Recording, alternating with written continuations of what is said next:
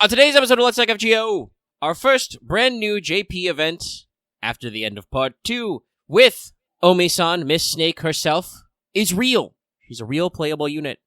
And also, we got a little extra belated Christmas coming out of the Pilgrimage Festival in EN. All this and more on today's episodes. And I feel like I'm a game show host of my planned intro because I want to be like, I'm Exploding Trees Omega. And with me as always, it's his side of the mountain, Lucky. Oh, with that though, I hope everyone's enjoying Fate Grand Order, aka spring may not be here, but the flowers are blooming. And while we here at Student Make like to bring you the latest in the FGO related news and memes, we will be talking about current and future events for the JP and EN version of the game, so anyone not wanting spoilers should make sure to take care of your eyes. You only have two after all. If you don't get that now, you will later. But yeah, I guess it's time for all manner of just slightly out of season seasonal events. Yeah! Going all around. Also, yes, it's the front of the show, and we will remind you this episode is brought to you by our wonderful and beautiful patrons, and we'll talk more about that later, along with viewers like you. And yes, that is a deep brain structure childhood memory. That is indeed why I do say that, because I watched PBS as a kid. But Yeah, I was about to say. some of you, go ahead. Oh no, I was just about to say, yeah, no, every time you say that, I'm just like, just have that. I'm taking back, 30 years ago. I can see the image so clearly in my head. Yeah, that's where we're at. It's our Unk era. Oh god, big Unk. What Unk Maxon? We may or may not be causing the Gen Z, Gen Alpha in our viewer base, as many as they are, to cringe. But hey, we're here. We are. Where we were not was here last week. We didn't record last week. Lucky was dealing with your own, usual war with the sleep schedule. It happens a lot. And you had to go up into the mountains to do some work that weekend. Sheetrock, baby. Yeah, no, not fun at all. And the sheetrock fought back, too. Yeah, no. It's a very unique experience to have a sheetrock just, karate chop you in the shoulder, but it happened. Fighting back. Not that we knew that at the time, but, it was one of the factors in there. I was still coming off of being sick. I am no longer feeling sick. You may occasionally hear an unedited cough from me. I think that's just because the house has been all shut up and not well ventilated for about a week because it's been really cold here and it's warming up for a little bit. So it tickles my allergies, but I'll be all right. That or, once again, did not get a test to double check. Maybe I'll take an antibody test someday. But, a year or two ago, I'm pretty sure I did actually finally catch COVID, and that gave me bronchitis for like a whole month after I stopped having a fever. So my lungs are also probably permanently fucked up, like a lot of people's. So you may hear me cough a little, but I feel better mostly this week. So we did not have anything turbo pressing to cover, like the JP stream was about to hit, but it hadn't hit yet. So we ended up waiting, and now we're here, and we're going to have a show that will be much bigger, longer, fuller now. Voluminous, you might even say. Certainly, thanks to the thumbnail, the show is more voluptuous. That's for sure. Yes, excellent. Good. So we hope you'll stay tuned for all the things we have to talk to you about. First, let's check in with everybody's favorite Kohai, our hardest worker, Mesh. 先輩、起きてください。 Because that means it's time for Wake the Fuck Up Senpai, our regular segment for pro tips.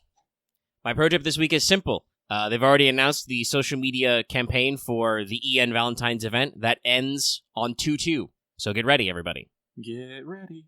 If you want me to actually predict a little, technically separate from the pro tip of just letting you know how long you got to interact with the social media stuff, but based on the fact that our current wave of EN stuff ends on the third, at daily reset, 10:59 Eastern time, I am pretty sure the third will be when the Valentine's event goes live.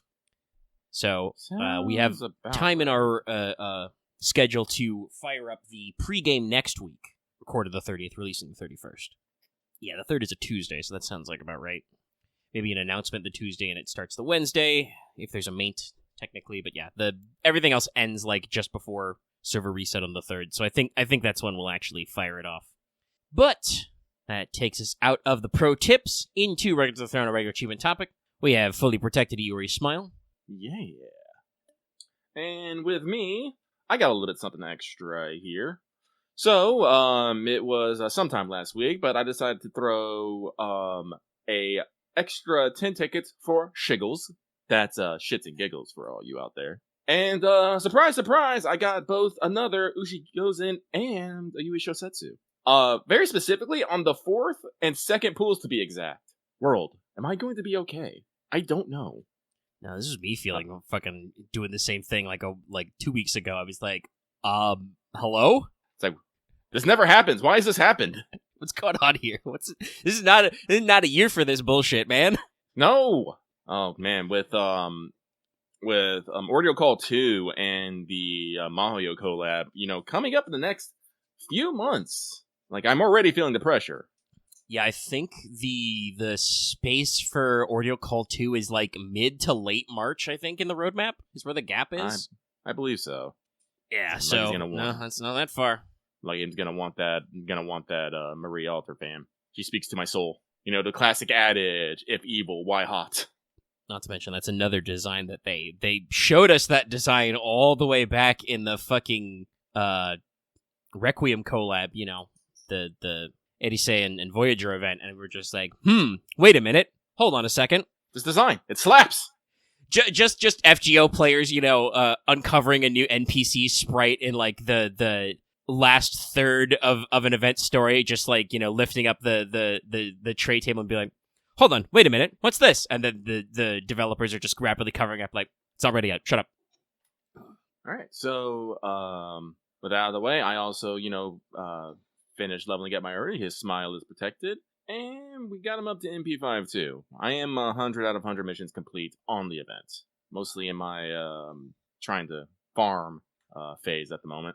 Get that store currency. Yeah, I'm at NP4. I'm literally one copy from. I lagged a little behind in getting those last couple missions done, so we're not quite finished, but there's 4-ish days left in the event based on the timer, so we're within striking distance. I know several people have been busy and have not been all caught up, and that will be there. And that means moving along, no evils, we jump to, did you finish your master missions? To finish your master missions this week, you need to defeat 5, then 10 servants, defeat 3 heaven attribute servants, defeat 15 humanoid enemies, defeat 15 male enemies, and put a saber in your party 5 times. Gee, I wonder why. Yeah, hey, do the event, everybody. If you're not done with your missions, especially if you're not caught up with getting your permanent Iori, which you do have to clear the whole story to do. It's technically an epilogue that unlocks him. So, you got to catch up, and you will accomplish all of these in there. But that means we can move on to our news, a.k.a. Skelograms. And I can do this voice because they're casting a new He-Man movie. I believe they said Jared Leto's gonna be the new Skeletor. Oh, sorry, I had, like, my fucking cassette reels locked up. I'm just like, there's so many jokes I can make with that. He's, everybody can do a Skeletor voice, but he's like a Skeletor on the outside. All right, 1 second. The cornbread is done. Like he's cornbread. All right, with that cornbread update, we'll reset that. Alrighty, so in the news, in roughly chronological order, we start with Ian Pilgrimage Festival Part 7. Started the 21st, going until the 3rd of February, as we said. And the joke I've been making repeatedly, it was even in the short I did, it's Christmas in January. It's just a little late. A little belated, but we're here now. So, into the Leaf Shop, we are adding John d'Arc Alter Santa Lily, Santa Carna, and our original, Artoria Alter Santa Alter, to the Leaf Shop. Also, this was something that I had to reread the article a couple of times to parse, but basically, because Merry Christmas from the Underworld was already a main interlude, you can technically already get 1 free copy of Altera, the Santa, permanently by clearing the main interlude story, if you do not already have her. What they're doing now is, at a later date, later in February, they're going to add her coins and move her extra NP copies permanently to the Leaf Shop. Right now, you can pay like 2 rare prisms per NP copy, which, while not impossible, was, when they first, started main interludes, was decently expensive. But now we have a whole separate subsystem for that, so they're moving all your stuff over there. If you want your first copy and you don't have her, though, you will still need to buy and complete the main interlude. We are also getting rank ups for Santa Jean and Santa Alter. I think this might be finally it, chat. We may have the last instinct kill. Ooh. Like, I think Santa Alter was the last one, and they've got it. And also, it's an NP rank up for Jean, which is good because her NP is weird. People did point out all the way back many years ago when she first came out that her own NP is kind of a non-bow because it's like she heals herself, but then also she gives healing up after that. But they've modified that around a little, so the HP recovery amount is 3 turns overall. She deals more damage. The enemies get, more turns of debuff resist, and your whole party gets more turns of attack up. Yay. So just all around a decent support. She is still a Santa Claus, so yes, she has an offensive NP, but the kit's more supportive, so you're not going to be doing crushing any damage records with her, but it makes the kit flow together a little bit. And Santa Altar now has Reindeer Drive, so yes, you still generate a large amount of critical stars, but it gives her 3 turns of crit up, and then also gives her NP battery and increased NP charge. You get +1 overcharge 1 time 3 turns. Oh, the whole party gets +1 overcharge 1 time 3 turns. Nice. Didn't read that correctly for a second. And yes, as I said, that used to be her instinct slot. It is kill. Total instinct kill. But you're going to want to log in for some Saint Quartz up to 10 and some Leaf. You have limited time master missions for another 10 Saint Quartz, more Leaf, and also how you get the commemorative CE. For this time period, you're going to be looking at double EXP, half QP enhancement, double suck chance, half AP on your Embers overall, plus 20% bond gain, and plus 50% attack up for the favored servants in your free quests. So, if you need to do any leveling of these brand new welfares, you got them. Got your chance.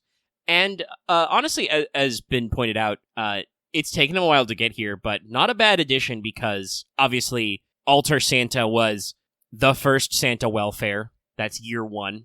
Jeanne d'Arc was the second Christmas. So we're really in there in the long haul for repeats, so it's good to get in there. And, of course, this is also coming with some banners. There are banners for Maid Altar. That's Summer Artoria Altar, the Rider, who is also a maid. Ishtar, Ereshkigal, and Vritra, plus limited CEs, which I think is a little funny because I'm pretty sure the SSR on Christmas 1 was Jack.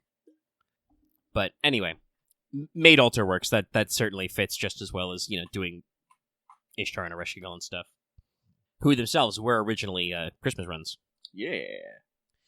We also, at the same time, have a EN Story Clear Support Campaign 2025 Part 6, starting on the 21st and going till the 3rd. Never mind that it still says 2025. Pay no mind to that. This is a gag that I had in the Pilgrimage Festival short that I cut for time because it was already over a minute long.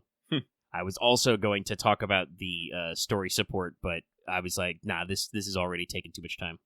Here, I'll show the patrons what I would have done, which is just I just grayscaled an image of the Story Clear campaign, just never you mind.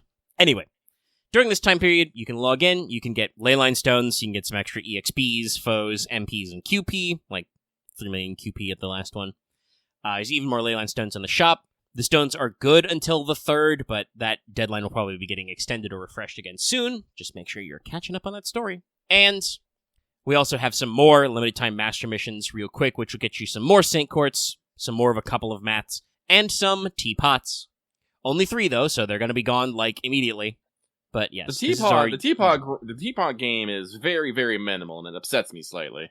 Yeah, I like that they do encourage you to use them and not hoard them until the optimal bond farming node drops, because that's kind of what people used to do previously. But I definitely feel like we should make sure we're giving you maybe more than 3 a month, Yeah. Because that's what it feels like. It's 3 a month if we're lucky, and it's just we burn through them real fast. There's a couple times when you get some more, but those still go by super quick. And I'm still, grinding out bond on some guys.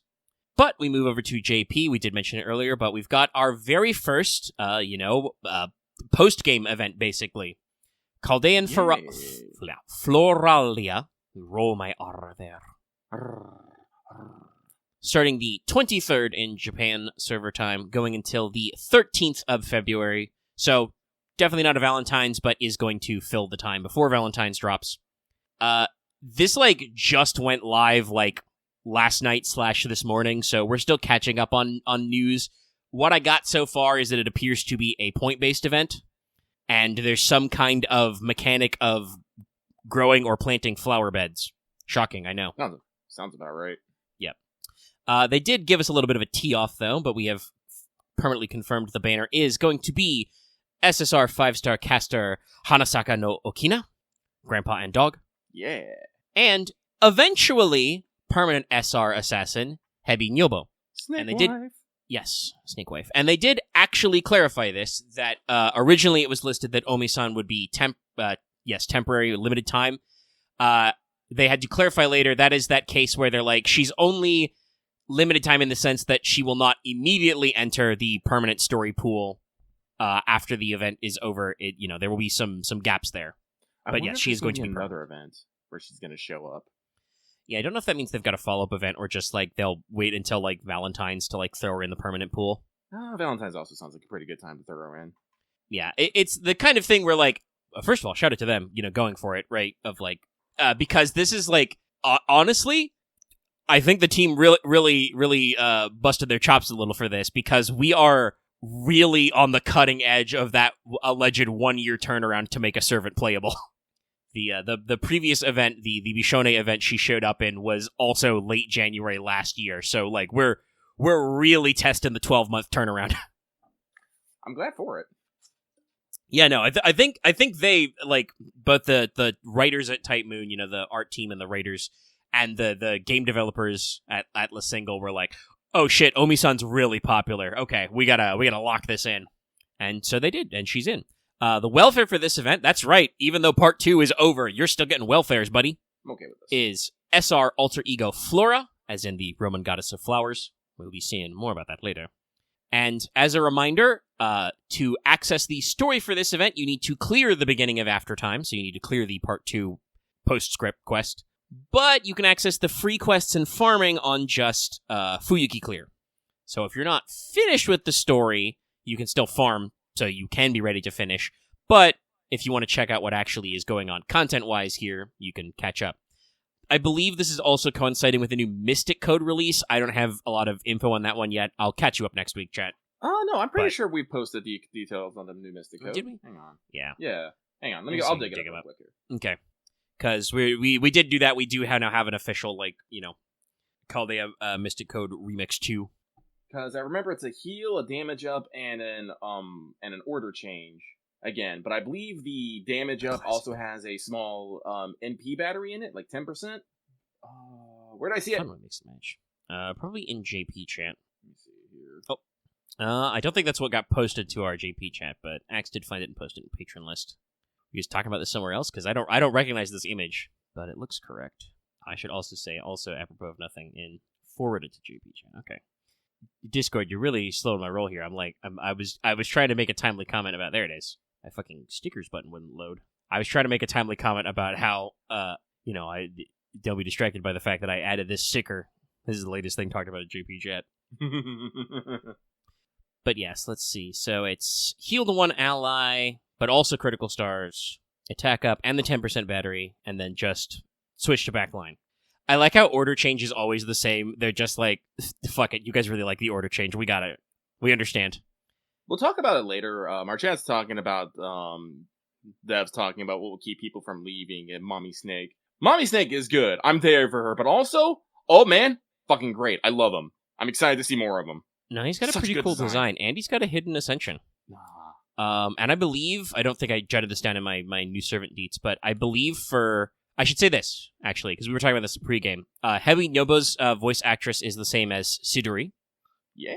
And I believe that Hanasaka's actor is, I know it's a Ryu name. Is it Ryunosuke from Zero? Giles Master. It'd be Ryunosuke, yeah. Yeah, it was Ryunosuke. Okay. So it's like, yeah, that's like, if that's correct, that's like, man, we got that guy's, he's been in the game, in the Fate game, I should say, a long time, but crazy to get him a new role besides crazy serial killer. Giles actor Tsuroroka, at least he got to be a Rash for years. But yeah, so no, the FGO team has some ideas to keep people interested in the game and not immediately crash out, which I think will work. And honestly, if if the way we do new servants in the upcoming, year or so, however long we're on this ride for the time being, at least 1 year, it seems like the idea, right, is if it's just, fulfill gaps in the roster and bring in guest servants, I'm like, that's okay. That's fine. I'll be here by for it. the way, Hanasaka, he's the male caster. It's been since Merlin. It's him. And he's fucking DPS, caster. I've been making jokes that because Hanasaka is also a mage of flowers, he's just secretly Merlin. There were some people actually talking about maybe he's secretly Abe no Same, but I don't think that's gonna necessarily be it. But I do like my idea that he's just secretly Merlin who visited Japan once or something. I don't know. Yeah, it'll be interesting to see. He does have a hidden ascension, and I will say slight spoilers for the free talk later after we get through all the mailbag. But it is interesting that he is a caster and he has caster passives, but he also has the same passives that a writer would have. He's got magic resistance and writing at low levels. So I don't know what they're hiding from us. Is it we're getting a proper dual core servant and the dog is just as much in the power share? Well, according to the legend, yes. Omega will probably talk about the mechanics of him later, but Hanasaka is probably most likely based off the old Japanese folktale of the man who made the cherry blossoms bloom, which is one of those Japanese stories in which, being good to dogs, ultimately rewards you. The story is actually very simple. Basically, just one day, an old married couple had a dog that they loved very much, and one day that dog dug under a tree and found treasure, and they were very happy. A neighbor heard this and managed to and thought the dog was good at finding treasure, and managed to borrow the dog. But when the dog couldn't find any treasure, the neighbor got angry and killed the dog. Beset with grief, the old couple buried the dog underneath the tree that found the treasure. And that night, the old man had a dream telling the old man to chop down the tree and make a mortar and pestle out of the old tree. The old man did so, and every time he used the mortar and pestle, gold coins would come out. The neighbor saw this, stole the mortar and pestle, but when it wouldn't work when he used it, so he destroyed it. Very next night, the old man had another dream where the dog said, burn what's left of the tree and spread the ashes. Old man did that, and where he blew the ashes, the cherry blossoms blew, and that impressed a traveling lord who gave him much wealth. When the jealous neighbor did it, all he did was blow ash into the noble's eye and got him thrown in fucking jail. And after he got out of jail, he wasn't allowed anywhere else. So, be nice to dogs. Be nice to dogs, and also, I love that this is an ancient Japanese folktale of don't be that neighbor.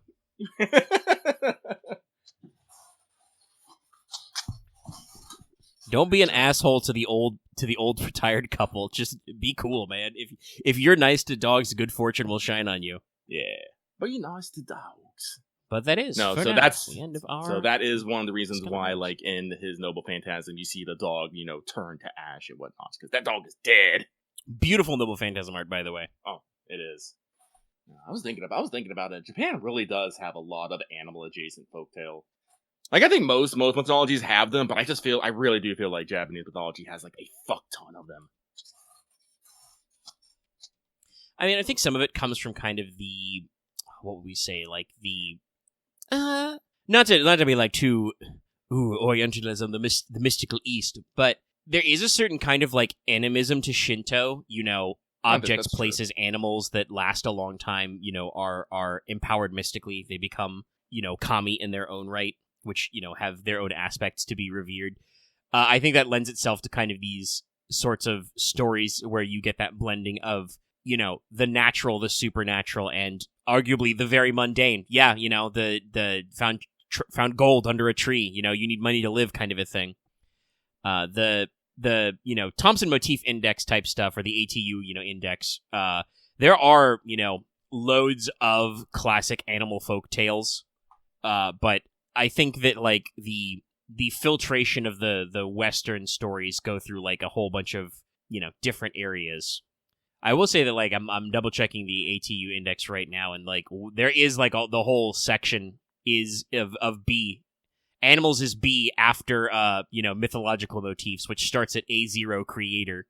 After myths, we go to animals, of which there's 800 classifications of type B animal myths. What is this classification you're talking about? So the short version is usually just the motif index of literature. There's a couple different ones. It's mostly known as the Thompson Index because it was made by Stidith Thompson. There's also the Arne Thompson Uther ATU Index. But basically, there's a great typology here. I'll post the Wikipedia list as well for patrons at home. But there is just a huge codification of folklore tales. Usually these are more Western and European leaning, but it's indexing all the kind of like recurring themes in folklore and giving them a number letter code. So like I said, A is mythological motifs, and then B, animals. And the subtypes there go through like everything. You've got mythical animals in the B0 to 99 zone. B100 to B199 is magical animals. Which includes, treasure animals with magic wisdom. Bird language is such a strong recurring motif that it's a singular, actually is an index number. Friendly animals, of all kinds. And another big one, 600 through 699 is animal marriage myths. Subdivided into marriage to person in animal form and animals in human forms. And then they've got a bunch more, recurring myths of and folklore about taboos, magic, etc. A bunch of different ones. It's obviously, it's kind of like the TV tropes problem of, once you start a classification index, you're going to try and make everything fit into it. Yeah. But it also is a very handy reference for, a lot of recurring, folk tales and myths that people have. And I do also like a joke, which I'm stealing from OSP, but I've always liked the idea of an urban fantasy type, police procedural where it's just yeah, what you got here is a classic case of, which one was it? Yeah, it's a D113.11 werewolf. We got ourselves a D735.1 Beauty and the Beast right here. But there you go. There's your next fun fact for the day. He's completely randomly tangent because once again the Frog Mage posts the weirdest fucking shit and I love it. Alright. So, with that, it is time for this week's Let's Talk FGO Mailbag, the segment where we read what you have to say and comment accordingly. We are combining mailbags this week, so this will be a combination of last week and this week. So we have 11 lovely comments, and we will get through them all. Let's see, can I sort these by... Yeah, let's go by newest. Okay, so that's what we're gonna do. I'm gonna sort these by newest, and I'm gonna go from the bottom up. So we'll start with last week's, end with this week's. That should work. Yeah, Lucky knows what he's doing. So, at the bottom, we have Monster Girl Aficionado, who says, Dear Lucky and Omega, I was successfully sucked back into Arknights this week, so I wanted to ask, are there any games you've dropped, gotcha or otherwise, that you ever consider backing back up? Sending good vibes, wah wah wah wah wah wah wah, and wishing you well. Keep up the great work. P.S. I had a lot of fun at movie night, and looking forward to the next one. Yes, by the way, we have actually officially started the Studio Mega movie night. We have done it for 2 weeks, and we have watched so far Star Wars A New Hope and Star Wars Emperor Strikes Back. Guess what we're watching tomorrow? You have 3 guesses, and the first 2 don't count. This is actually fun. I was actually talking to the person who did this one. I was all like, oh yeah, no, I just got into Arknights. I was like, yeah, everyone got into Arknights. Enfield just came out and was like, no, actual Arknights, the original. I was just like, what? I was surprised. He was telling me how they came out with a new Hoshigoma. I was like, shit, don't tell me that. God, I love Hoshigoma. That's, Yeah. So, funny story. I'll probably save my thoughts about Enfield for later, but I did actually pick it up and try it, and my very short version, and feel free to argue with me in the comments, but I'm very whelmed right now. I wouldn't say I'm underwhelmed because I actually have managed to dodge, a lot of marketing for this game, except for a couple of, out-of-context trailers at, the Game Awards type shit. But it's very much carved from the same template as, modern MiHoYo games, Mm-hmm. And I will elaborate on that later.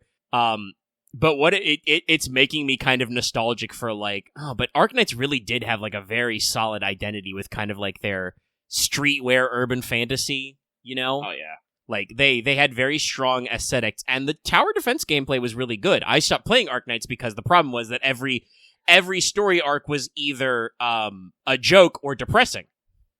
But I'm looking at Enfield going like, I don't know. I kind of makes me nostalgic for the original, TBH. I know. But with games I wish I could go back and play, God, I wish I can go back and play all the gacha games I've dropped. I want to go back to Girls Frontline 2. I want to go back to Snowbreak. I want to go back to Last Origin. I want to go back to Azure Lane. I want to go back to Uma Musume. I want to go back to Haze Reverb. I want to go back to I actually forgot the name of the other one that I really liked. I don't know, but there's loads of them out there that I really like, and I like a lot of those games. Like I really liked and stuff. It's just I don't have the attention span. It's not that I don't necessarily have the time. I don't have the attention span. I am so bad on keeping up. Like I'm only playing 3 right now. I'm playing FGO, Nikkei, and Trick Cow. I'm only playing Trick Cow because Loth plays Trick Cow, and I'm gonna have something in common with that fucking man if it kills me. So help me God. Also, Loth really likes Trick Cow. He is constantly Trick Cow posting. He is Trick Cow's out soldier in our Discord. Like, I'm pretty sure he may have gotten other people in our Discord to try it. Like that's where he out here doing. So like, good for him. I mean, he's gotten me with some gifts. Like he's showed me like some fan creation. And I just have these gifts because they're just great gifts. I mean, like look at this one. No, the gifts they got are great. Yeah, I like to joke that I'm also on 3 gacha games because I'm still playing FGO, obviously. I'm still playing Girls Frontline 2. Like, they have not lost me in that their gameplay loop is just XCOM. Like, that actually is kind of distinct in the current environment we're in. And then I like to joke that my third is that I'm playing Yu-Gi-Oh! Master Duel because it is effectively a gacha game, and they do new packs basically every month. But I have fun. Well, like I will argue 14 is not necessarily a time investment because 14, as per our Lord and Savior Yoshi's word of God, is 14 is a game that is designed to be picked up and put down at your leisure, and you are not actively punished for not playing it. Gacha games, my ability are still in good actually. No. Gacha games are very much games that will punish you for not playing them. This is why we have, login bonus, login streaks, limited time events with, lots of currency and materials in them. You don't play a gacha game for a couple weeks, you will just start falling behind. You'll never get it back. You miss a couple weeks in you can miss a couple weeks in 14 and not miss a damn thing. Yeah, if there's no seasonal event going on, like there's very little time sensitive about 14. And like often there are what in another like live service or gacha game would be a dead week. There are all kinds of times that it's like dead time where it's like, hey, did you do the raids? You do them? Okay, well, you're good. Oh, and let's also talk about like energy expenditures in gacha games. Use all your energy, get those mans. You need them to level up your fucking units, get their skills up. Ugh. Again, this is another reason why I do like Girls Frontline is they have auto built in, and they recently the end of year / anniversary update is they added something called the Loop Assistant, which lets you fucking pre-plan your like daily sorties and just run them. Like it'll just take you from section to section. It's like they're doing stuff. Like I think I know they've had some missteps, and certainly like the writing for me is still very hit or miss because it'll be like very serious plot advancing story, and then it'll be like I've been drugged and trapped in an amusement park for some reason. Like it's they do not have necessarily a very consistent tone between the stories to feature the new dolls, but they're still out there. Well, yeah, no, there were also some of the intense, I'll say it, the intense incel type community. Oh no, my tactical doll talked to a guy, some rando. How terrible. That's so messed up. I love we need to embrace, having male NPCs in our gacha game. This is one of the things I do appreciate about Nikkei. They're not afraid to make sexy ass men, even if they're not player, but they're like, look at this man. He's cool. I'm like, yes, he is. You should be open, like, especially because like, again, the idea is that like it's form of like an extreme, worry. You're concerned about, right? Like, guys possibly getting involved with your waifus. But first of all, I've played 2 Girls Frontline games. Don't worry, Joe Schmo the street cop cannot compete with the commander. I know this. But two, also, like, let your artists fucking flex their feet a little, their hands a little bit. Let them get out there. And this is the thing about FGO that I think is also very strong is, yes, I do think that the game, like, weighs more towards female characters overall.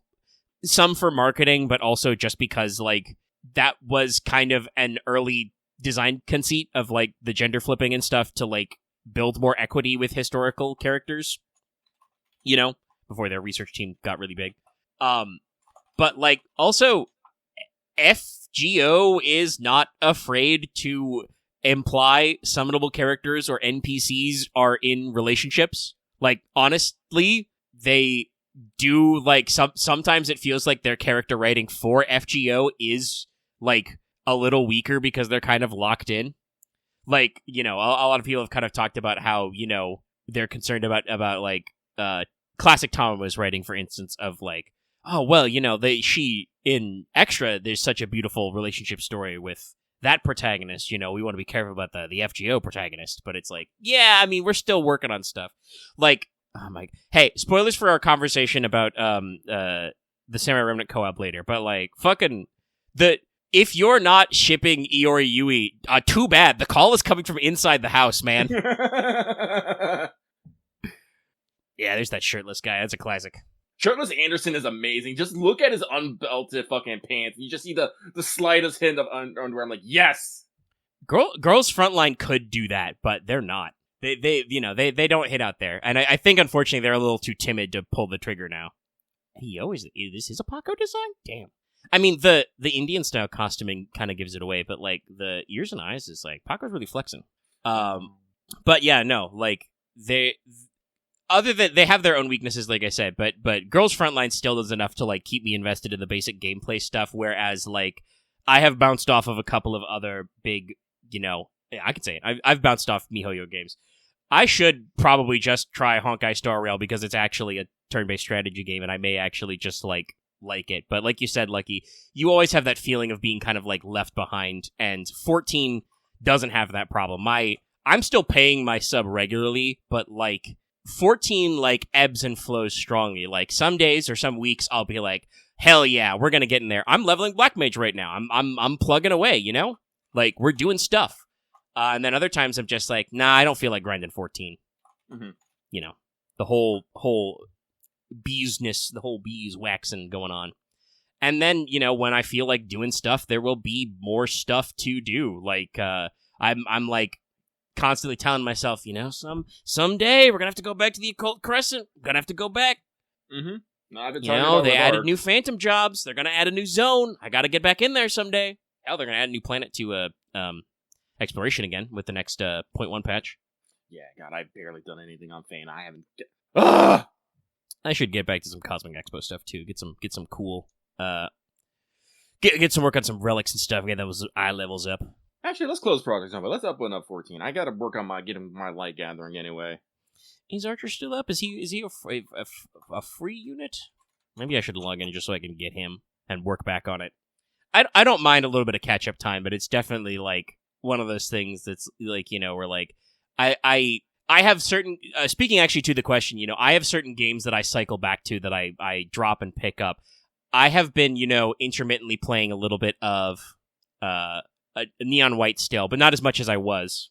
Same. I should get back to that because I've been looking for something I can like play while catching up on listening to content. My problem was I switched off audiobooks for a little bit and like to podcasting and stuff. But I need to like I am looking for something longer form to like plug away at some stuff with.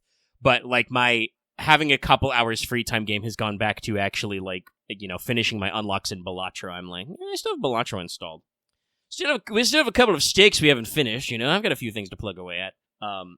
So, like, yeah, there are games that go in my rotation, and honestly, like, if you treat certain gacha games as just, like, occasionally you get a cool new character, like, and you're catching up with, like, main story releases, sometimes you do limited time stuff, that can be fine.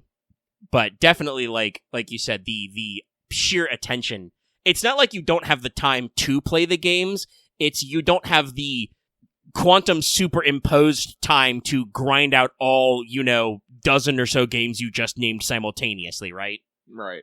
which is what those games want. Like, it is a fact of a lot of the game design of these gacha games that they want you to put your eyeballs on them and keep playing them so you feel invested, so that you spend money on stuff, especially on a lot of newer games incorporate things like, monthly or weekly passes, like they have battle passes built in, they have secondary shops for like skins and shit. Like, FGO is such a dinosaur that like they are so much going to bat as like the only fucking thing they have to sell you is rolling character banners, right? So like the characters got to be it. If the characters aren't it, they don't make money. So they're going all out. Whereas other games can catch you with like mats in store, costumes for pre-existing character, shit like that. Also, as to the PS, I'm glad you enjoyed movie night. I'm glad it's working. We're trying to build our system. Build the system. But other than gacha games, yes, no. I have an eternal video game backlog that I am trying so hard not to pick up new games and trying to finish old ones. Like I said, much like a Mega, I've slowed down on Neon White. The maps have gotten harder, and getting my platinums has become a lot harder, so I've cooled down on it.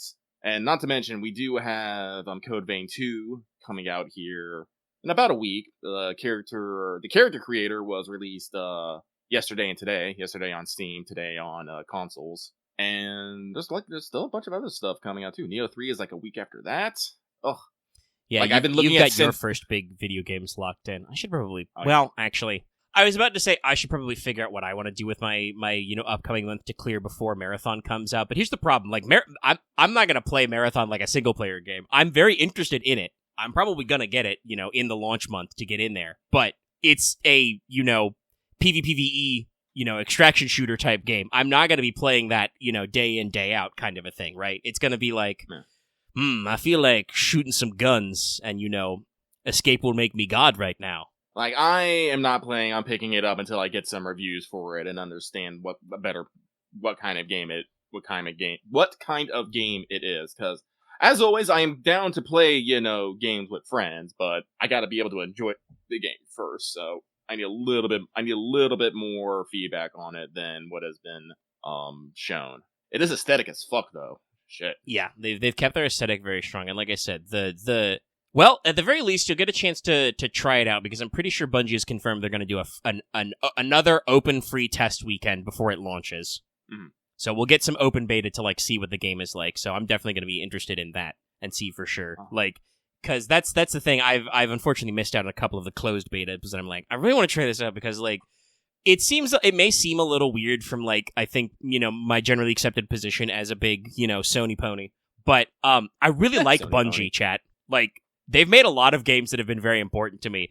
I played, like, the original Marathon on, like, shareware discs when I was a kid, like, when I could barely read. I was terrible at it. I've never beaten Marathon 1 because the game is from the 90s and it's obscure as fuck. Same with Pathways into Darkness, their first-person, jungle dungeon crawl game. Terrible at them as a child, with literally in single digits of age. But I've been playing that long. Like, I've played through all of the Bungie Halos, and I do really like what they've done with Halo, like, in their instruments. And I played both Destiny 1 and 2. The only reason why I don't still play Destiny 2 is because it's fucking 150 gigs on PlayStation 5. I can't fucking fit it, despite the fact that, like, 80% of the game is free now.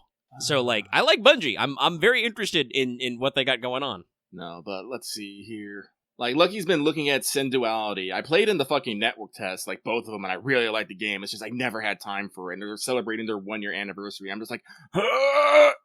And it was a free PS Plus game. And I know, I have it downloaded, and I'm just staring at it going all like, why? Why for you bury me with mini games? So, and like I said, like, I have a stack of video games on my desk, which is like, alright, these are the games I need to beat. Am not beating them.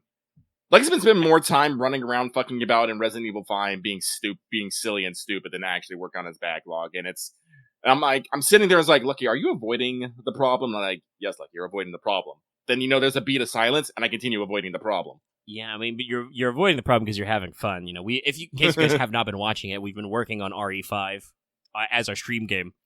And honestly, having a decent time of it, like, it's Resident Evil in that era, so yeah, there's some dumb things going on. Last time I managed to kill both you, then me, with a instant death sun laser, fucking up the laser puzzle. I was so mad, but then you killed myself, and I was like, all is balanced. Like, yeah, no, it worked. It worked out because it was a little goofy, and I still don't. I'm pretty sure it is just instant death, and it really shouldn't be. Why is it? It's an instant death mirror laser. Just you wait. We are about to get to like the best parts of the game. It's gonna be so good. It's gonna be so good. We'll probably be wrapping it up next time. But yeah, we're having a fun time, having fun with it. And honestly, the game's I have lots of thoughts, I think, about the game design, I guess leveling up of Resident Evil, because I know, as usual, lots of people talk about like remakes and the like. Currently, I believe people are expecting that soon I think people are expecting a Code Veronica remake to be announced, actually, not an RE5 remake. Yes, I do believe someone who has been, confirmed a fairly credible leaker has gone on to say that they are working on a Resident Evil Code Veronica remake, which is supposed to release like in the first half of this year, I believe, at some point. Probably after a decent amount of breathing time after 9. But like, as usual, there are a lot of, talk about like, are like old Resident Evil games dated with like fixed camera angles and like tank controls and shit? And I'm like, yeah, I mean, they are dated. Like, yes, I think the like fixed camera angle thing was to try and emulate horror films, but also got around tech limitations. Like, both can be true, right? Like, yeah. Metal Gear is a stealth game because there were tech limitations on the MSX, but also that let Hideo Kojima go, oh, I can do like an action movie thing. Yeah.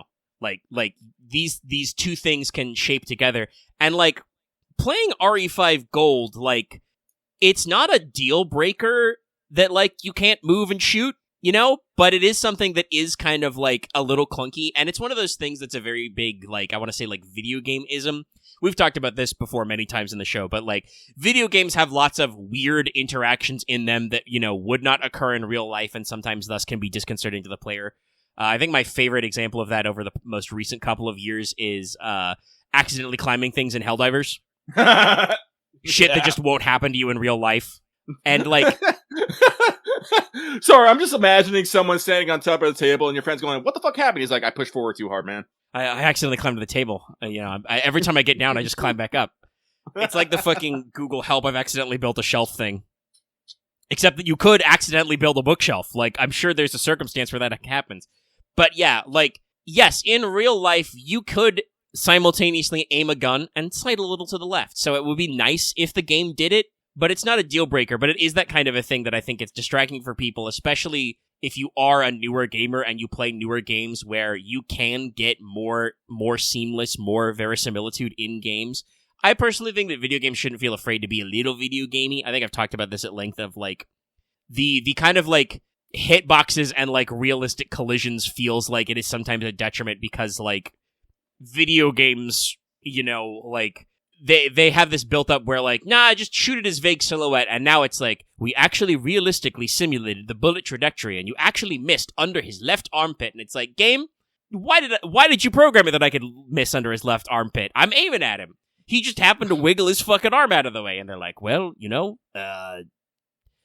well, that's what the engine does now, and you just have to deal with it. I'm like, okay, fine, we'll live with it.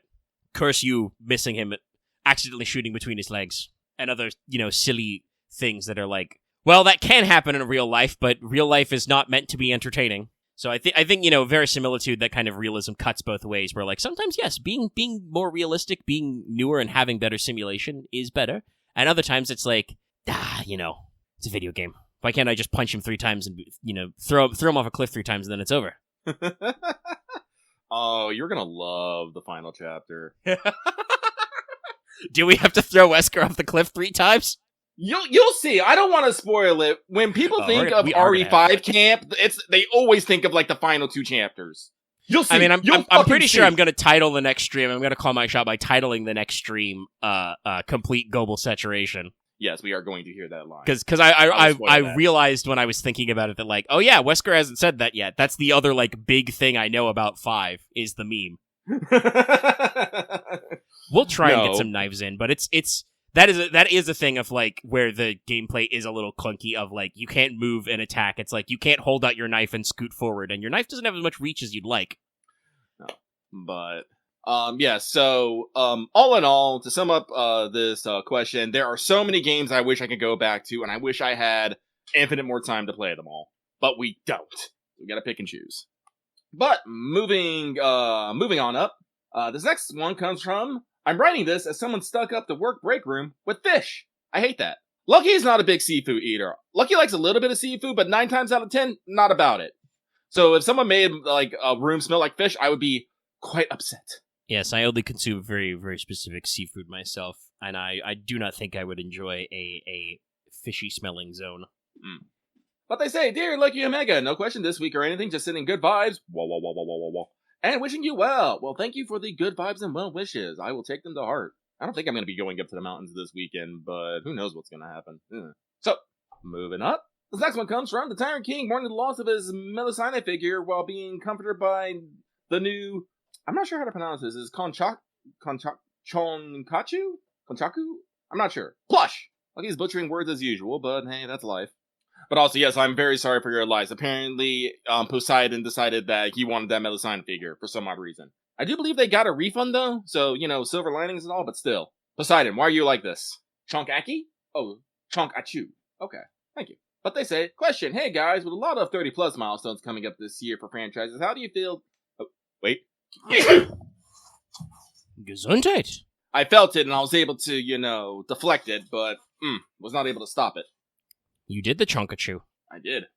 Hey guys, with lots of 30-plus milestones coming up this year for franchises, how do you think FGO and Fate as a franchise will be when we hit that milestone? Anyway, that's it for me, singing good vibes your way, wah wah wah wah wah wah, and hope you have a great evening.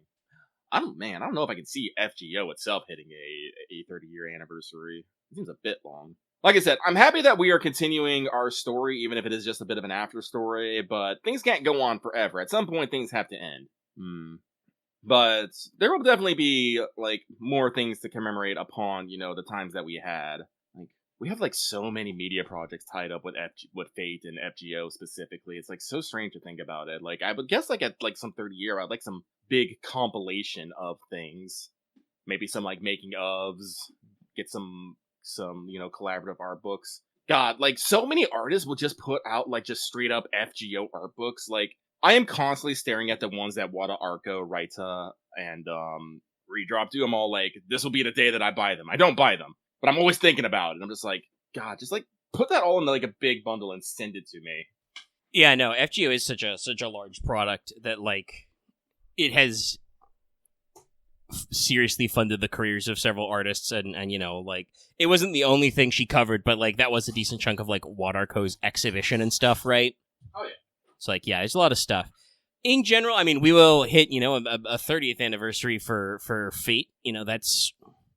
We just passed the 20th, a couple of years ago, so, we're well on our way. I do not know exactly what we'll be doing there. Maybe that will be when we finally do a new anime adaptation of the Fate route. But, they got a lot of stuff they're working on.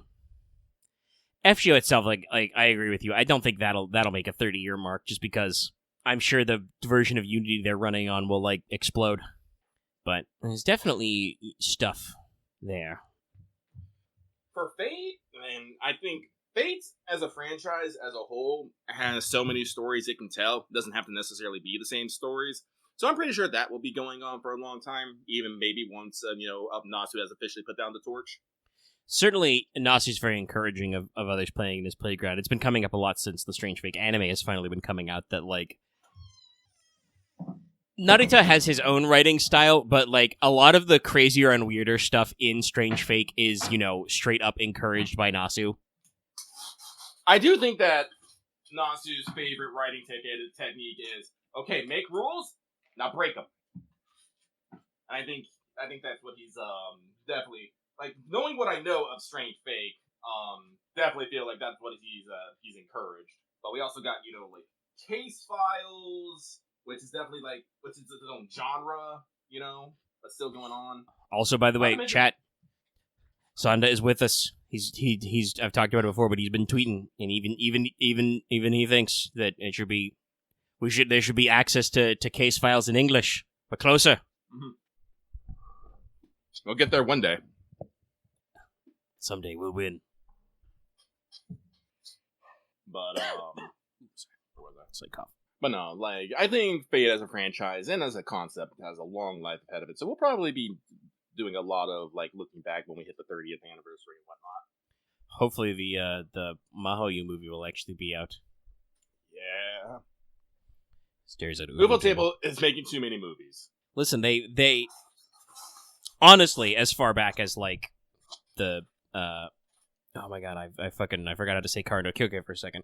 But the Karo no Kyokai movies / OVAs, like they show themselves as a very premium art house, and then they've obviously had very strong showings with other Nasuverse adaptations. So like is cool, but they are now backlogged at a lot of things because they're in demand.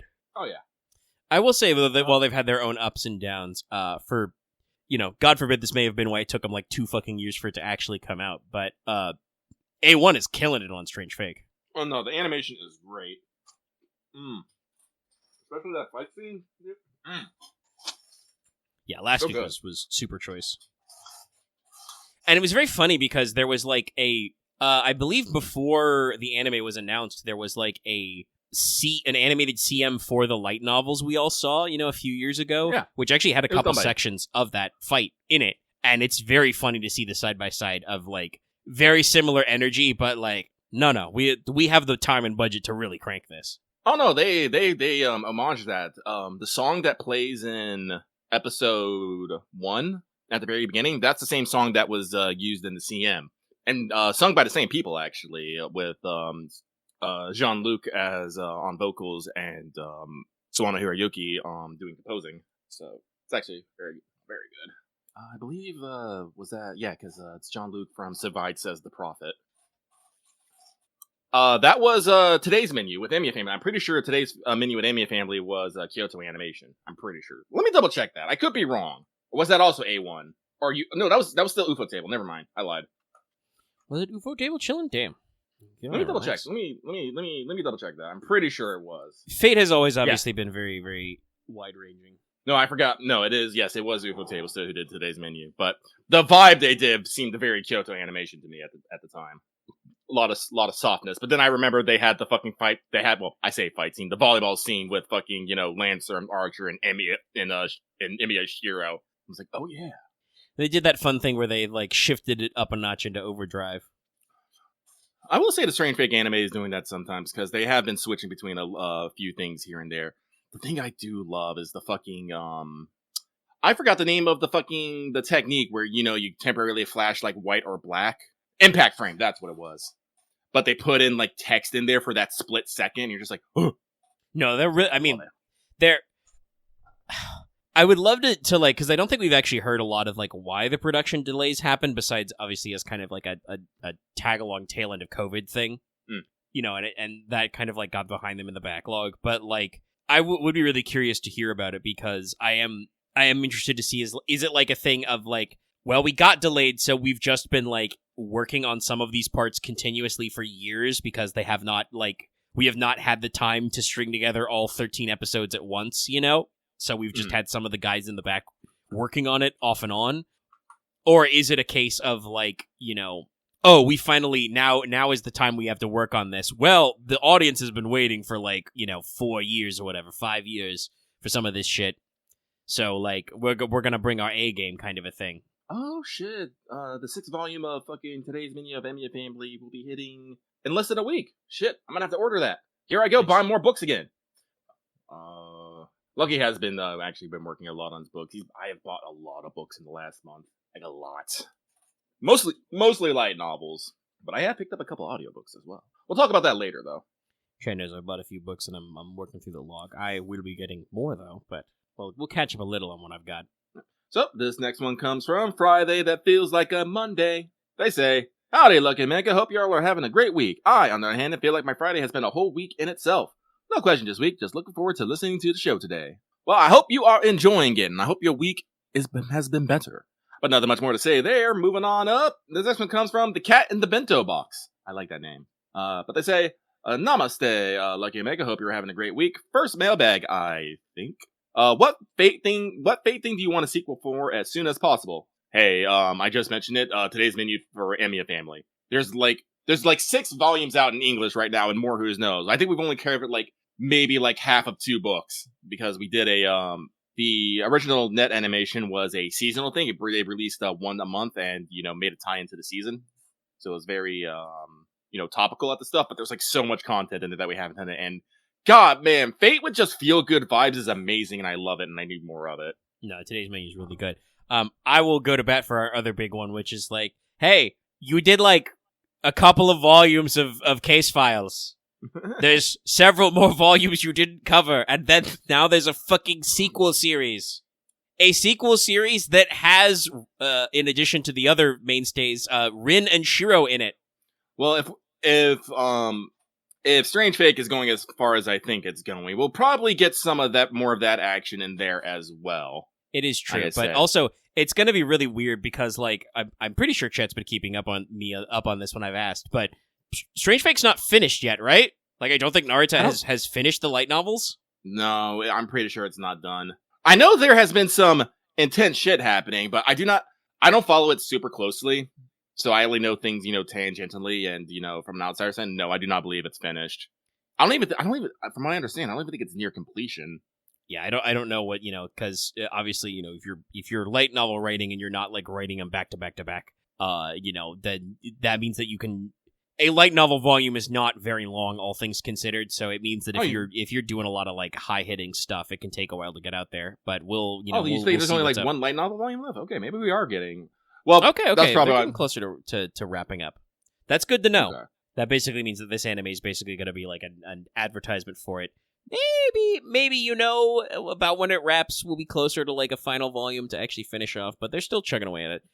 One thing I will say has been interesting because over the extra gap we had and stuff, I've caught up and been staying up with Strange Fake. I'll say it. It's very unique for a proper Fate work. I want to say from a different angle than like Case Files. Case Files is cool because it's way more in on the Mage Association and Magecraft end, especially the way the anime is like the servant stuff only comes in at the very end. The last arc that they did. Obviously, more things are involved in other bits, but like you said earlier, Lucky. This is what made me remember to say this. I'm like tangentially aware of stuff that's happening in Strange Fake because it's the kind of thing where like if you read like the Type Moon wiki to do backfill research for other stuff, you will occasionally be like, oh yeah, this some shit happened in Strange Fake, and you're like, huh, neat. Fun fact, I'm watching Strange Fake with my friend, and he figured out Saber's identity from 2 clues. That he was A, not King Arthur, and B, knew Loxley. That was it. He figured it out just from those 2 clues. I'm like, I wish I was that smart. Great pull. Yeah. And that's what they're going for there.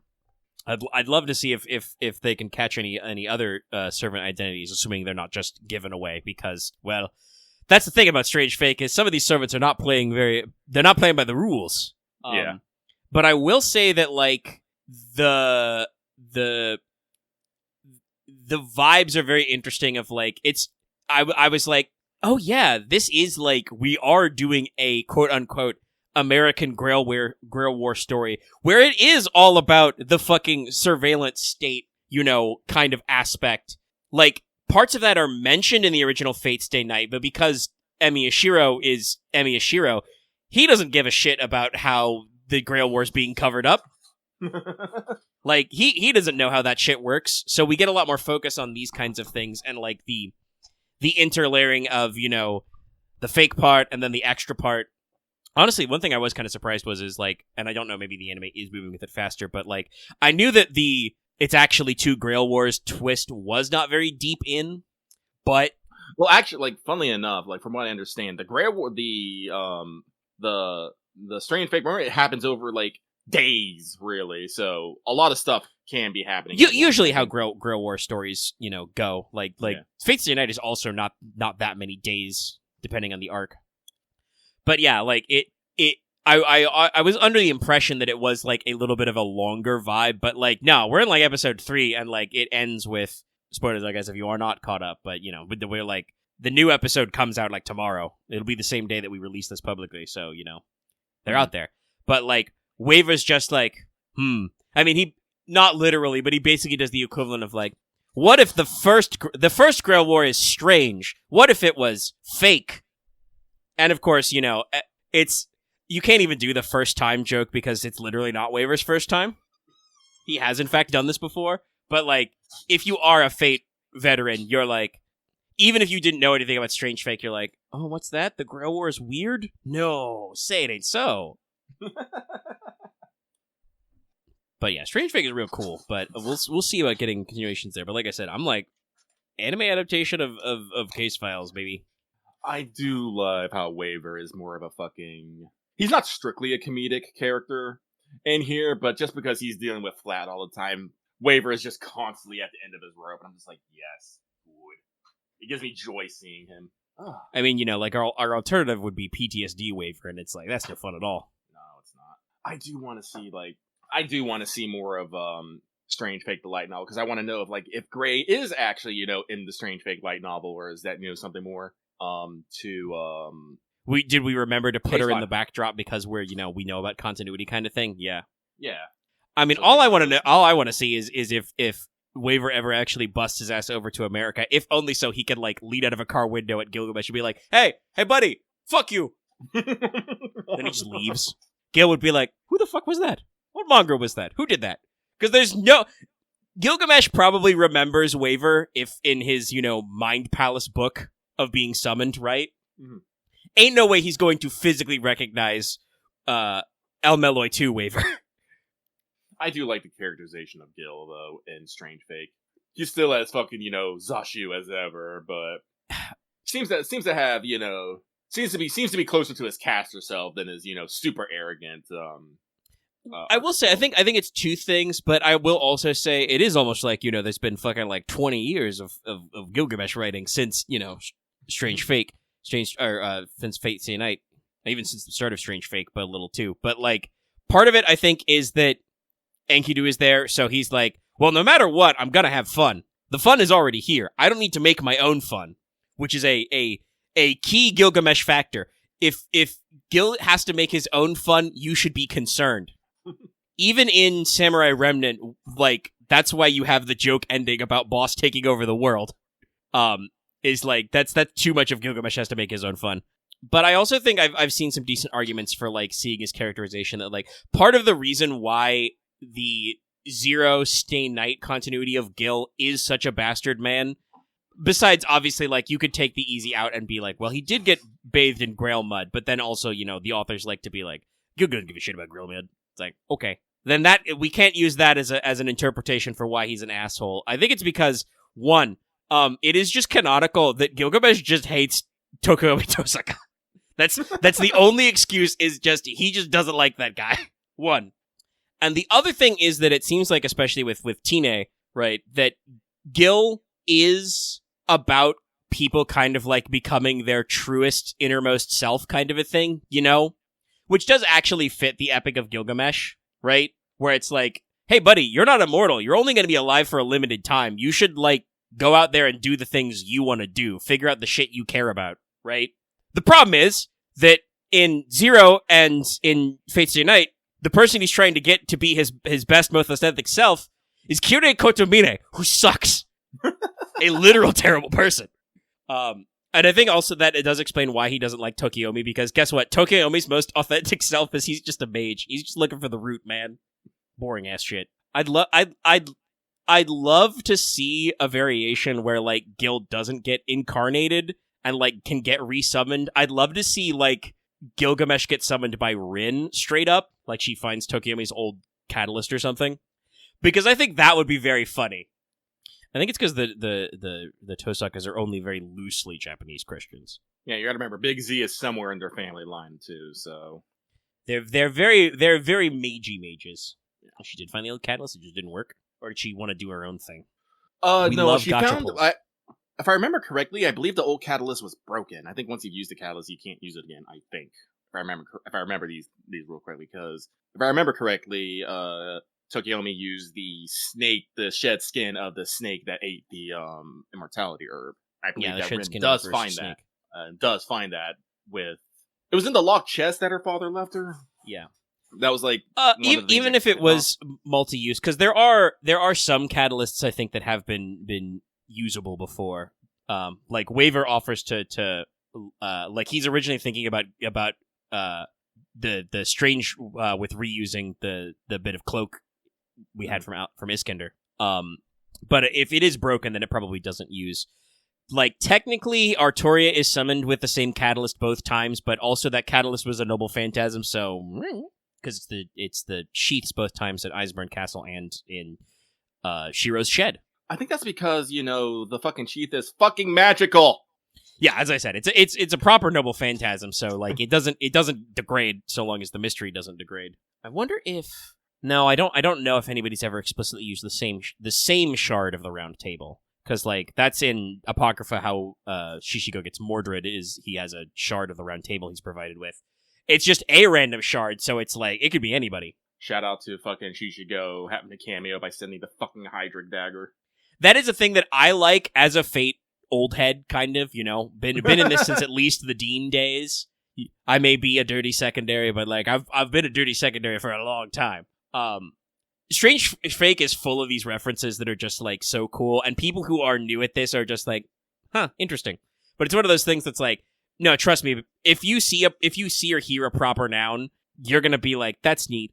Like, I mean, obviously there was the gag when Saber was summoned where, rainbow sparks happened briefly, and we were all like, point. There was an animation gag in there with Ayaka as well when she, like, went to form. That was a callback to, I can't remember the work, but it was... what was it? Well, while you're thinking that, I would say the thing is that, like, when Saber is summoned and meets Fake Assassin, he's like, oh, hey, you related to the Old Man of the Mountain by chance? And then she's just like, what the fuck does this guy know about the Old Man of the Mountain? And of course, me, FGO player, I'm like, that's my grandpa. That's Gramps. That guy bailed me out of the underworld. Just imagining... God, imagine if Fake Assassin was summonable in FGO and you get to tell her about shit and just be like, oh yeah, did you know Old Man Hassan ate a Lamu? I think she would have I think she'd have other bigger concerns. I don't actually know if the Old Man would kill her, because she is not herself the Old Man of the Mountain. She just replicated the Zabanian miracles to become the Old Man, and they were like, nah. I think was it 100 Personas who actually won out over her? I don't remember. Her. Let me talk about it later. I don't want to spoil it. No, they'll probably talk about it later in the anime. It's not cheap.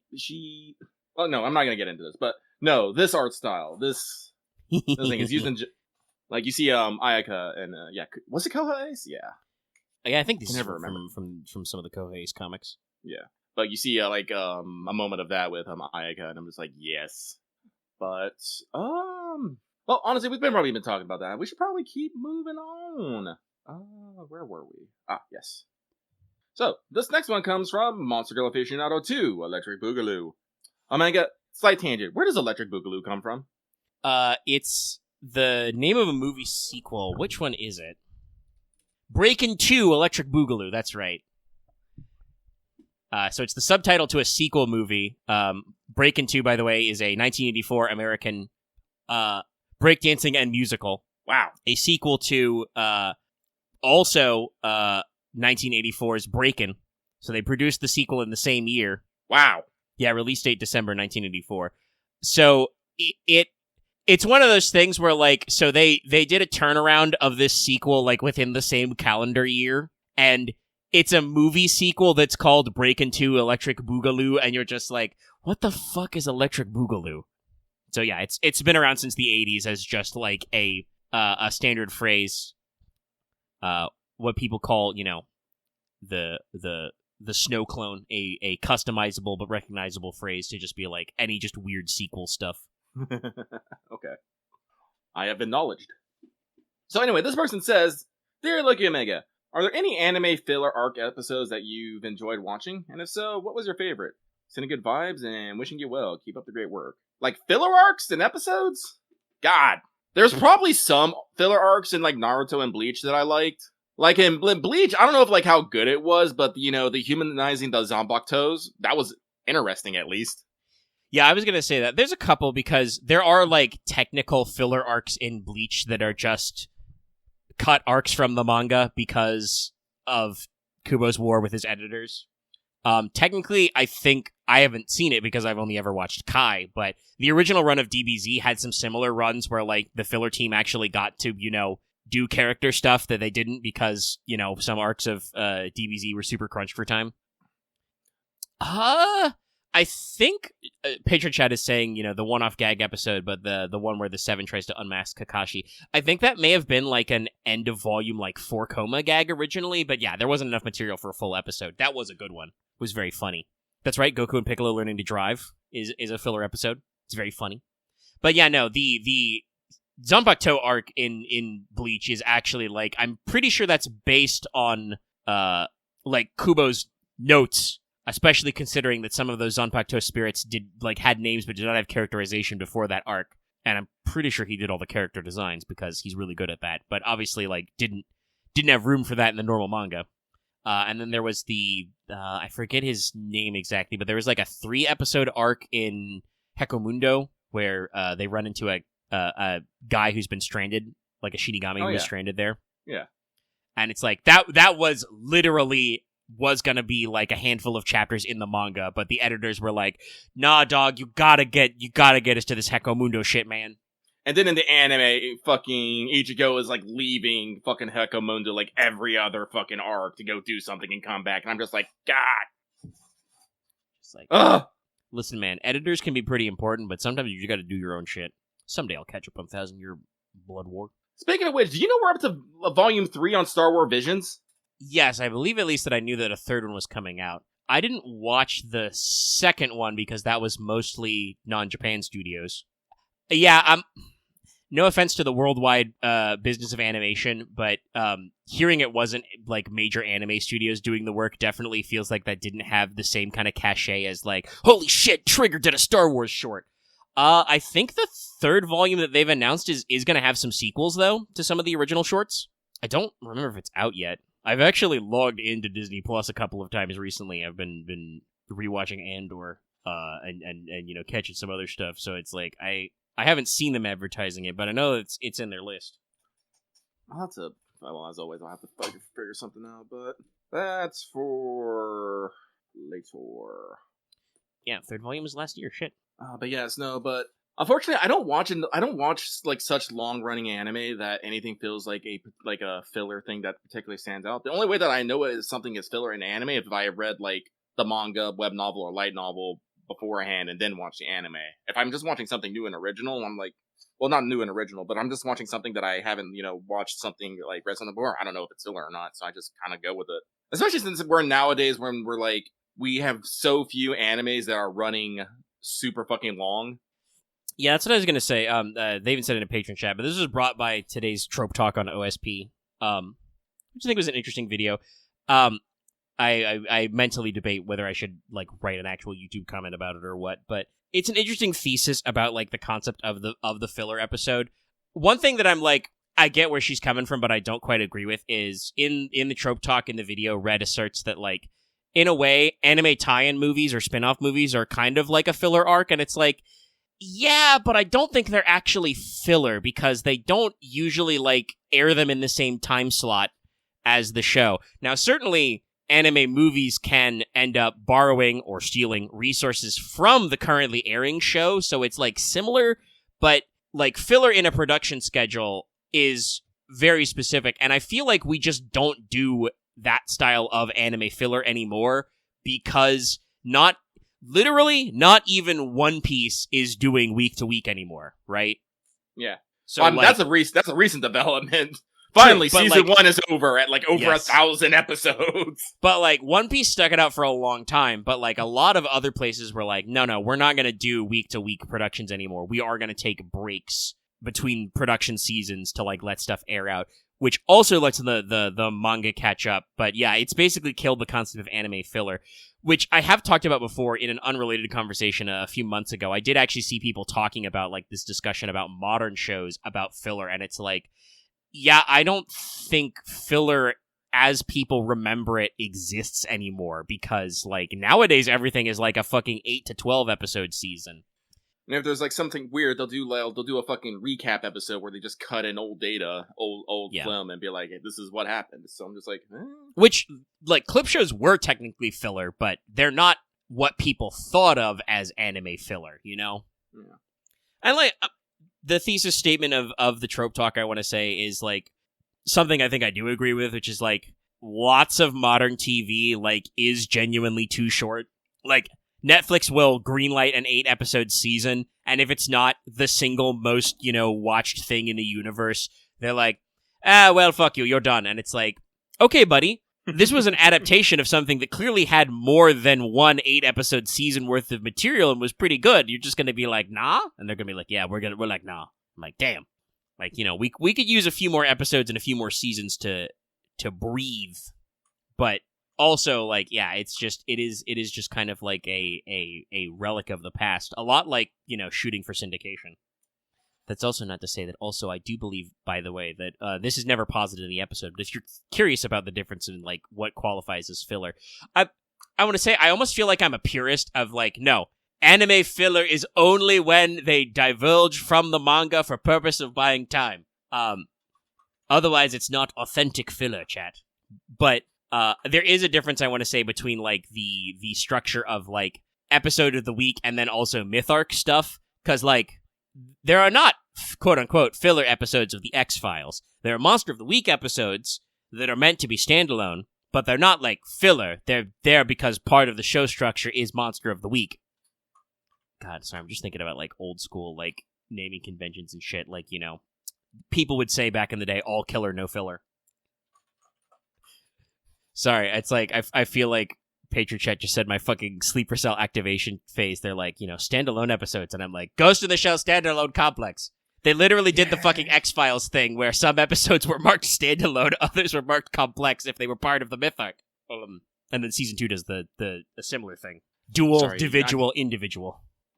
Sorry, I'm just thinking about the thing I've seen on Twitter. I don't know what artist it is. It's just they put Courage the Cowardly Dog with Scully and Mulder, and it's like, I'm like, this is amazing. Yes, I've seen that. I've been retweeting some of those. Those are great.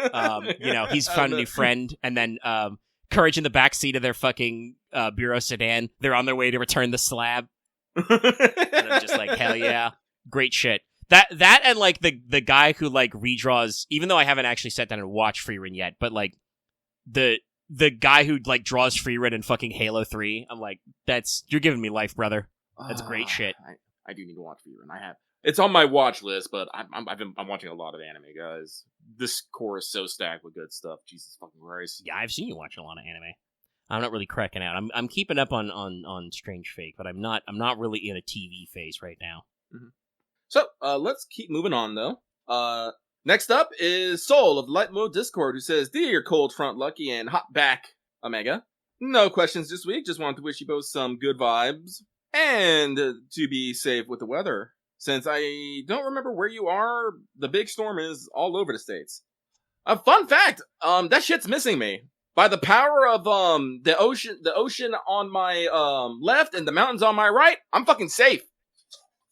Got that rain shadow effect, brother. Yeah, I am in North Florida, but we are still far enough south that most of that shit's gonna miss. I think there will be some cooler air, some cooler temps moving in over the weekend, but we're gonna be pretty alright. I don't consider myself lucky. I'd have been more interested in having the cold weather hit. It's like I said, Lucky's a cold weather person, so sub-freezing temperatures don't bother me as much. This kind of median, nothing's really happening weathering is just like, boring. I see. I will take the no 30 inches of snow. That would definitely, well, not that I think it would probably stay that much with the Florida climate, but that would definitely cause the locals to have, like, snow madness. Lucky's the kind of person who likes it when it rains, like, super fucking heavy. Oh, I love a heavy rain. Like, give me thunderstorms and heavy rains and high winds. But definitely, it's like once you get the actual like snow on the ground type shit. That's when people lose their mind. There are places, I guess, that get rain so rarely that like that freaks them out. Mm-hmm. Like I've heard stories of like heavy rains being so rare in like Texas that like people don't know what the fuck to do. Whereas if it's like storming and raining hard, pitch black outside at high noon in Florida, everybody's just like, yeah, turn your fucking headlights on, you'll be all right. No, that guy's doing it. That'd be me. I'm not sure if this is actually this video clip. Lucky has posted the gif of the shirtless, long-haired gentleman holding an American flag in the rain. You know the one if you know it. But I don't know if this was shot on scene in Florida, but it looks like a Florida street. You got a double yellow line, single paved road. You got some not too tall houses down there. Those are either telephone poles or palm trees. There's no detailed background of that windy AF, but I have seen so many guys covering Hurricane's Landing in this exact weather. But yeah, we're relatively safe. The rest of you out there, do be safe. It could be exploding tree weather, which is always a little freaky deaky. Honestly, in general, ice is pretty... I'm sure we have at some point talked about this before, but, this is one of those, mind-blowing facts for you. Guys, ice is pretty weird. If you didn't know that, water ice is weird, but it is. It's larger in volume, but lower in density than liquid water. That's why it floats. Yeah, so it floats, but also when you freeze stuff, it tends to expand, out and can crack containers. That's why there's that old, thing about you can, speaking about anime arcs and stuff. That's why it's always a thing where you if you rapidly freeze the ice and then heat it up, you'll cause cracks to expand repeatedly. I believe it has something to do with molecular energy, but I'm not completely sure. Yeah, it is to do with that, and also to do with just the way the water molecules form their crystalline structure. Because most elements are semi-unique in their the way their crystals form, which is pretty neato. That everything is full of unique and beautiful stuff. Obviously, literally unique and beautiful snowflakes, snow crystals don't form the same shape twice, kind of a thing.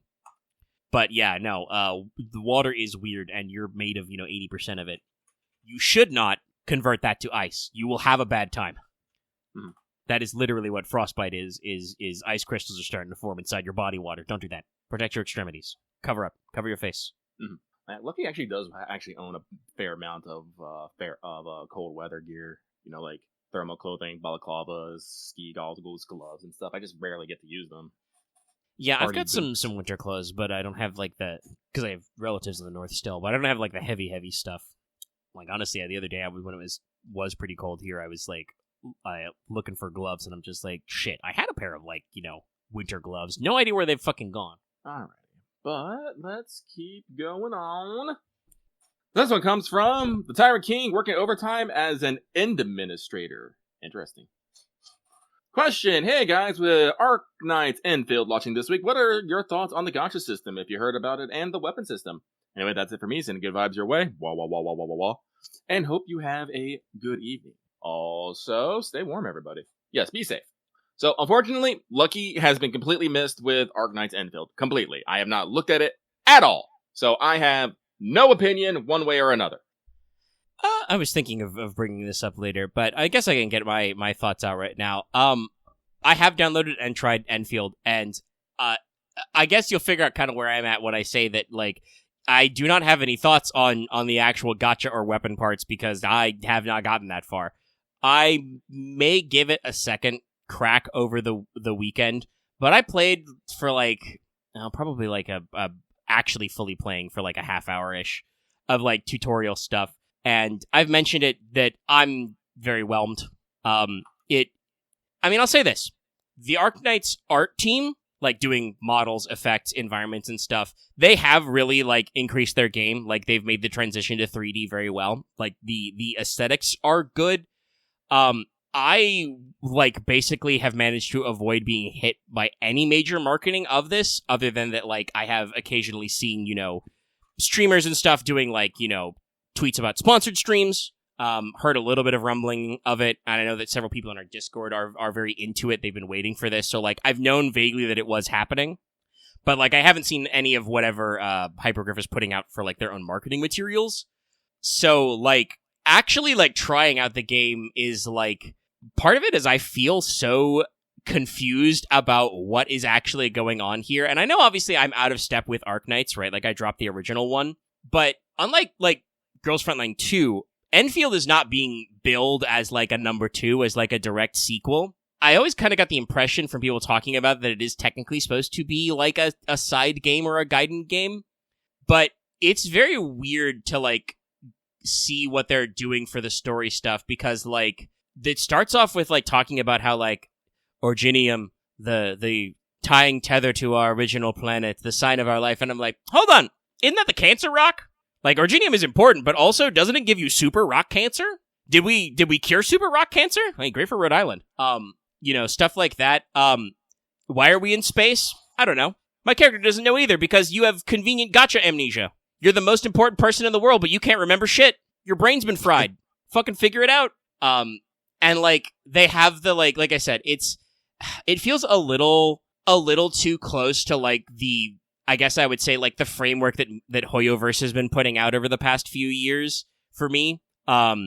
You have to pick a character gender for your avatar, the Endministrator, which I personally am not a huge fan of. That just doesn't have the same punch as just being Doctor. Dokuta. But as far as I can tell, it's a completely aesthetic choice. Sorry, just I love the title of this article. Is Enfield related to Arknights? It's in the universe, but I'm still not very big on picking it up.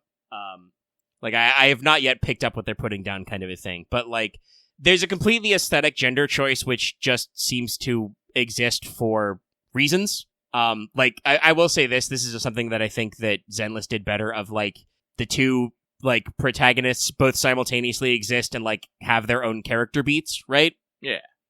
Which is not like a brand new thing, because by the way, Fate Extra did that. The two Tsukinos are not exactly the same character, kind of a thing.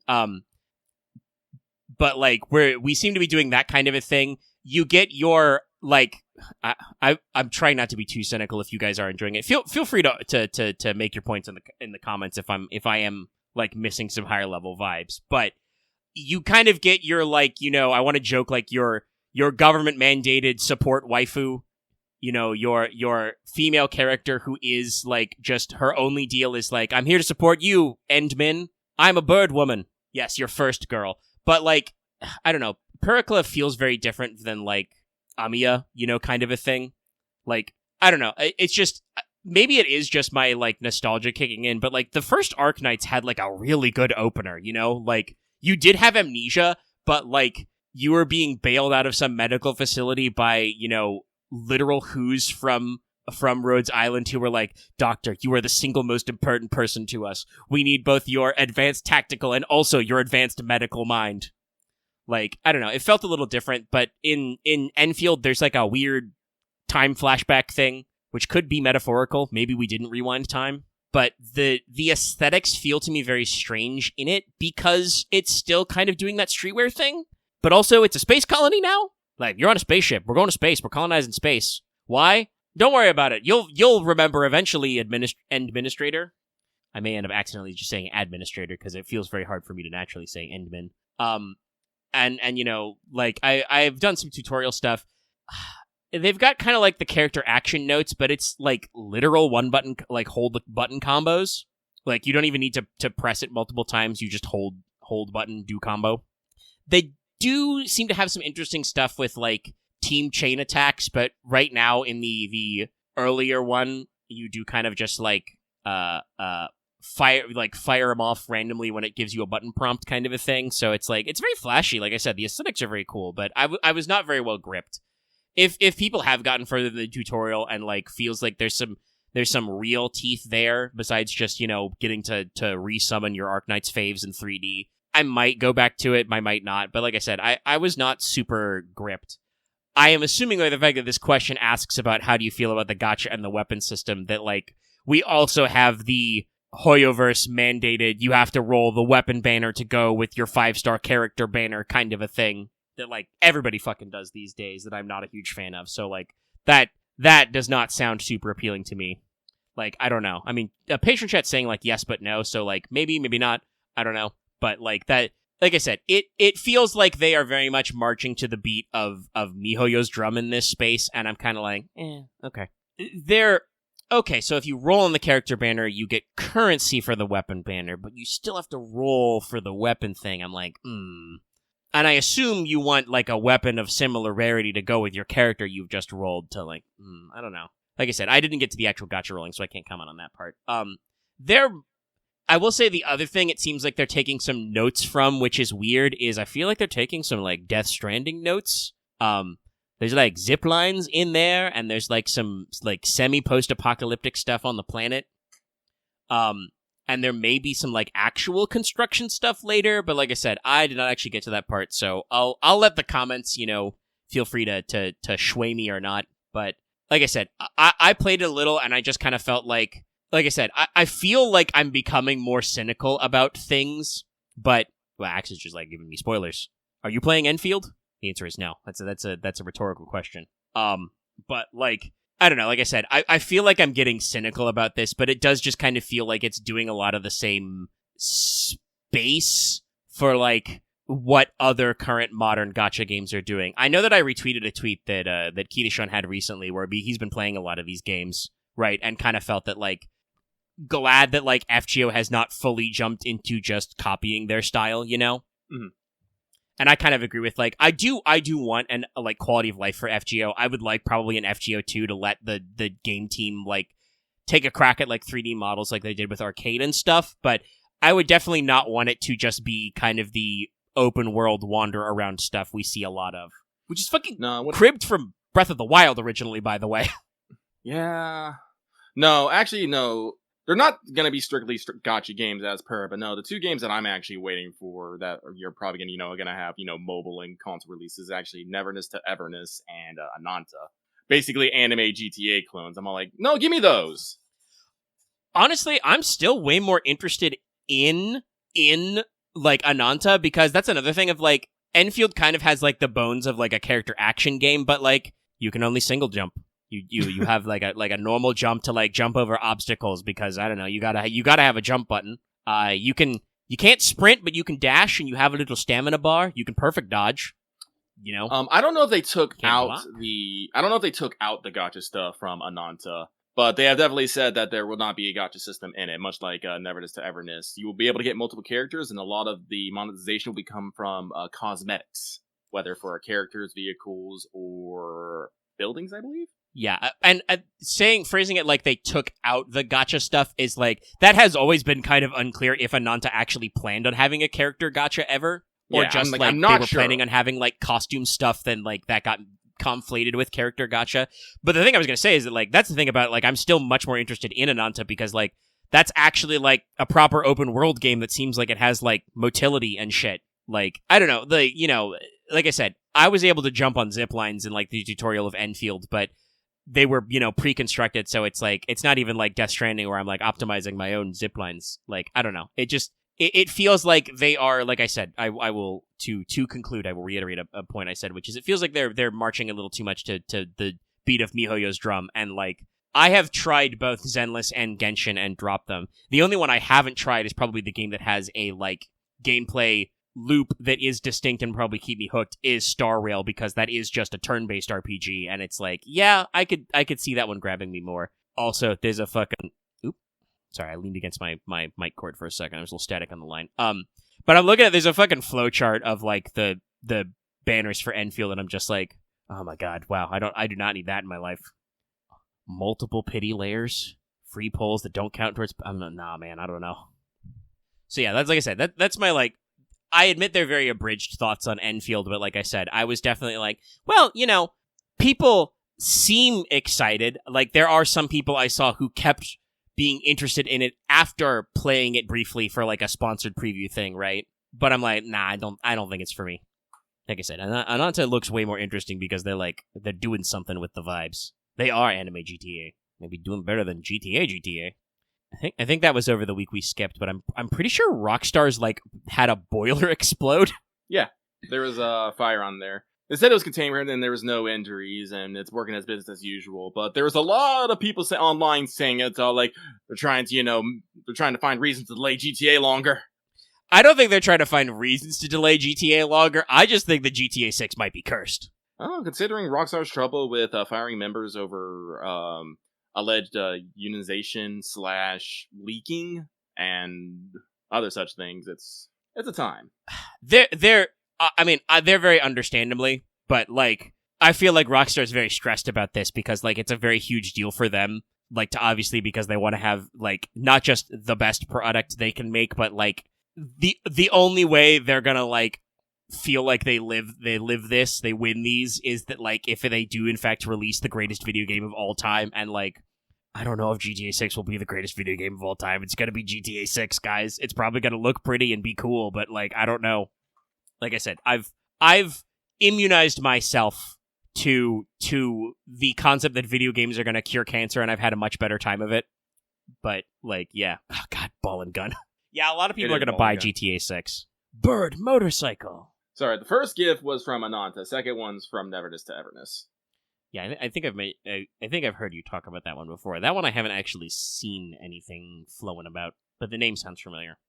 Like he's trying to get into some of the closed betas in the test, but no luck so far. Like honestly, that's the thing, right? Like talking about like possibly going back to old school Arknights. Like I feel like kind of that first generation of gacha games on phones, like there were only so many gameplay loops you could do on phone, but genuinely some of them were quite creative. Like obviously a tower defense game isn't new, but like Arknights went all in on that. They had squares, man. You know how I feel about squares, chat. Mm-hmm. But like now it's just kind of like, well, we've got a 3D character action game built in Unreal, so, like, it is what it is, man. Did you like Breath of the Wild? That was a landmark video game, and I'm like, yeah, Breath of the Wild was a landmark video game. Fucking 10 years ago. Nintendo couldn't make a second Breath of the Wild work. That's actually not true, but I think Tears of the Kingdom sold pretty good, but it definitely feels like it left less of a lasting impact than Breath 1 did. Actually, is it? Is Zelda having a 30 or 40th this year? I think it would be 40 years of Zelda, to tie back to that question earlier. That'd be 86 was the original? Yes. Because I believe the original was 86, which would mean it'd be its 30th this year. I mean, 40th, excuse me. I can count. That's okay. I fucked up my own age on my birthday. I rounded to the wrong number. Yeah, 40th next month. Nice. Please release Switch-compatible Twilight Princess HD. And don't just put it on Switch Online. Yeah, 30th Pokemon soon. Nintendo's got a lot of big ears. I presume they're going to announce the next mainline title since ZA is out, but I don't know when it's coming out. So, with that, though, let us keep moving on it. This next one comes from Doodling Dave, who says, "Good evening, gents. I hope I didn't post this too late. I've been curious if you guys ever see Fate merch out and about. I live near Boston, and for the life of me, I can never find any besides the occasional statue and one time a cracker that included FGO Ascension art. I see stuff like Sergeant Frog, which, unless I'm wrong, isn't still being made. Also, I recently drew a picture of Spartacus that was deemed too political for Reddit, which seems a bit silly to me, seeing his whole thing is anti-oppression, but maybe I'm in the wrong here? Yeah, you're in the wrong. You posted on Reddit. That's my joke. Sorry, I do not like Reddit. Well, actually, no, I take that back. It's not just Reddit. I do not like internet forums in general. Like, I have talked about this. Reddit has its own brand of stupid, for sure. Yeah, I have talked probably about this online, but arguing with people online is an effort in futility, and no one walks away clean from that shit, ever. If you're starting shit on the internet, you have automatically lost, and you are a lesser person in my eyes. Lucky says this as he, like, I won't say constantly, but semi-frequently starts shit on the internet. No, actually, no, I don't take that back. I don't start shit on the internet. I say something on the internet, and then someone starts shit with me, and I'm all like, and then that's when I go, okay, and I double down. Someone hits you with so you hate down. Waffles, and you're just like, let me, that's when Lucky goes, let me show you my super secret waffle recipe that, has been in my generation for years. And then, they just go, nuh-uh, and I'm all like, I hate people. And you're like, let me show you this waffle iron intimately. Get a real close look at it. Play lead pipe drop sound. I mean, we have it, so. We do, yes. Oh no, most internet fights, I win. I just never feel happy about it. Ever. No, because it's like, I know humans, we have this drive to be correct, to be vindicated. That's why there's all the like psychology behind like Schadenfreude and stuff. But like, very rarely do I feel good after even winning an internet argument. I've honestly gotten out of my internet arguing phase. I was into that shit in the hot, tempestuous seasons of my youth. But these days, I'm just like, I see some shit on the internet, I'm just like, I don't want to start fights. Like, sometimes I'll feel the old fire and I'll take some pot shots. But even like scrolling, subreddits, and I'm like, I could get involved in this. I'm like, no, I'm not gonna. No, like, this is one of the reasons why I deleted my Reddit account. Like, I didn't use it a lot, but when I decided I'd be a little bit more on the internet, and I did that for a while, and I'm just like, nope, not doing it. I go on Reddit occasionally when I have a question I need answered, and, I think there's some formats to Reddit that are, like, uniquely Redditified that are cool. Like, the AMA style is, like, Reddit's really good for that. Oh, yeah, no, Jim Butcher's AMA was, pretty good, although I am slightly nettled at about his, answer on, I forgot Harry's young spirit of intellect's name? Son of a bitch. Bonea, yeah, he talked about that a little. Yeah. That was an interesting. He talked about it a little bit. Yep, and he talked about it by not talking about it. Son of a bitch. Sounds like there's more to come there. I mean, I like that he ends it with the phrase of like, well, you know, she doesn't have that much personality. Check in later, and I'm like, you, yeah, some son of a gun. Yes, no, by the way, 12 months is out. I have the audiobook. I have not started yet. I'm probably gonna listen to the Olympian Trials first. I have not yet picked up the book. Yeah. I'll probably throw that in my next batch of book purchases, but I'm waiting on a few things. But yeah, no, I'm there. I will say that AMA was very illustrative because he got asked quite a few questions, obviously talking about like, you know, how many books are left.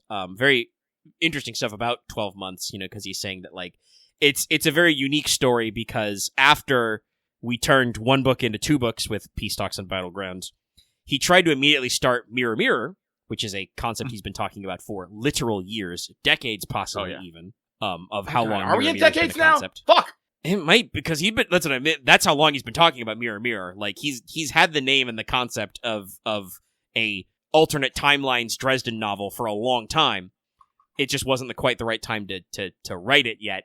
But he tried to jump straight into writing Mirror Mirror, and it was like, this doesn't feel right. So he ended up with 12 months as like an actual like, not episodic, but like a Dresden novel that is strung out over a period of time as opposed to his typical writing style, which in previous interviews in AMAs, Jim Butcher has said the way he writes Dresden Files novels is he writes Dresden's, you know, worst week of his year, basically. Yeah.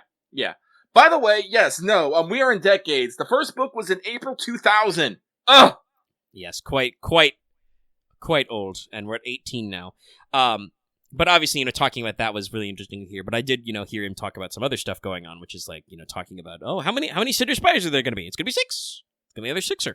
I mean, Codex Alera 6, and that is an amazing series that I rep every single day of my life. I did like that also, good. I did like also that he said that when he imagines Harry Dresden in his head, he imagines it as an anime.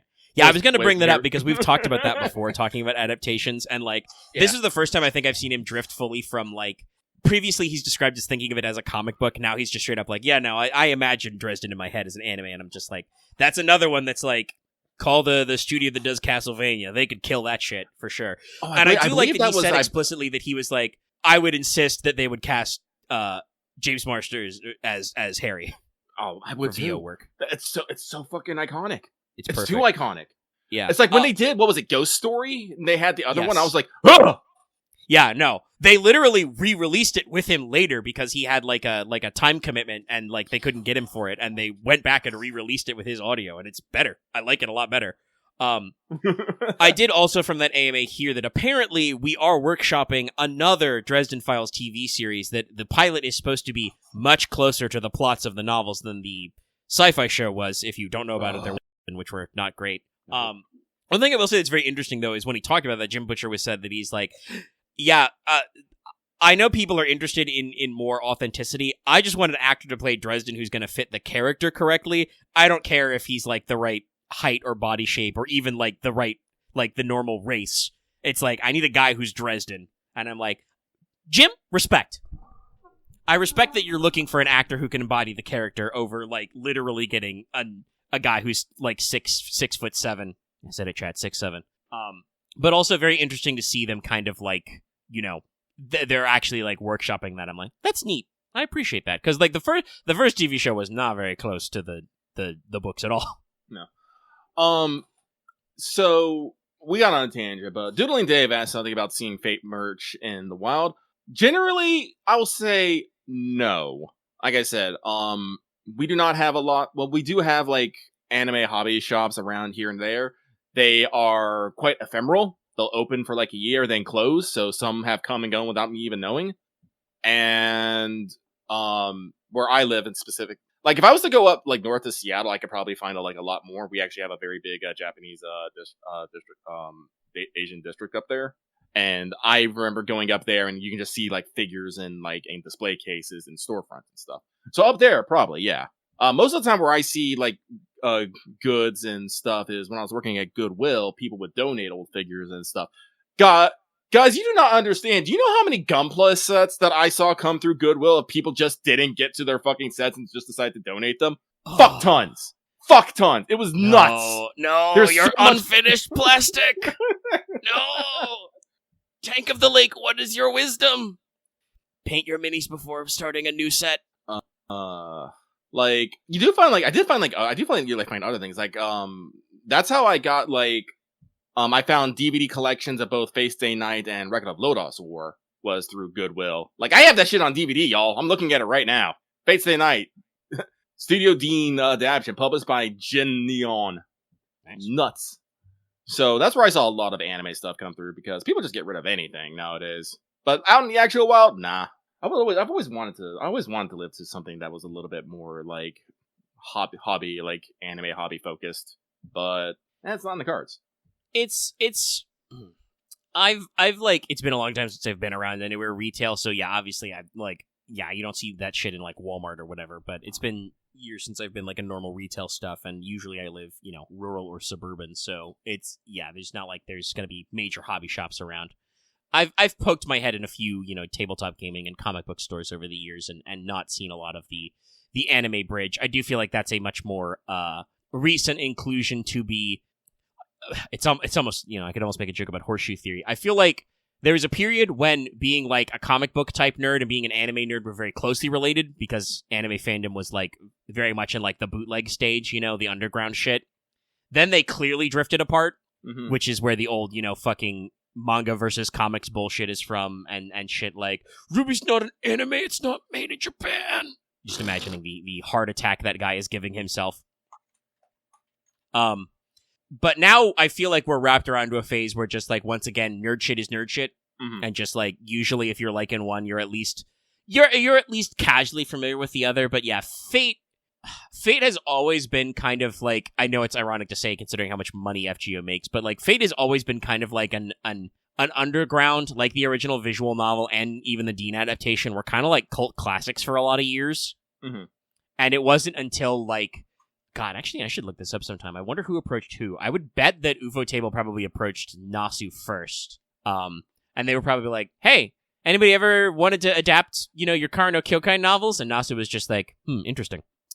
But like eventually like the UFO Table releases were just so high quality, and like Fate Zero was, as the prequel, was super approachable that it's been like slowly growing, and obviously like I think it is like a major franchise in fandom circles, but it's still not like, it's not a big three, and it's not like other like anime sensations du jour. So, like, I never really saw Fate merch, like, in the wild. Like, I think you see it a lot in, like, conventions, but that's also kind of, like, self-selecting, right? Yeah. Sorry, excuse me, had to burp. I was gonna say, though, like, in America, it's not like you're gonna see, like, hobby shops, like, advertising classical novels with Fate covers here. No, unfortunately. You might get I could see a franchise store, like, doing that for, like, a table. But, like, it would definitely be, like, somebody in the store, like, thinks it's funny kind of a thing, right? Yeah. Yeah, sometimes, like, I was thinking, like, sometimes you see that kind of stuff maybe at, like, bookstores, but... God, it's been so long. I haven't been inside a Barnes & Noble in years. 1 second. Sorry, I was distracted. I'm retweeting an image somebody retweeted of a wine glass filled to the brim with what appears to be, based on the image composition, Fireball whiskey. And they retweeted it with the caption, or they quote tweeted with the caption, "This is one of the most violent images I've ever seen." I'm just like, yeah.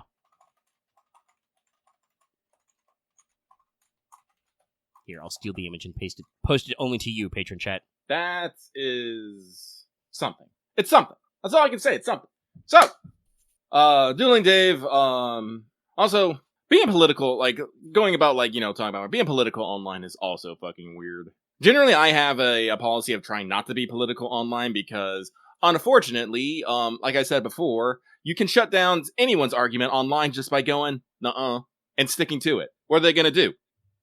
But I would feel Spartacus would be a fine fit for, anti-oppression. Especially since I love, like, Spartacus is such a great character in that, he is a berserker and he's completely mad, but even when he's just speaking, like, of oppression and stuff, he still says very poignant things, like, fairly often. Like, him talking to fucking, Takaru and the Samurai Remnant is touching in his own way, even though he's talking like, yes, you rebel against your previous oppression, and that is beautiful. I'm like, you're saying some weird shit, Spartacus, but I love it. No, Spartacus is great. But let's move on from there. Next up, Agent 418, who says, hello, Lucky and Mega. Have a good weekend, y'all. Thank you. And last but not least, at the top, we have Lord of Darkness, who says, dear Lucky and Mega, with the introduction of Miss Snake as a playable character, has your choice for Grand Assassin changed? Nay, it is not. It is going to be suboptimal in various ways, but I am still committed to the Tamamo collection.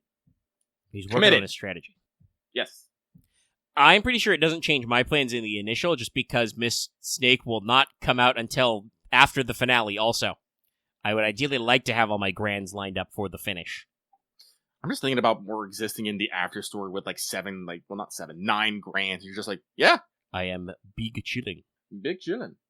All right, well, that is it for this week's Let's Talk FGO mailbag. Thank you so much for all your submissions, and I hope you enjoyed us talking about any and everything about them. We did a lot of tangenting there. What's our mission clock at, Omega? Oh, we're just under 2.5. We're at like 2:25. Oh, we got at least another hour and a half at minimum. Yeah, we got some stuff, but it's very solid show back so far. Well, let's take a little intermission skis and then get into free talk. Okay, we're back. Swoush. Free talk. We have a few things we can talk about in this time. There's new servants for the new banner. There is welfare corner because Iori's out. Like all the way. Ooh, nice crack. I got me a crystal zero sugar. And also something in our zone of recapping Samurai Remnant event.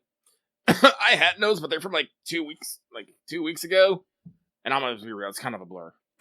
He left that shit back in a previous era. I did. I mean, we can start there. That is technically the oldest stuff. Yeah. So I have finished the Samurai Remnant story. Have you finished the Samurai Remnant story? Yes. So this is what I've realized about the Samurai Remnant collab. It has a beginning. It has an end. I don't know if it has a middle. That's so funny, Lucky, because I was literally thinking about my thoughts because I finished the collab earlier, recently this week, right? Yeah. So, it's all fresh in my head. And no, you basically found a really good way to say it. Yeah, you're right. The story starts, the story ends, for sure. In the middle, stuff happens which vaguely references the gameplay of Samurai Remnant. Yeah. A lot of the middle point is you just running around beating people up, and that's it. You really don't figure out anything until, the penultimate. There's which is fun. a little bit of lead up with Ushi-Gozen, trying to put you on the idea, but the problem is she's already a shifty motherfucker in Samurai Remnant, so, you're right, you don't learn anything new. No. So, a lot of the middle beats are you just meeting characters and going, that's a reference. Again, I personally did love Tamamo Cat's Kickden. It is my personal headcanon that Tamamo Arya was going to show up, but fucking Tamamo Cat just kind of, slapped her out of the way. How does she put it? Tamamo Cat beats Tamamo Arya beats Tamamo Gucci, and Tamamo Gucci beats Tamamo Cat. So, I personally enjoyed that, but every other thing was just a cameo. Instead of Kirky, we get Odysseus, which was funny. Odysseus just here having his best fucking time. Odysseus just gets to be a fucking giant robot protagonist, yeah. He's yeah. Chilling. Instead of Snake Guy, I have forgotten his fucking name. We get Snake Girl, we get Chiyome. Saburo Kagero, but yeah, it's good. Also, Kagero, Chiyome's underutilized. Instead of regular Ku, we get Satanta, which is funny. Yeah, it's funny. Instead of Arjuna, we got Ashwataman. So we just, kind of, played, flip the coin and see who we got on there. And we kind of went all the way to ending. We do all we gather all the spirit fronts. Actually, I do wonder why they decided with Spartacus rather than Samson. I guess it's just because he was big. He kind of fits the role a little. Also, like you said, I think as a character, he actually has good stuff to say. Because, there's that conversation he has with Takeru about, you are an oppressor. And then Takeru's like, you're right, dog. And he's like, I see. You are confronting you're confronting your oppression. That is rebellion. That, too, is rebellion. Goodbye. And he has some great lines later at the ending. Specifically talking about Yui Shosetsu of, you are not an oppressor, but you are being used by the oppressors, This is not rebellion. No, like I said, Spartacus is like, I think Spartacus is like one of my favorite berserkers, like genuinely, like next to Asterios, just. I definitely think FGO gives him a much better chance to actually be a little free willy, because like in Apocrypha, he's a little too much of like the goofy guy. And then he explodes. Yeah, and then he turns into a flesh kaiju and is detonated. Because you always need one flesh kaiju. Well, also I will say this: no, I don't think we could have gotten anything with Dorothea. Because I'm gonna be real with you, Dorothea is not gonna be recorded as a heroic spirit. Officially in history, she doesn't exist. She's a random history mage. She just has protagonist fashion. That's all. I mean, it's playing the spot the stand user type shit, right? Yeah. Like, yeah, but at best she could probably have been like a weird ghost like Tsuchi Mikado, but also depending on your ending of Samurai Remnant, she is possibly lives through the whole event and goes home to go fuck about in her own time, sort of a thing. Oh, that reminds me. I made a mistake in my years staying. The Shimabara Rebellion happened before the Keion Rebellion. The Shimabara Rebellion was in the 1630s. The Keion Rebellion was in the 1650s. That part of the timeline works out, yes. But yeah, as you said, Iori should still have been involved in Shimabara. Yeah. But this, like we were talking about, in your 30s in demand. Iori was in his 20s during the Shimabara Rebellion, so yeah, they basically just scooched him down to the second rebellion with the timeline, because he is in Samurai Remnant, he is in his early 20s, and Shosetsu is technically in her 30s, like she's like 33 years old or something. She just doesn't look it. Like I said, like this is like when I say quote should have, but like I said, we are taking artistic licenses with history and characters here, which is typical Fate thing to do. So yes, if nothing else, Iori speaks to an old man version of Sasaki Kojiro. When if you played Red or watched the anime of Fate Stay Night, you would know that the whole quote unquote joke is that Sasaki Kojiro is not a real guy. Yeah, he's not real. So like there's a whole lot of interplay there going on. But yes, I think Dorothea wasn't in hell as it was phrased because she doesn't belong there. Tsuchi Mikado definitely belongs in hell, motherfucker. You deserve it. I'm glad we just murked you immediately. Chiemon summons his giant goo ghost and we're just like, fuck you, you are not an NPC servant. I think there's room for like what's going on with... No, I think Chiemon's supposed to be there. Amakusa could have been interesting, but I think there's reason for Chiemon to be there because of his relationship with Iori and Yui Shosetsu as characters. Yeah. And kind of a thing. He at least points out, spoilers, I guess, if you're not finished with the fucking event, but you've got like 3 days to do it, so get on it. But like, he says in the end that he's not a proper heroic spirit. He's just kind of a, phantom chain summoned by the waxing moon kind of a thing. But he has a little bit of juice left over for him to show up as a character, So like, I think he fits, and his whole like character arc moment of being like, I thought everybody I ever loved and care about would be in hell, so I decided to make hell on earth, and now I've gotten to hell and nobody's here, so like I guess they're doing fine. But anyway, I'm in hell. Burn.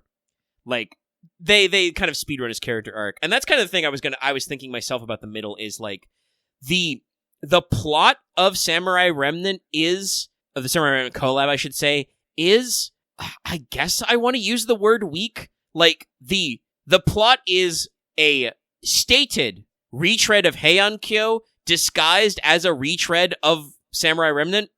I'll also say disguised as a fucking retread of fucking Shimosa. It goes all the way down, man.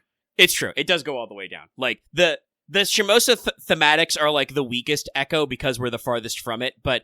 And I don't want to say that, like, collabs... We had a Hell Castle, man. Oh, no, yes, they differently reference about it, like, talking about, like, the castle became a tree. It's like, that's literally what Amakusa was trying to do. Like, it is supposed to echo, and because Domon was involved in that. It's just one of those things, like I said, where, like, that one is the loosest echo because I think it's the most distant, but that is when we met Musashi, that is when we encountered the Amakusa. His original line was supposed to be about the roots of fantasy descending on Shimosa Castle kind of a thing, right? Mm-hmm. Like, it was all part of the plan kind of a thing. But I don't want to say that, like, it's not a foreign concept that collabs, like, just repeat the original thing's plot, right? Right. Like, that's happened a couple of times to us. That's okay. Like, they are referential. But this one, like, went out of its way for characters to be like, this is just like the waxing moon ritual. It's not over yet. And it's like, that doesn't actually matter. First of all, it is actually over. You're all dead, actually. That's the twist. But it's a trap by the Count for us. And he even admits that, like, it's a well, he doesn't admit it, but we call him out that it's a fucking rerun. Like, and so the plot stuff to me is, like, really weird because, like, I didn't really feel like it took me a while to complete this story because, like you said, Lucky, there really isn't a middle. Stuff just kind of happens, and that, I don't want to say sucked me out, but, like, it didn't keep me sucked in like new FGO story usually does. It kept me in neutral. Yes. Just kind of coasted. We put the car in neutral, so yeah, we did kind of coast. There were a couple of important things in there, like Ashoka, you know, and the Chakravartin and stuff, kind of a thing that's interesting. And, like, I was actually kind of surprised, like, nobody at all talked about the fact that Ushi Gozen didn't have her Rider Spirit origin. It was very weird. It was weird. Like, I feel like we should have brought that up. She literally calls out Lancer Jean for not being proper Jolter Jean, right? Where she's like, oh, well, if you had real Flames of Vengeance, you probably could have got me. And I'm just like, basically Ushi Gozen is saying that she's an Avenger now, so Lancer Jean's fake ass, you know, flames are not gonna cut it. I'm still laughing over the 90 plus Jean, you know, heard there was a new sister. So just shows No, it's up. great. I do love that. That's very funny. It tickles me on such a level. But yeah. I will say that's another thing that's also weird. It's like, I can't tell where, like, did they, like, think they might do a Lancer Jean? Because, like, she's in the story. She has, like, sprites, but also there's no, like, NPC version of her, even when it would make sense.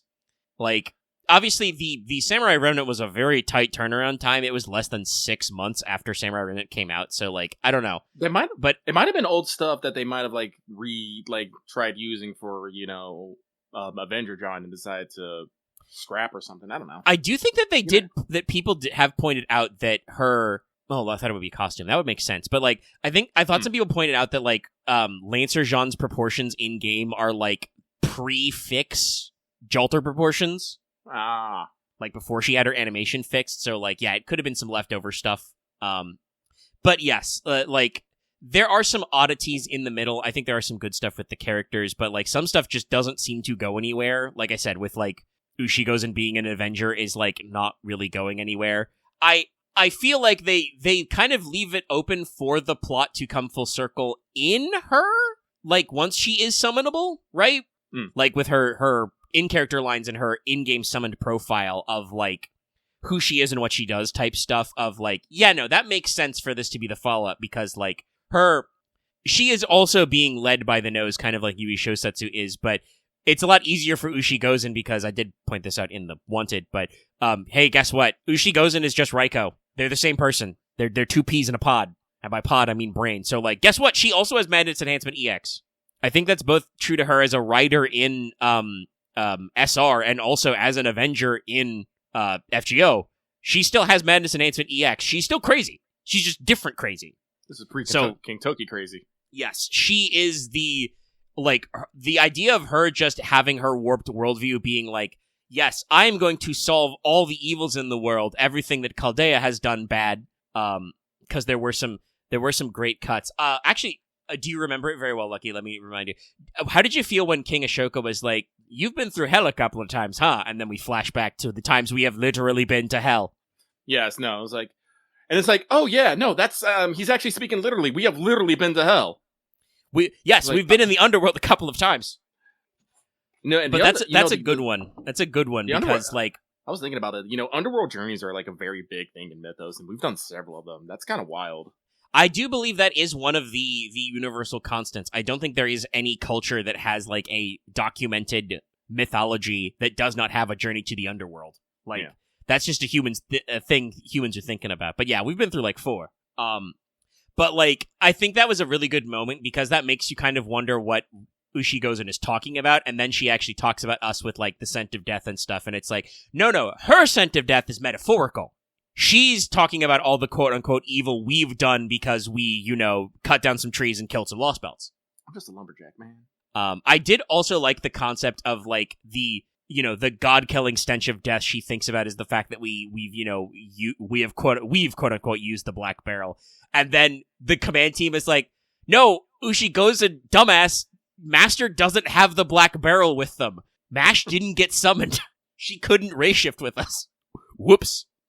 But, like, in the end, Ushigozen is still like, no, I will also destroy the foreign god. I will right all evils by destroying. So, like, her being summonable makes total sense, but it feels kind of like, well, saying no, I don't think she's dumb. Int isn't a stat for a reason, but no, she has Man's Enhancement EX. She's deluded. She's not thinking in the right, like, logical order of things. She is a Oni-faced heaven-sent child. She is a destroyer. She is a human weapon kind of a thing. Yes, no, like, I don't think we've harped about this, but due to her really fucked up relationship with her father, pre-Kentoki Raiko was literally just a human weapon, whose only task was to destroy the enemies of the Minamoto clan. Which, literally. like, I am glad that, like, she is supposed to be a foil to Yamato Takeru, if you guys didn't pick up on that, because Takeru has kind of the same fate, also because of a shitty relationship with his dad.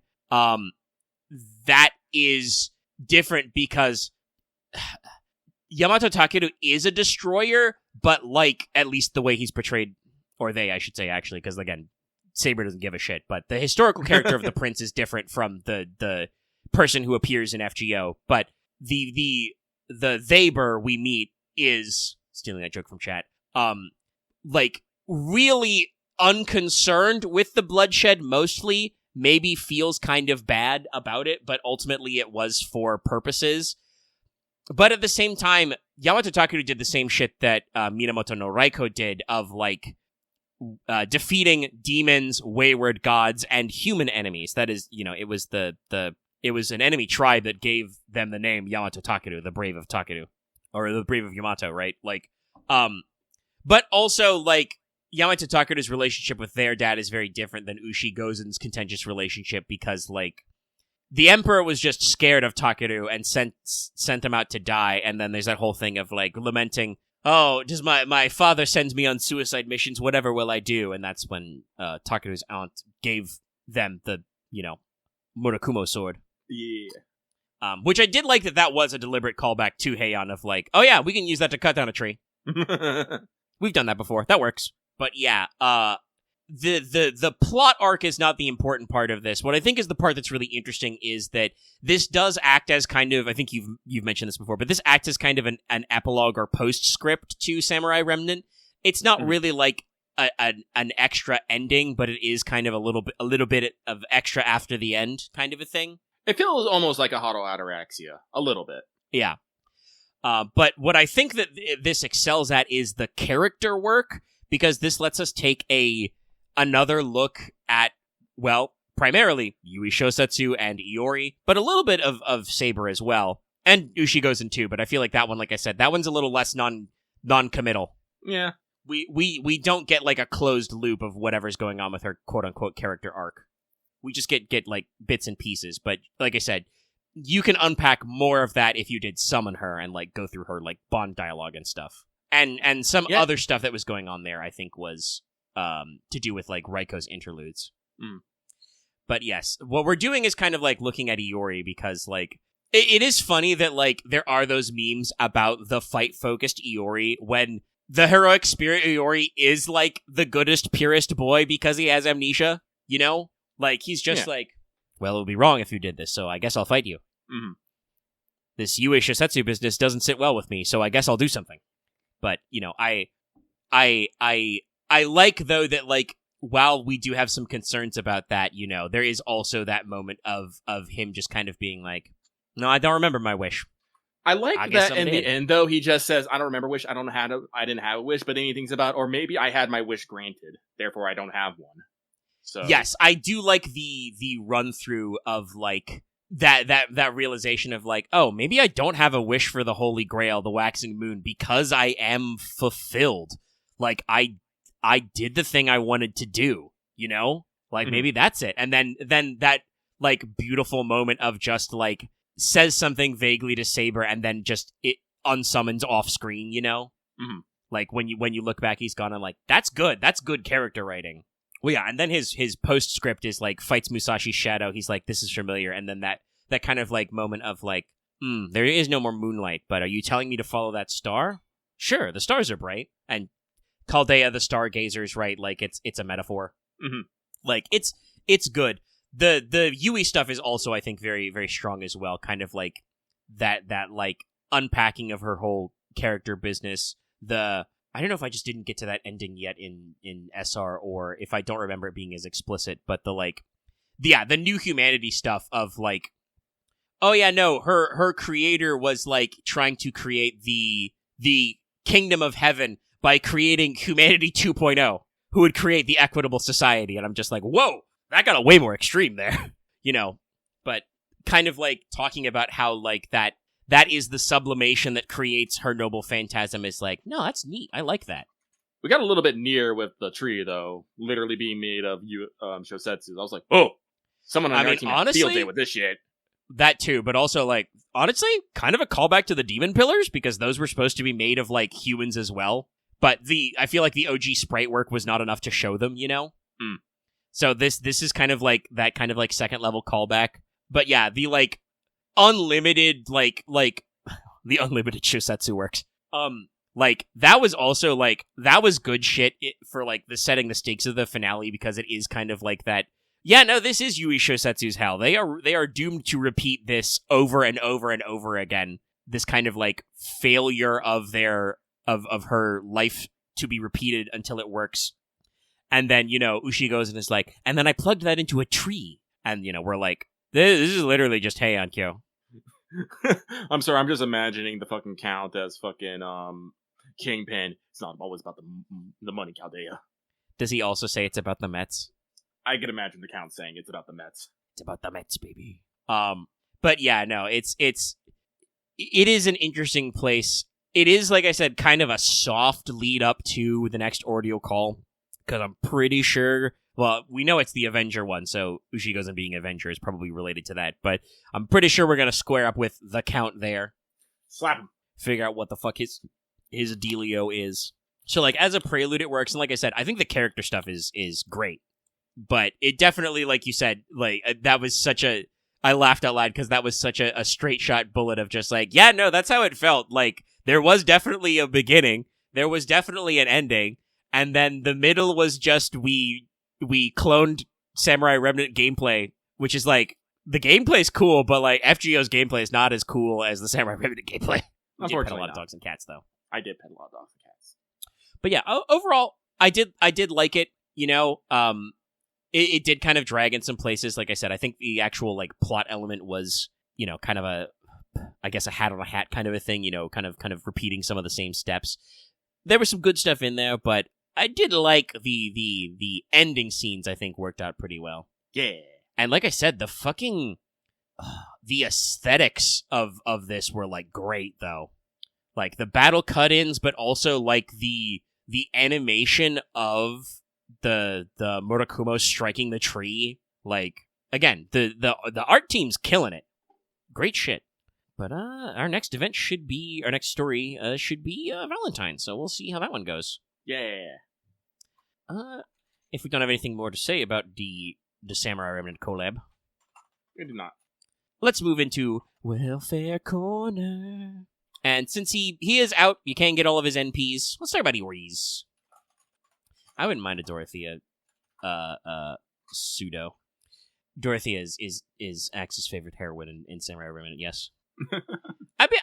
It's always interesting to see how they pick cameos, talking about FGO going on, right? Like, I am kind of curious if they would use it, or if we could use, like, Dorothea could end up in a cameo character somewhere else, like, because the same way that, like, fucking Olga Mary shows up in, like, case files, because, different continuity, different timeline. We can do something. Do something. So, yeah. It's very interesting. Whereas, like, I mean, obviously, Chiemon shows up in the event story because he's possible, but he's not summonable, because that is something that I would be like, that guy's summonable? I don't know about that, man. You'd have to make me seriously bust my chops to record that guy in Chaldea, but, like, Yui Shosetsu and Miyamoto Iori are actual, like, historical domain characters that work as heroic spirits. Even if Iori is kind of, like, limited and is very, very down on himself. Even though, I mean, he didn't win, but he was, like, going blow for blow with fucking Ushi goes in her, in her full transformation stage, in her big Chungus mode. Big Chungus.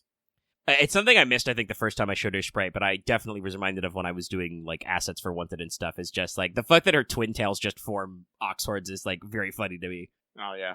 That's that slight touch of whimsy in there that you know that there's still a little bit of joshing around. But let's do Welfare Corner, talk about Iori, actually. You can get all his NPs. In the attack and HP area, he's kind of median. He leans a little bit more on the attack side, being slightly higher attack than other 4-star sabers, but is not quite either extreme. I believe a couple of our boys in the Knights of the Round outweigh him there. He is quick, arts, buster. Average hits, below average NP gain. He's in the 0.4s. It's 0.41 maybe 0.42. But his NP is the expected Hidden Sword Soaring Flash, his ult from the game. But it's a single target buster, which gives you 20% buster and quick up for 3 turns first. It also gives you 1 turn of sure hit first, which is always very fun. And the overcharge effect is you get a lot of stars. It starts at 10 and then goes to 30. So, it does a lot of damage. It always sure hits. So it's always accurate. And it raises your stats for follow-up. Also, yes, it is exactly 6 hits, obviously. Usually they're pretty good about that stuff. So his first skill gives him 3 turns of big star absorption, which on a saber already, they are usually on the higher side of star weight. Pretty good for 3 turns of it. It's 20-30% crit damage for 3 turns also, and 5 to 10 stars per turn, and also 30-50% mental debuff resist. So all feels like it matches Iori pretty good. Mental debuffs, by the way, in case it's been a while since we brought this up, includes Asleep, Bewitchment, Charm resistance down, Confusion, Terror. Not the actual skill seal or stun from Confusion or Terror, but the rank debuffs in there. It technically also could give you protection against Eternal Sleep, but I think the only thing that gives you Eternal Sleep is Oberon, which is not actually a debuff. But if he can if he could actually 50-50 coin flip dodge Oberon's Eternal Sleep, that would be pretty good. Be very funny. It would be very fun. Second skill is the Crimson Codex. It represents Gramps, so it's a 20-30% battery. It's a 10-20% attack up for 3 turns. It's 10 to 20 stars immediately. Iori generates a lot of stars, chat. And also burns all enemies for 500 to 1k damage for 3 turns. Like you hit him with very a funny. fireball or something. Yeah, he's using his mage crafts. Also, once again, talking about the art team, Iori's animations are all super choice. No, it's so much from the game. I love it. Yeah, they really weave his combos in there. And then his final skill is all 5 of those rings. It's a 10 to 20% on all card colors for 3, so it's a projection. It's a 300 to 500 damage cut for 3, and it's also 2 times 3 turns evades, which, if you had to describe the thing that all 5 of Iori's stances do, is like, yeah, that's probably about right. Dodging and reducing damage, and also buffs all 3 card color types. Sure. His passives are Magic Resistance B and Riding B. Very funny considering I don't think he ever talks about riding, but he is a saber, so he gets normal saber class container things. For a welfare, Iori is very well put together. He has some serious potential for very focused damage, hitting single waves of bad guys with big buster damage and then crits to follow up. He has some pretty good longevity in both a damage cut and evades. So certainly he can have some survivability for bosses. He also, like I said, has a lot of longevity on crits, not just the crit damage, but like generating stars per turn, free generating crits, crit stars.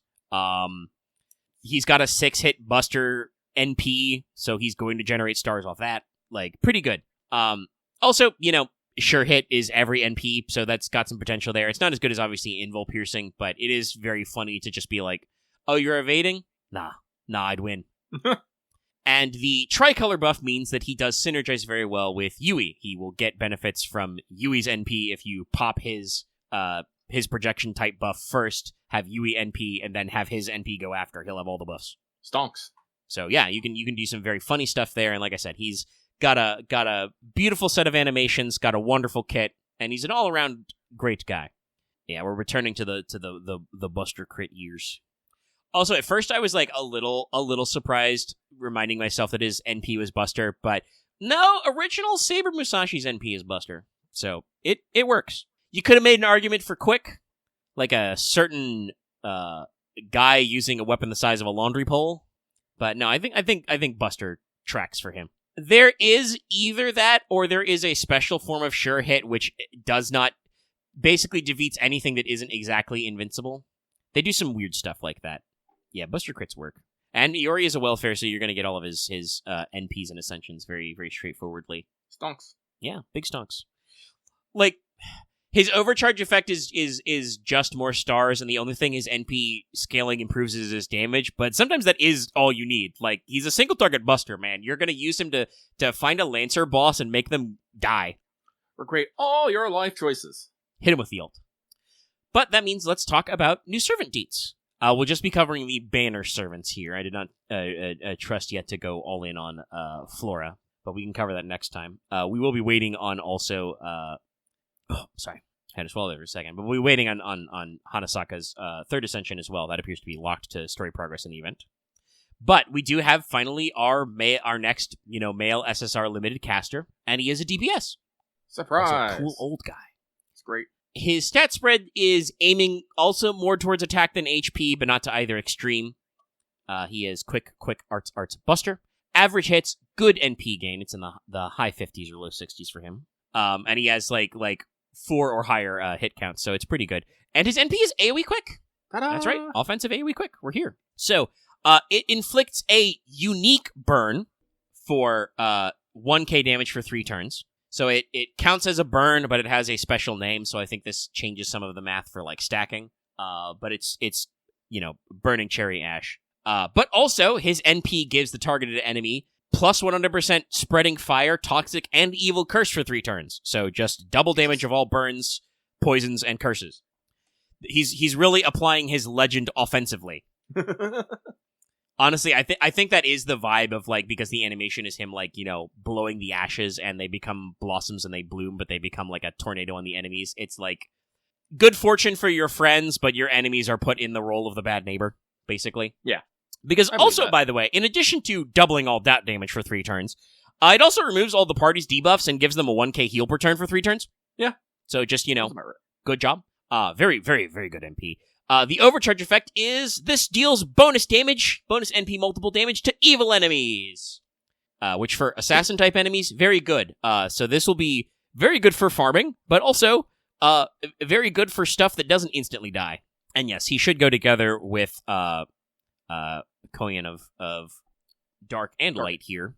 Either of them, because he's got some stuff going on. But yeah, honestly, there's quite a lot of other, I want to say, dot teams he may end up working well with, depending on what you're fighting. But his skill number 1 is a self buff. It's the usual NP steroid. It's 20 to 30% arts and quick up for 3 turns, and it's a 20 to 30% battery. Just give himself damage juice. Second skill, 20 to 30 or 10 to 20% battery for the party. So he's a 50% battery. Ooh. But also 20% for the team. Gives the whole team also 20 to 30% NP damage up for 3 turns. So he is a party player. Even when we get an offensive caster, they're still an off supporter. But also, in addition to the NP damage up, hits all enemies with NP seal for 1 turn, and gives them 500 to 1,000 poison damage for 3 turns. So he is also the dot man. I do love the dot man. Because the final skill is a party-wide, it's a charisma basically, 10 to 20% attack up and 20 to 30% crit up for 3 turns, but also gives the party an on-attack buff where...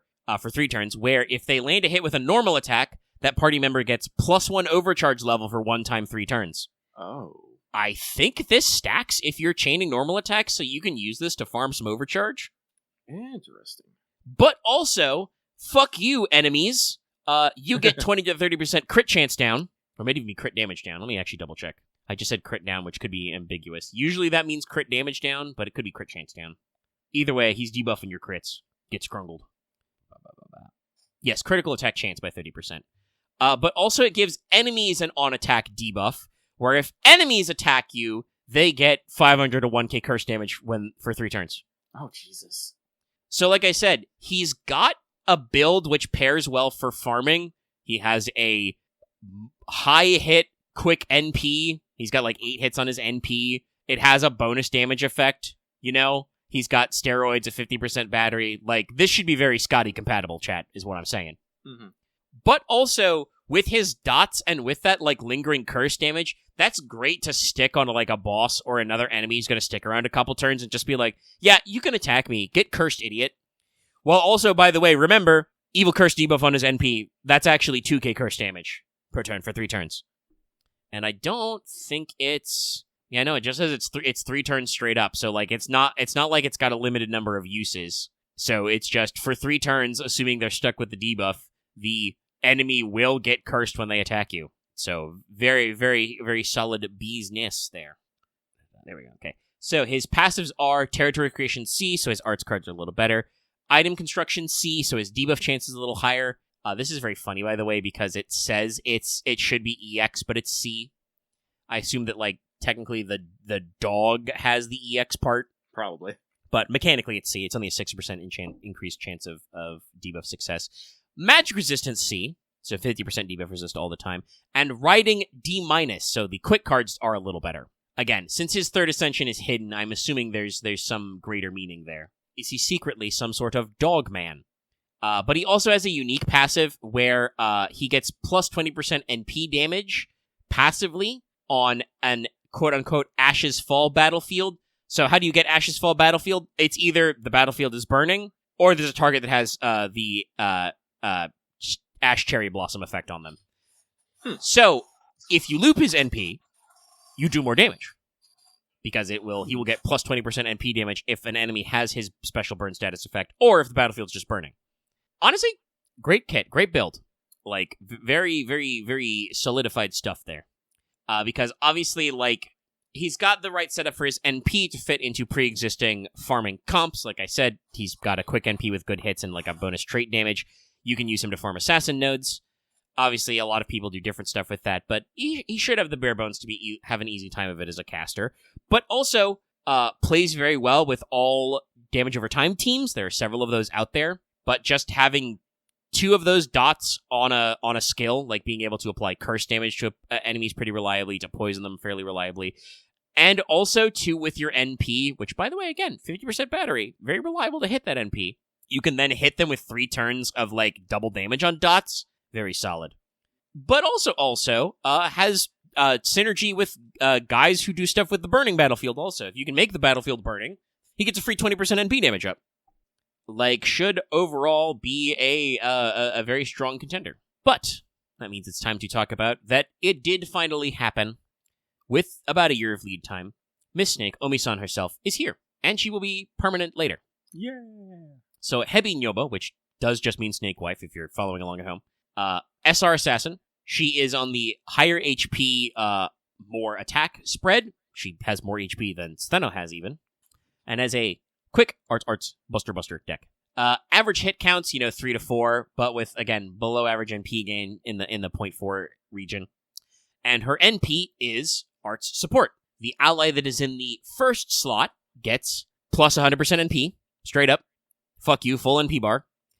Based on NP level, gets 3 turns of max XP increase, maximum HP increase, which starts at 2k, and at NP5 is plus 10k. Fuck you. We're gonna double your HP value, servant. Absolute stonks. And the overcharge effect is that the ally in the first slot gets 10 to 30% NP damage up for 3 turns. However, the second time you use this NP in a fight, she sacrifices herself, Arash style. It's like she uses both of her eyes or something. Yes, she can only gift you 2 eyes, and then you're done. So, very, very interesting, like, tracker going on there. And all of her, buffs and stuff, I said it that way for a reason, they're all targeted. So, you can get what you're going on here. We have a support assassin. So, first skill, targeted 20 to 30% attack up, and 30 to 50% crit up for 3 turns, generates 5 to 15 stars immediately. Second skill gives the targeted ally 20 to 30% buster and arts up for 3, and also 20% NP per turn for 3 turns. She is just a NP generating fiend. Final skill is a targeted 20 to 30% NP battery. Also, it's 3 turns invul, and also 1 times 3 turns 50 to 100% buff removal resist. You will not strip that invul. Passives are a special presence concealment, special prescon. It's presence concealment snake. This gives you extra star generation, but also extra crit damage. She has Dragonkind D for damage cut and also buster up, and has a general plus 10% NP gain up, and also gives herself, everybody but herself in the party, plus 20% debuff resist, a kind of reverse Avenger situation. So yes, obviously Omi-san is great, not just in her design, which all of those ascensions are out of the park. Beautiful work on the final ascension as well. But also, a very fun, unique kit. She is a servant who has 3 targeted buffs and a really strong NP buff. Like I said, 20% NP per turn for 3 turns, and then fucking plus 100% NP instantly. Nothing to sneeze at. That can be useful both to, like, maximize your NP overcharge chains, but also just be like, nah, this guy's going to be ready to fire their NP next time. And all of her targeted buffs are also pretty strong. Like, targeted buffs tend to be better than party-wide buffs. So, if you've got a team who's using Arts or Buster, she can juice them up quite a lot, generating lots of stars, NP, etc., having hard defenses. Firing her NP, you're getting huge max HP increases in NP fills. And honestly, in most team comps, sacrificing a unit is usually not a negative, assuming you're planning around it, right? Like, obviously, if you're getting, like, instant death or something in a challenge quest, you're probably not planning around that.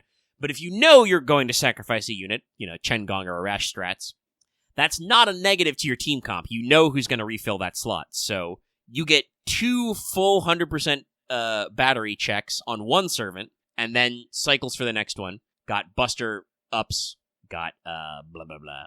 Arts ups, that's the word I'm looking for. All that stuff. So, like, no, great work. In a permanent 4-star. Like, obviously, down for Omi-san immediately from her design from the very beginning, but also, like, that NP level of just, like, plus 10k max HP for 3 turns. Like, I already made the joke, but it's like, man, I hope I get as many copies of Hebinyobo as I've gotten of Stheno over the years. I believe that is still evened out at 9, by the way, Chad. I don't think we've broken into double digits yet. But next time, we'll leave you wanting more. We'll cover what's going on with Flora, who I've heard is also a very strong 4-star and a welfare.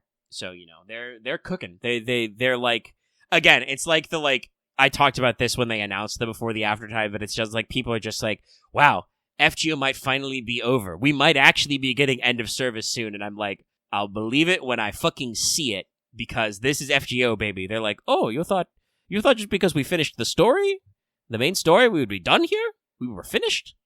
No. We have more things to make you roll.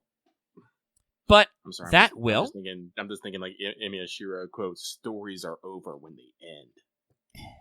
Yeah. I mean, here's the thing. I think metaphorically, or not metaphorically, but like conceptually, the story ends, like, properly. Like, they went out of their way to say that, like, even with this aftertime stuff, part 2 is over. Like, you saw the conclusion, you read it, it's not going to change. Mm-hmm. Another big thematic thing about the Samurai Remnant collab, the kind of, like, the place of endings versus, permanence kind of a thing. Like, it is over. You cannot change that fact. The story has ended. But there are other stories inside this story that we still have to tell. Yeah. And that lets us, access both, limited time events and proper story stuff going on as well. So, like, it's that factor of, like, no matter what, you will have gotten your conclusion. You can pack up and go home. But if you want to keep playing, they got some more stuff to cover for you. Think of it similarly to something I personally never went for it, though admittedly I finished Endwalker knowing Dawn Trail was coming. But there are some people who played through Final Fantasy XIV, finished Endwalker, and went, no, that feels like an ending. I think I'm done. And I'm like, that's not an incorrect read. Like, Endwalker did end a story cycle. The team has more stuff to say, but if you were like, nah, I finished Endwalker, I'm cool now, I'm like, I can't say that's wrong. I kept playing, but like I said, I also did know that there was more coming immediately. Literally finished Endwalker patch content, the weeks before Dawn Trail came out. So yeah, like if you wanted to play FGO and just be like, oh, I finished part 2, I'm done, you can. But if you don't, there's more. Which honestly, like, I feel like, especially because, like, we people talk about, like, oh, gacha game this, gacha game that, gambling addiction, blah, blah, blah. At the end of the day, FGO is just, like many other games, a different type of live service game. You do have to be connected to an internet connection to keep playing it, right? Right. So, like, that is, I think, a good model for these types of games to be like, nope, we have finished our story. the servers aren't being turned off right away. We will have new events for you to keep playing, but if you do want to, you can call it a day and pack it in. That I think is better than like, how should I say this? That can be better, I think, than one just like I said, we all joked about like Nasir talking about how the ending of part 2 would be absolutely final, right? Like it would be complete. There would be no more. We were like, he's gonna like, you know, take a wood axe to the servers when you finish the story. FGO will be done. There will be no more FGO, which I think would actually be like, in a sense, could be to its detriment to just be like, no, it is 100% super over. We cannot do anything more with this ever. But is also better than kind of like wishy-washy, no, this story will go on forever. Like, honestly, shout out to games like the original Girls Frontline and stuff being like, no, this story has an ending. We figured it out. After the ending, it's got a sequel. Yes, having a conclusion is important. Sorry, live chat, I'm getting a little sound there. I'm adjusting my bone positions. We have been here for a little bit. We have crossed the 3-hour mark. We're actually about 3:20. Alrighty. But that does seem like a good time to leave free talk and move into what's up. Yeah. And a couple of these bullet points we don't need as much anymore. I think I did actually, because it was in mailbag, get all my thoughts about Enfield, so we don't need to worry about that. We did also bring up the movie night in mailbag. That's the word I'm looking for. Yeah. So we don't need to reiterate that one too much, other than like I will also, just because speaking of being in the habit, I do want to be in the habit of saying, hey, our next movie, which will be, you know, in our Discord the day this goes public on YouTube, will be Return of the Jedi. After that, I do kind of like the idea, before we jump straight to the prequels, of taking a week off to do Spaceballs.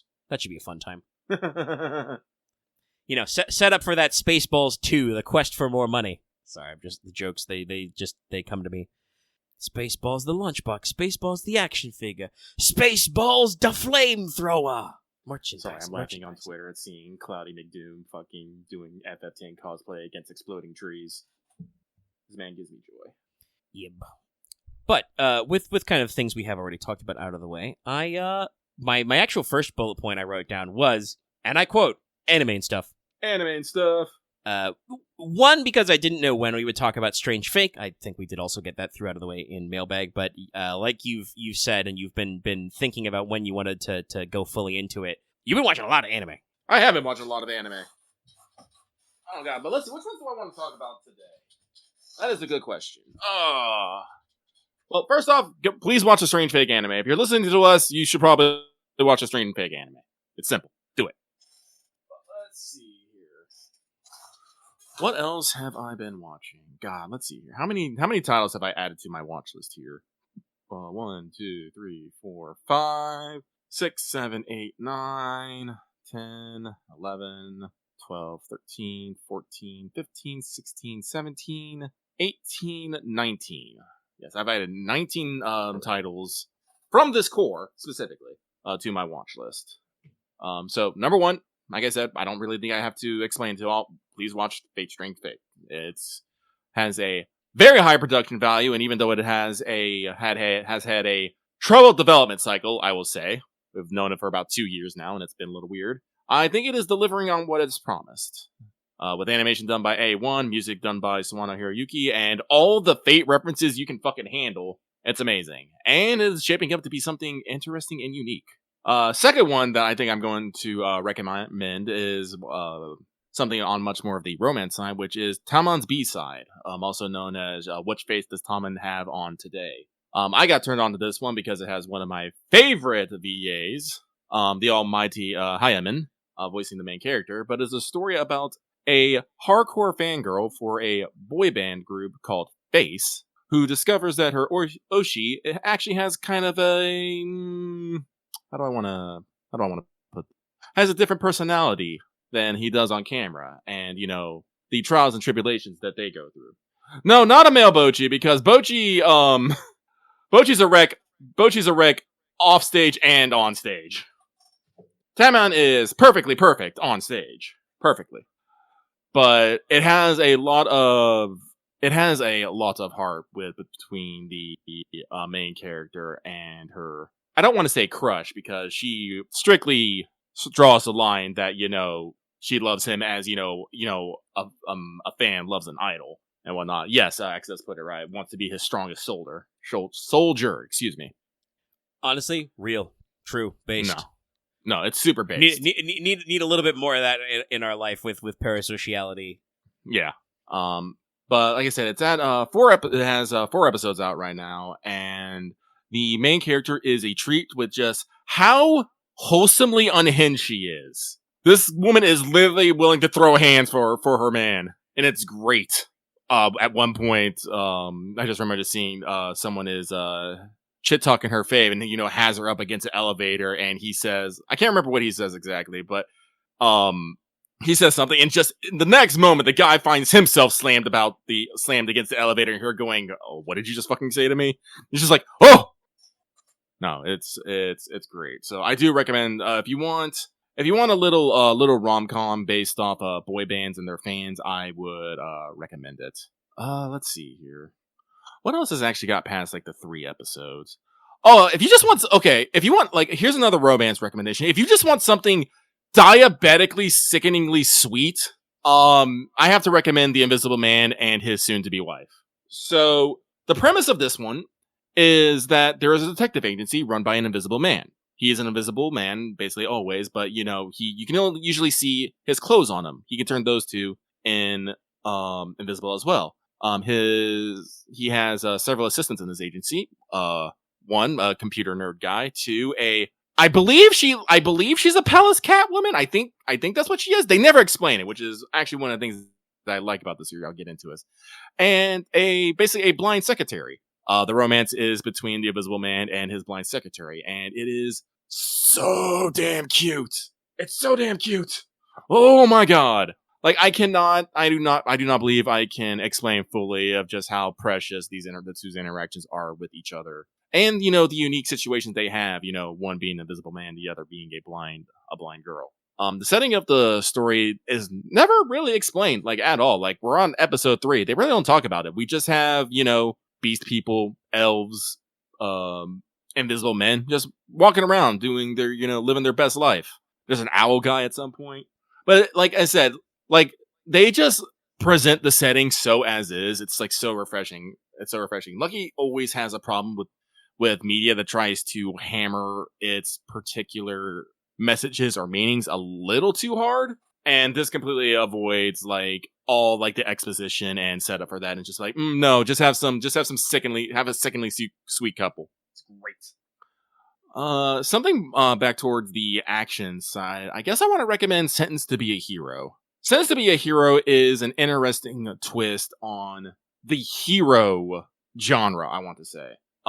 Basically, in this setting, shit sucks for real. There are something, called Demon Kings that basically infect, the world with a type of like semi-fungal growth that turns everything into really grotesque monsters that want to kill everything.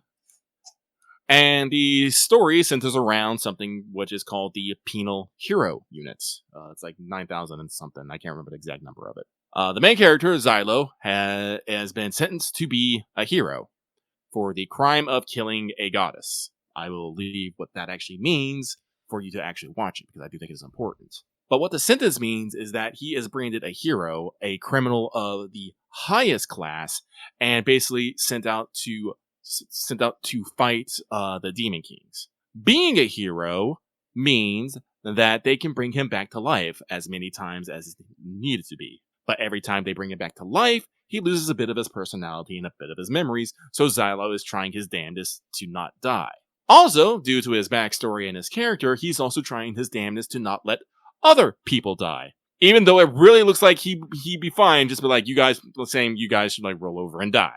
Like I said, it has an interesting assortment of cast members with only 3 episodes in. I forgot his name already. One that has just recently showed up in episode 3. No, it was episode 2, but he really sold me on episode 3. Is a hero that thinks he's the rightful king of the realm, but he is a fucking baller and a G, and I love him. Also, Takia, another one who is a hero that has gone through so many revivals that he doesn't speak, he does not think, he just is attack. It's good. Animation is by Studio Kai, I believe. I don't know if I've actually seen anything else by them, but It's a very striking visual style, and I do like it a lot.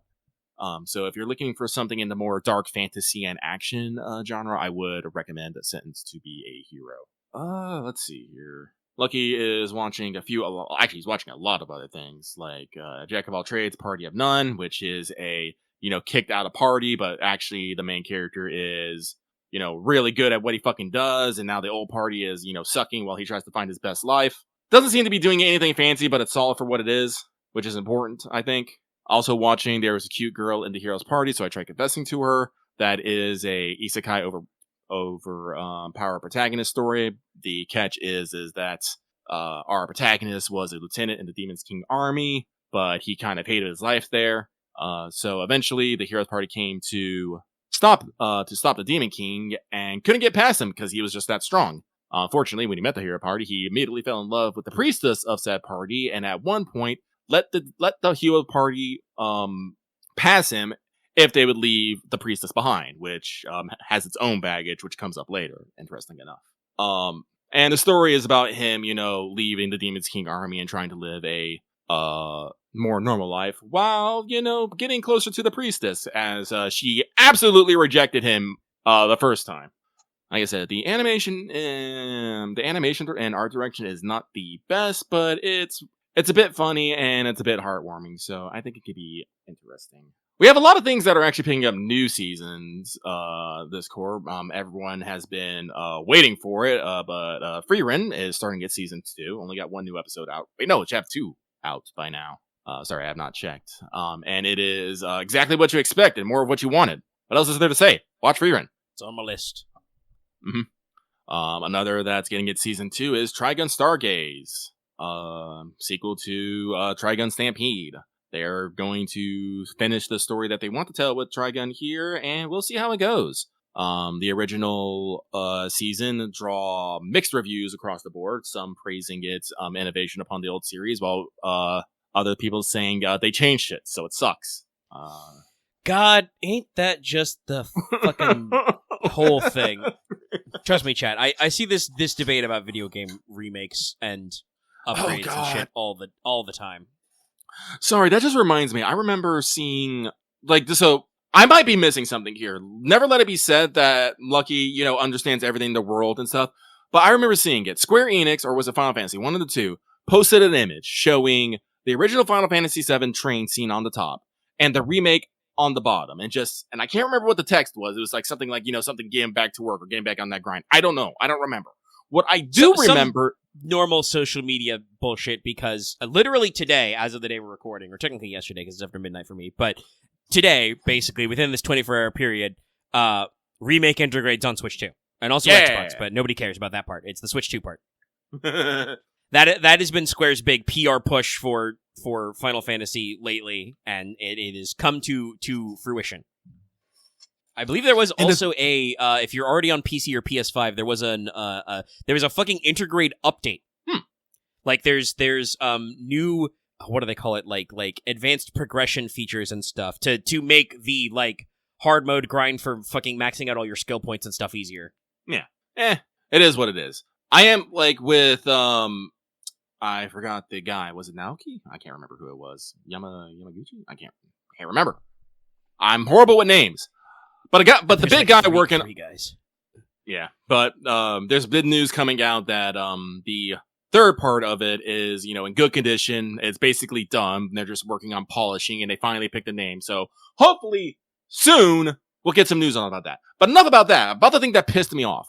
In the comments of that, there was people going, "Oh my god, the bottom one looks so ugly. The top one is better." And I'm looking at the PS1 polygon minimum decoration shapes, going, "What about this is better than the almost photoreal, lived in, full of texture and detail, train that's on the bottom?"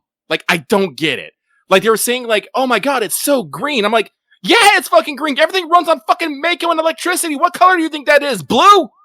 Red? Of course it's green.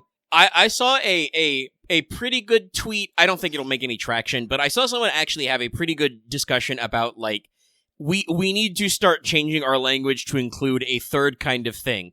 In video games, there are remasters. Hey, we took this thing and it's the exact same thing, but we made it HD. Like we took it and we like re-smoothed the graphics or the sound and all that stuff, but it's effectively the identical game. A remake, which is, hey, this is still the exact same game we had, but we've made it in a new engine, so like there will be some slight differences, but it's mostly the same thing. And then where FF7 Remake is in and stuff like that is the reimagining tier, which is like, yeah, that's this what is I figured you were gonna say, effectively, Reimagine. yeah, reimagine was what this person said in their spread, but it's effectively a brand new game, but it's clearly hearkening back to the original. And what I liked about this person was said, it was not like, oh, it's a cheap cash grab, but it's like, you should take this as the game the original developers always saw in their head.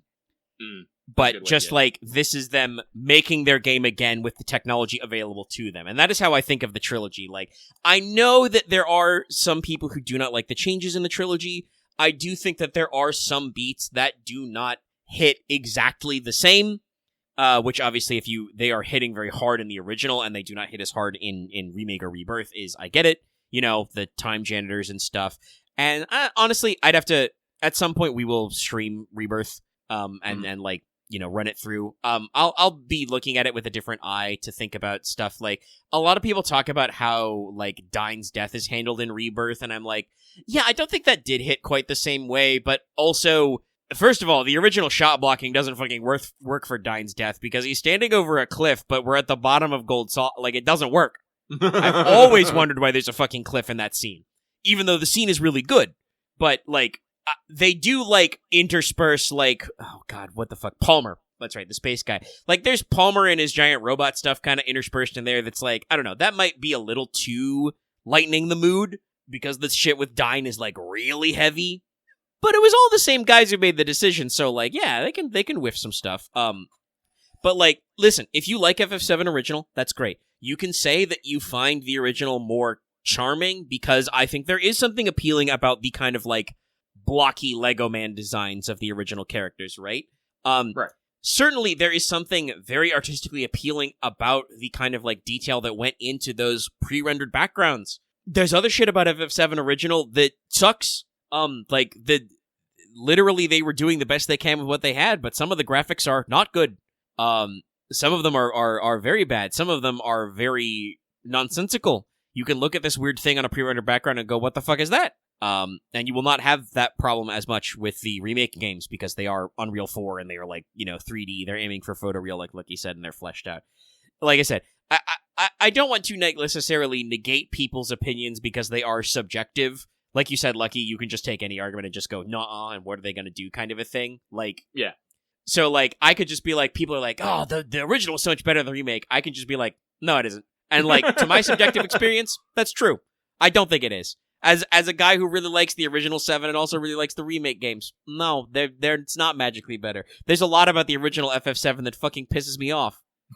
Namely in the optional content. And, like, what shouldn't be optional as content. Fucking, oh my god, I know he's a secret character, but unlocking Vincent's such a pain in the ass, and then you gotta get his ultimate limit break in his weapon, and that's another pain in the ass. How do you know what fucking pixel to land on if you don't have a guidebook? Or you can go on GameFAQs. There's fucking permanently missable materia in the original FF7. Like, really permanently missable stuff. You leave Midgar, you can't go back to some of those maps ever. Fuck you. Like, and so far, Rebirth has avoided that by breaking up the games. But I will say, I think there is something to be said where if you appreciate the art style of, like, when they had to be more artistic, less realistic, that's okay. But, like, I don't know, man. Like, I would say it was... The music's... Oh, my God. Like, I don't want to say that, like, Final Fantasy VII, like, original flavor didn't have its charm and did what they did. But they did what they did with the resources that they had. The game that we're making now are making what we can with the resources that we have now, which, you know, according to, you know, everyone on the fucking internet is, like, so much better than we had back in, you know, 19 years ago. We'll be 19 years ago. Oh, my God, yes. Exposing the hypocrisy of the angry internet people of, like, okay, well, if the FF7 remake is so cool, why should I buy AI upscale, DLSS, you know, fucking giga ray tracing? We have a high-res, you know, 4K bitmap of, you know, Barrett's beard hairs now. It's like, No, so I enjoyed the original Final Fantasy VII for its time, what it was then. The emotions that I had when I first played Final Fantasy VII are something that will stay with me fucking forever. I genuinely don't think the remake stuff would hit as hard if I didn't have the original. Like, if I didn't recognize when they do leitmotif callbacks, the soundtrack of 7 wouldn't resonate with me. But I do. But also, holy shit, the orchestration on the soundtracks of the remakes is amazing. And the new shit is just as good. Stamp lives in my fucking head all the fucking time. Bow wow wow, bow wow wow. He's a good boy. He's a good boy who never stops. But and so complete aside, gang. Chip Cheesem LPs just finished their Kingdom Hearts Rechain of Memory LP. Chip did reveal at the end that he did not record all of Kingdom Hearts 2 to post next, so that will happen, but they haven't finished it yet. But does end with the tease that they're getting for Rebirth. The Rebirth LP is coming.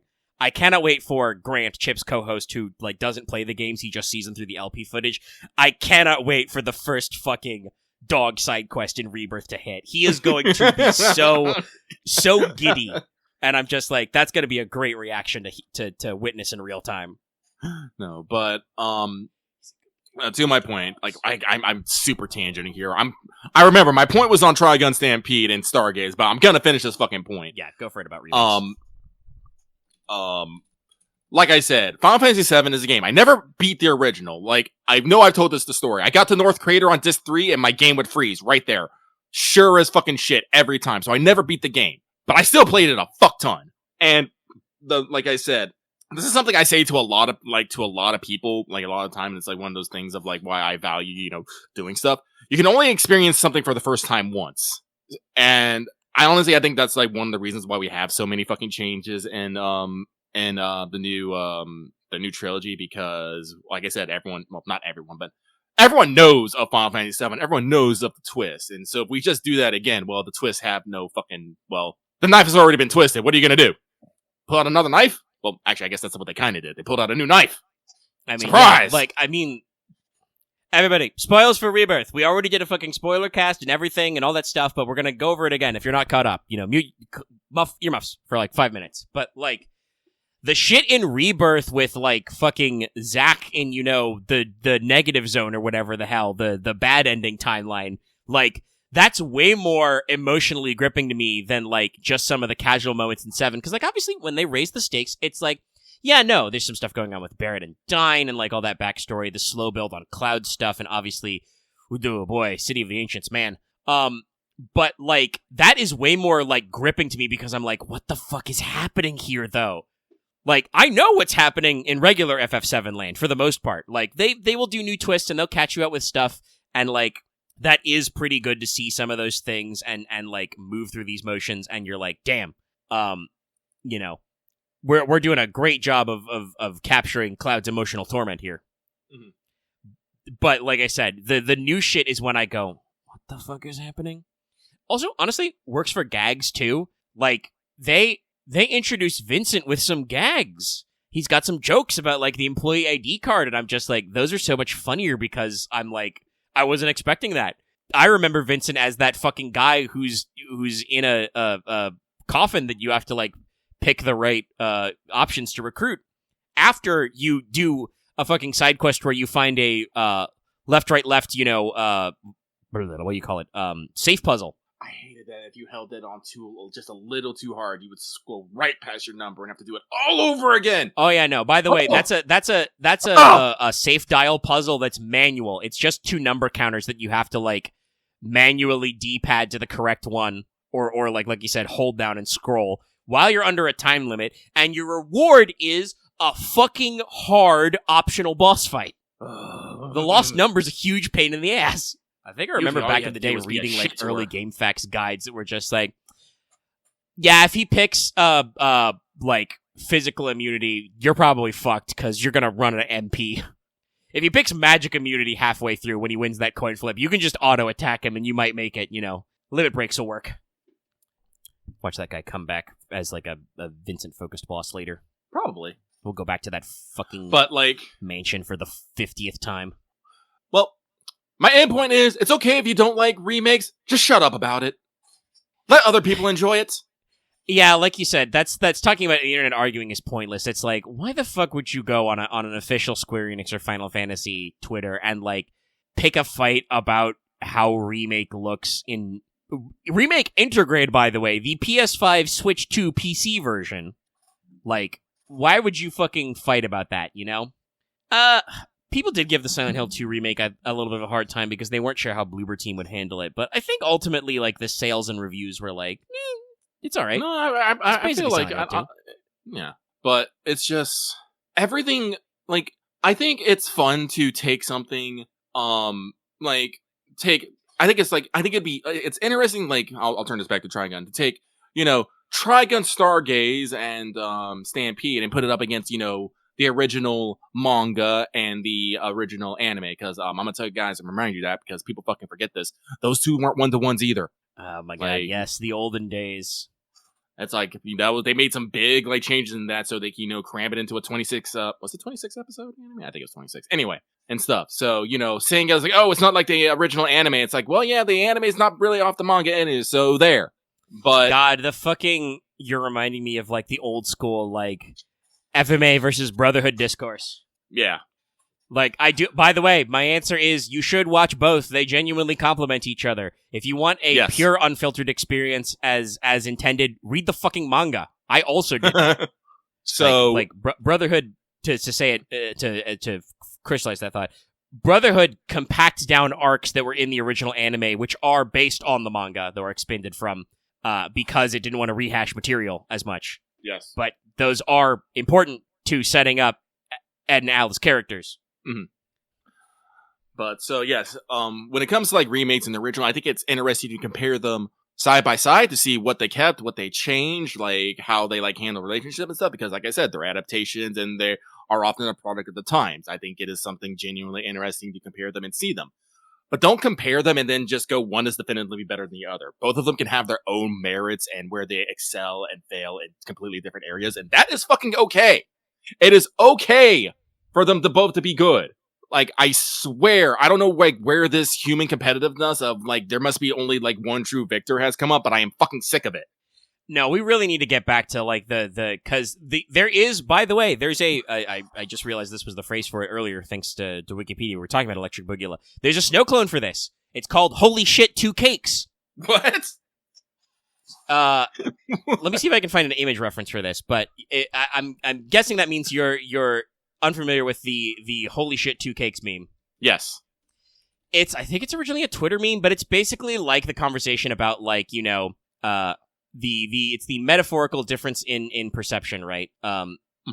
It's originally the comic is about here, I'll grab it. It's off Know Your Meme. Let me see if it's posting in there correctly. Pasting it into Discord. Yeah. So this meme, by the way, is over 10 years old. It makes me feel fucking ancient. This is from 2014. But the original panel is basically an artist. Oh, wait, no, I do remember like, this. Yes, you probably remember from the artist side. The artist remembers like, oh, this guy's cake is better than mine. The audience goes, holy shit, 2 cakes. If you cut out the artist part of it, I think the audience part of this comic is still important because, like, that is how we feel about remakes and re-releases and stuff. I think there are problems and concerns with, like, genuinely some people are kind of, like, are right to bring up stuff about game preservation where, like, yeah, some video game companies do remove old versions of stuff from storefronts, which means you can't play them, which can be problematic. There's a lot of people concerned because I believe the current Yakuza Kiwami 3 demo does not look very good. Like, the textures or lighting are a little weird compared to, like, the HD remaster they did a few years ago. And they have said that they are planning on removing the original Yakuza 3 remaster, so it's like, yeah, that could be worrisome. But if it is in there involved, that's like, yeah, no, that's not great. Like, if you can't access them. But if you can access both, then you do have 2 cakes to pick from, effectively. And some people will be like, well, that metaphor doesn't work. I'd be sick if I ate 2 whole cakes. Yes, so just pick the 1 cake. Pick the cake you like. But if you can eat 2 cakes, who the fuck wouldn't want to eat 2 cakes? Like, so like I said, it's a metaphor, a reference I've seen bounced around a couple of times, and I'm like, yeah, no, that's how I feel of just like, that's how I feel about video game remakes. Fucking Resident Evil 4, the original version, was released on everything. If you had a chance to play it in its original form, you should have played it. I think you can still find it on various other formats and play it if you want to play the original. The RE4 remake was also really good. Yeah. You know, they redid the mocap. The gameplay's very tight. New script. All that stuff in there. You can block a chainsaw with a knife. Yeah, it's great. And, like, obviously, they're going to bring that back with, you know, some elements in RE9. They're gonna do their vibes. Honestly, RE9 looks pretty sick. I've seen some of the animation they showed in the showcase. It's, like, so funny. Like, they have done some serious, like, motion and performance capture work. Grace's hands shake so much when she draws a gun down on a zombie, and Leon does not give a fuck. No, I'm curious to see, like, what the mocap was like. But again, like I said, we went further again. It's okay to have both. Please stop hating on one. Just please stop being haters. Stop being negative. Stop it. Actual true facts.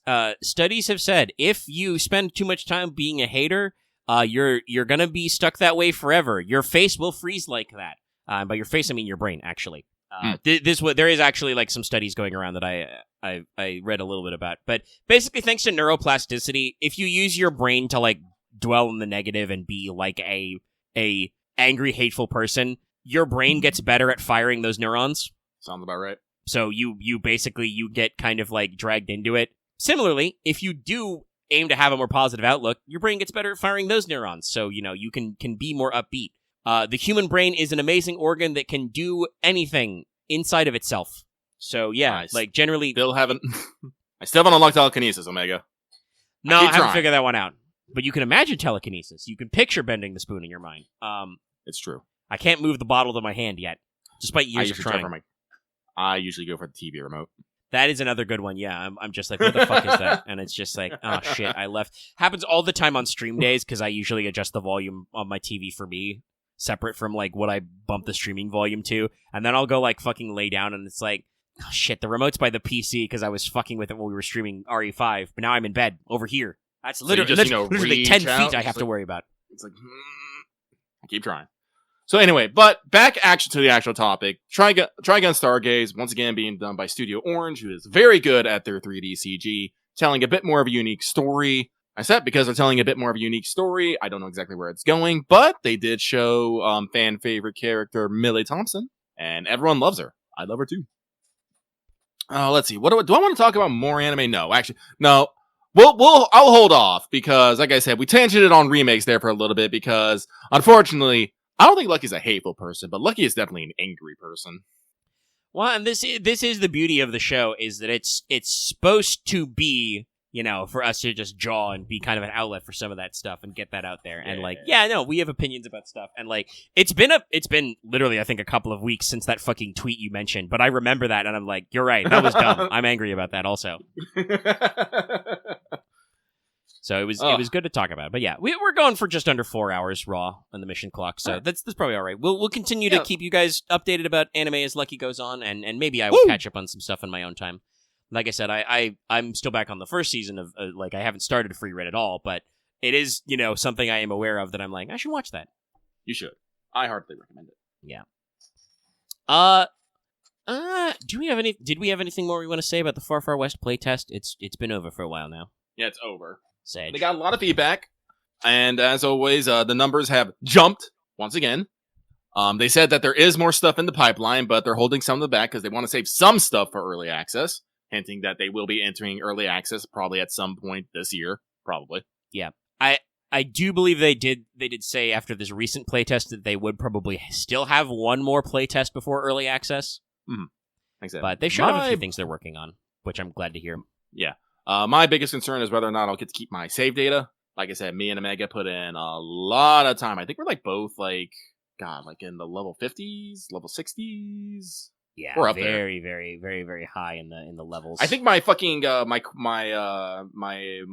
quad was in like the 90s in levels. That was another thing that they mentioned is that with the new cards, people found some broken builds. And I'm pretty sure, you know, me running, you know, double glass cannons and fucking camper, just melting bosses was one of them. Quad camper, yeah. Yeah. No, and I was like level 75 with my long shot, which I had to grind to unlock, so yeah. No, like I believe the idea of changing the save system was that they could keep progress between playtests, so we're hoping to get there. They did show off some new stuff. We are getting actually a new faction. We're going to get some little green men. Aliens. Including UFOs. They don't know exactly about the gameplay, but they do have a model for a lever action rifle. And they did confirm for sure that their next map's gonna be a jungle. Mm-hmm. Which they even tweeted about. I'm also seeing, I just tabbed over to the Discord to check, that they also are working on developing a third throwable. We're getting an actual grenade, impulse grenade. Periodically generate shockwaves that push players away. Yeah. So it doesn't do damage, but it is actually called a grenade throwable, and it does do some stuff.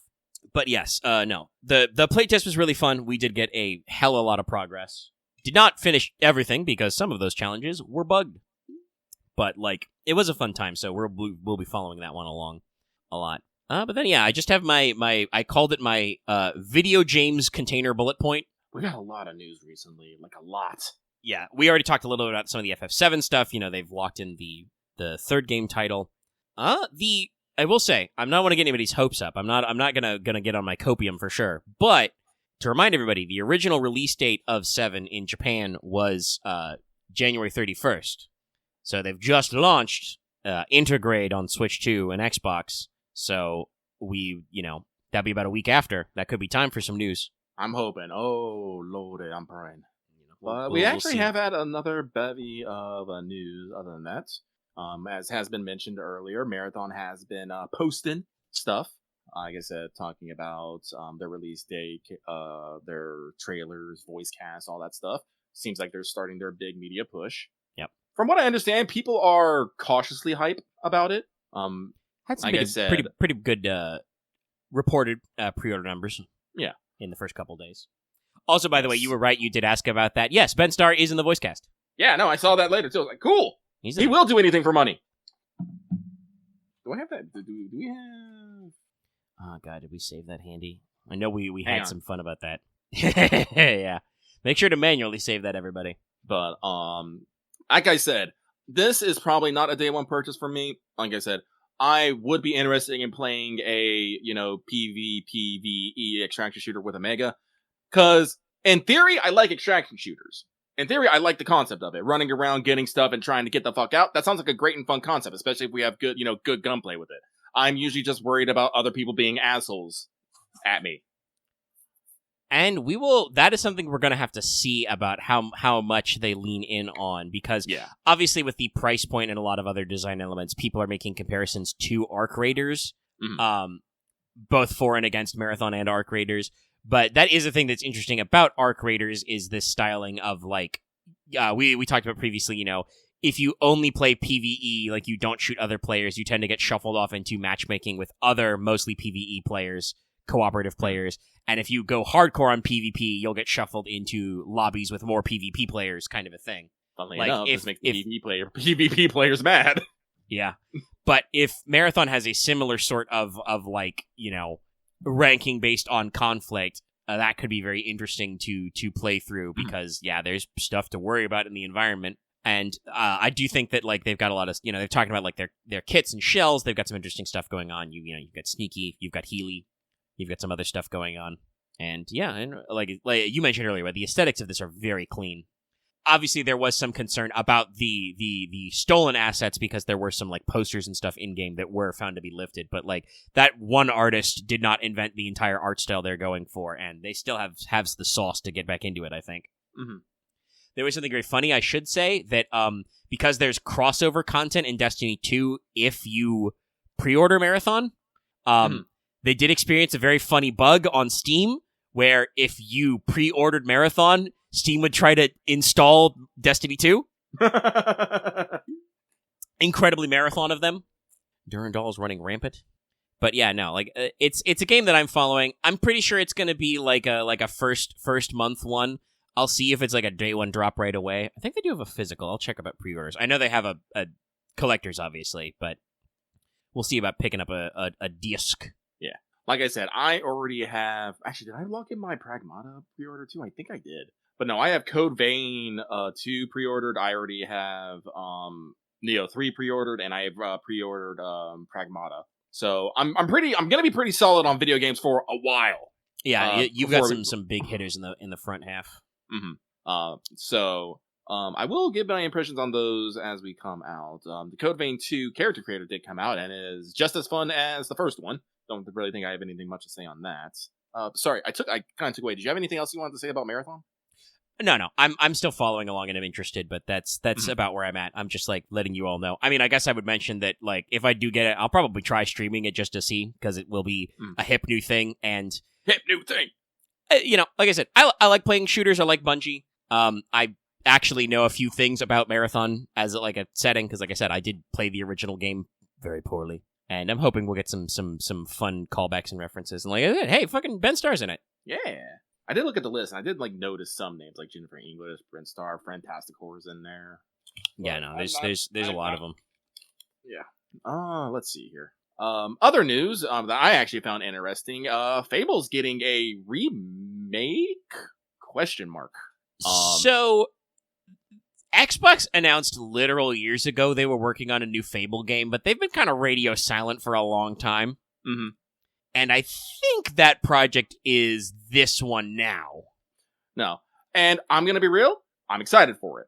I played Fable 1, 2, and 3. I think I only beat 3 out of them for whatever reason. And generally, I like them. Generally. There's like things hit and miss about them all of them, but guys, I'm going to be real. No game is fucking perfect and no game... Well, no, that's a lie. There are some games that are absolute fucking slob, but generally, if you try, you can find something you can like in game. Fable is not as bad as people think. Alright? It is probably a little bit better than okay. And what it seems like they're doing in the remake is that they are leaning much more heavily on the British humor side of things, which may be a little jarring for, non-British. I do recall, in Fable 3 constantly finding used condoms and just going, what the actual fuck? But now I go, oh, that's British humor. Yeah. It's a Jimmy. I mean, yeah. I experience enough crossover. I've been introduced to enough dry British wit to find the screen cap they showed of your reputation in town is a rich twat. Just be like, yes, this is very British. And so, like, I'm excited. Like, the game looks, I don't want to say phenomenal. The game looks good, and we're gonna do all the game. Yeah. And we're doing all the things in Fable that I liked. You get to, buy houses, you get to do little mini games, you get to cut things, and you get to, be a dude. There'll probably be some sort of story in Fable. I'm gonna be real.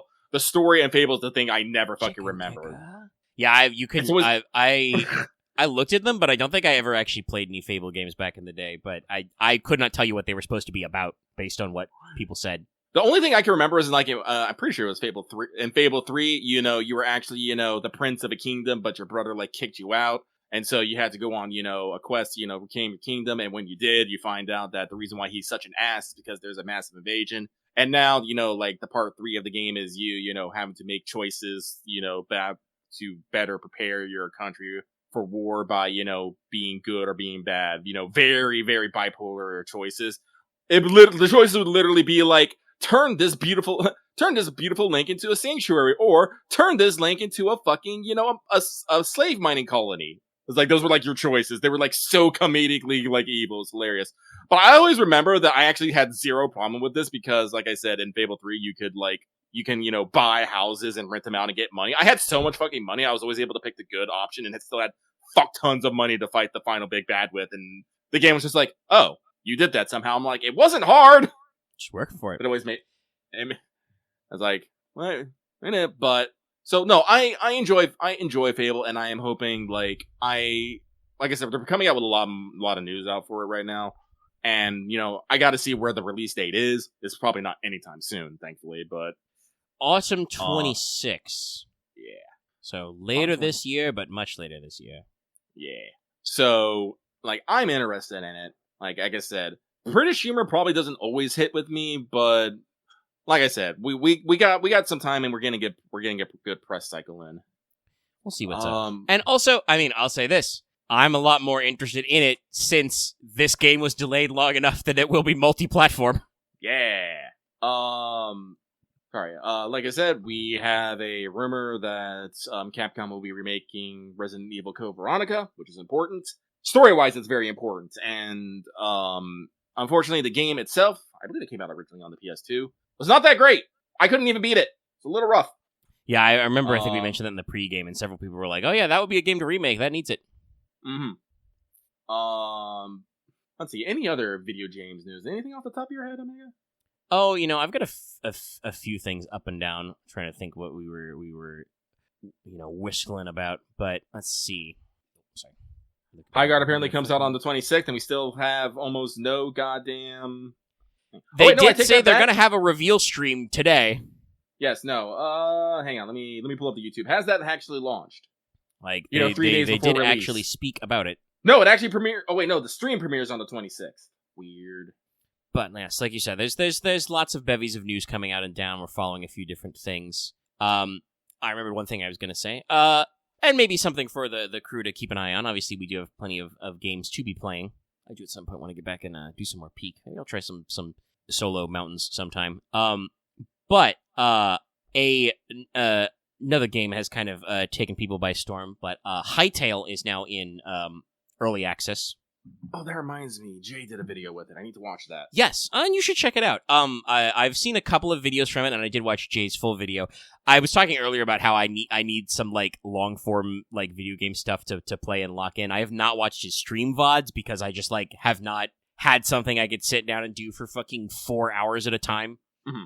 That didn't require me to exercise my brain. Because believe it or not, actually, like while I did say that like parts of the Samurai Remnant story didn't grip me, I do not like to like multitask with something I'm seriously trying to pay attention to and also read FGO. So there's some not content overlap there. But what I've seen of the video footage and what people are describing, so Hytale, if you didn't know, I believe the original, and forgive me if I don't get the complete backstory correct. You can always, like I said, correct me in the comments.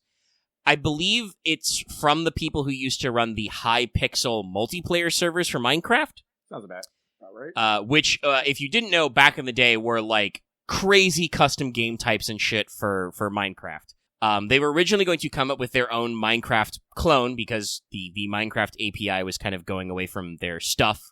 And they wanted to make a standalone version of their minigames and whatnot. They got bankrolled by Riot Games, purveyors of League of Legends. Mm-hmm. And we're going forward. Last year, I believe, Riot decides they're going to can it. They're going to cancel the project and dump it, basically. They were, like, in the early access, like, ready to go to early access, and Riot just went, nah. The original guy and some of his team bought back the IP and have now released the game. So it is another block and craft game. It is, very Minecraft stylized. But their focus of the game, especially in this early access phase, seems to be much more on adventuring. I've heard a lot of people compare it, and I can see the reason for it with the way I've seen in the video footage. It is a lot more like a 3D Terraria. Oh, okay. Like, first of all, you actually have, like, mobility. There are, like, different weapons which do different stuff. If you watch Jay's video, he's playing with rogue knives, so he's doing, like, fucking dash attack, jump attack, spam knife attacks kind of thing. Okay. And there's also like, swords, magic, other stuff. You'll see a little bit of Scorch in that video as Scorch just makes an absolute little goblin creature and carries around a giant club. But they have like, honestly, for being in like their early access, like here's what we dug out of the trash bin at Riot Games and need to release, like very good variety of environments. There's less focus on the, like, specific grid-style crafting and more just, like, if you have the ingredients in your inventory, you click craft, you make it kind of a thing. Mm-hmm. I don't think I made it into the final video, but in one of Jay's stream VODs, they talked about the Clash specialization tree. Vintage Story's at one end, Hytale's at the other. Vintage Story is the, hyperfixation simulator of, like, no, you will cool the metal, you will hand nap these flints.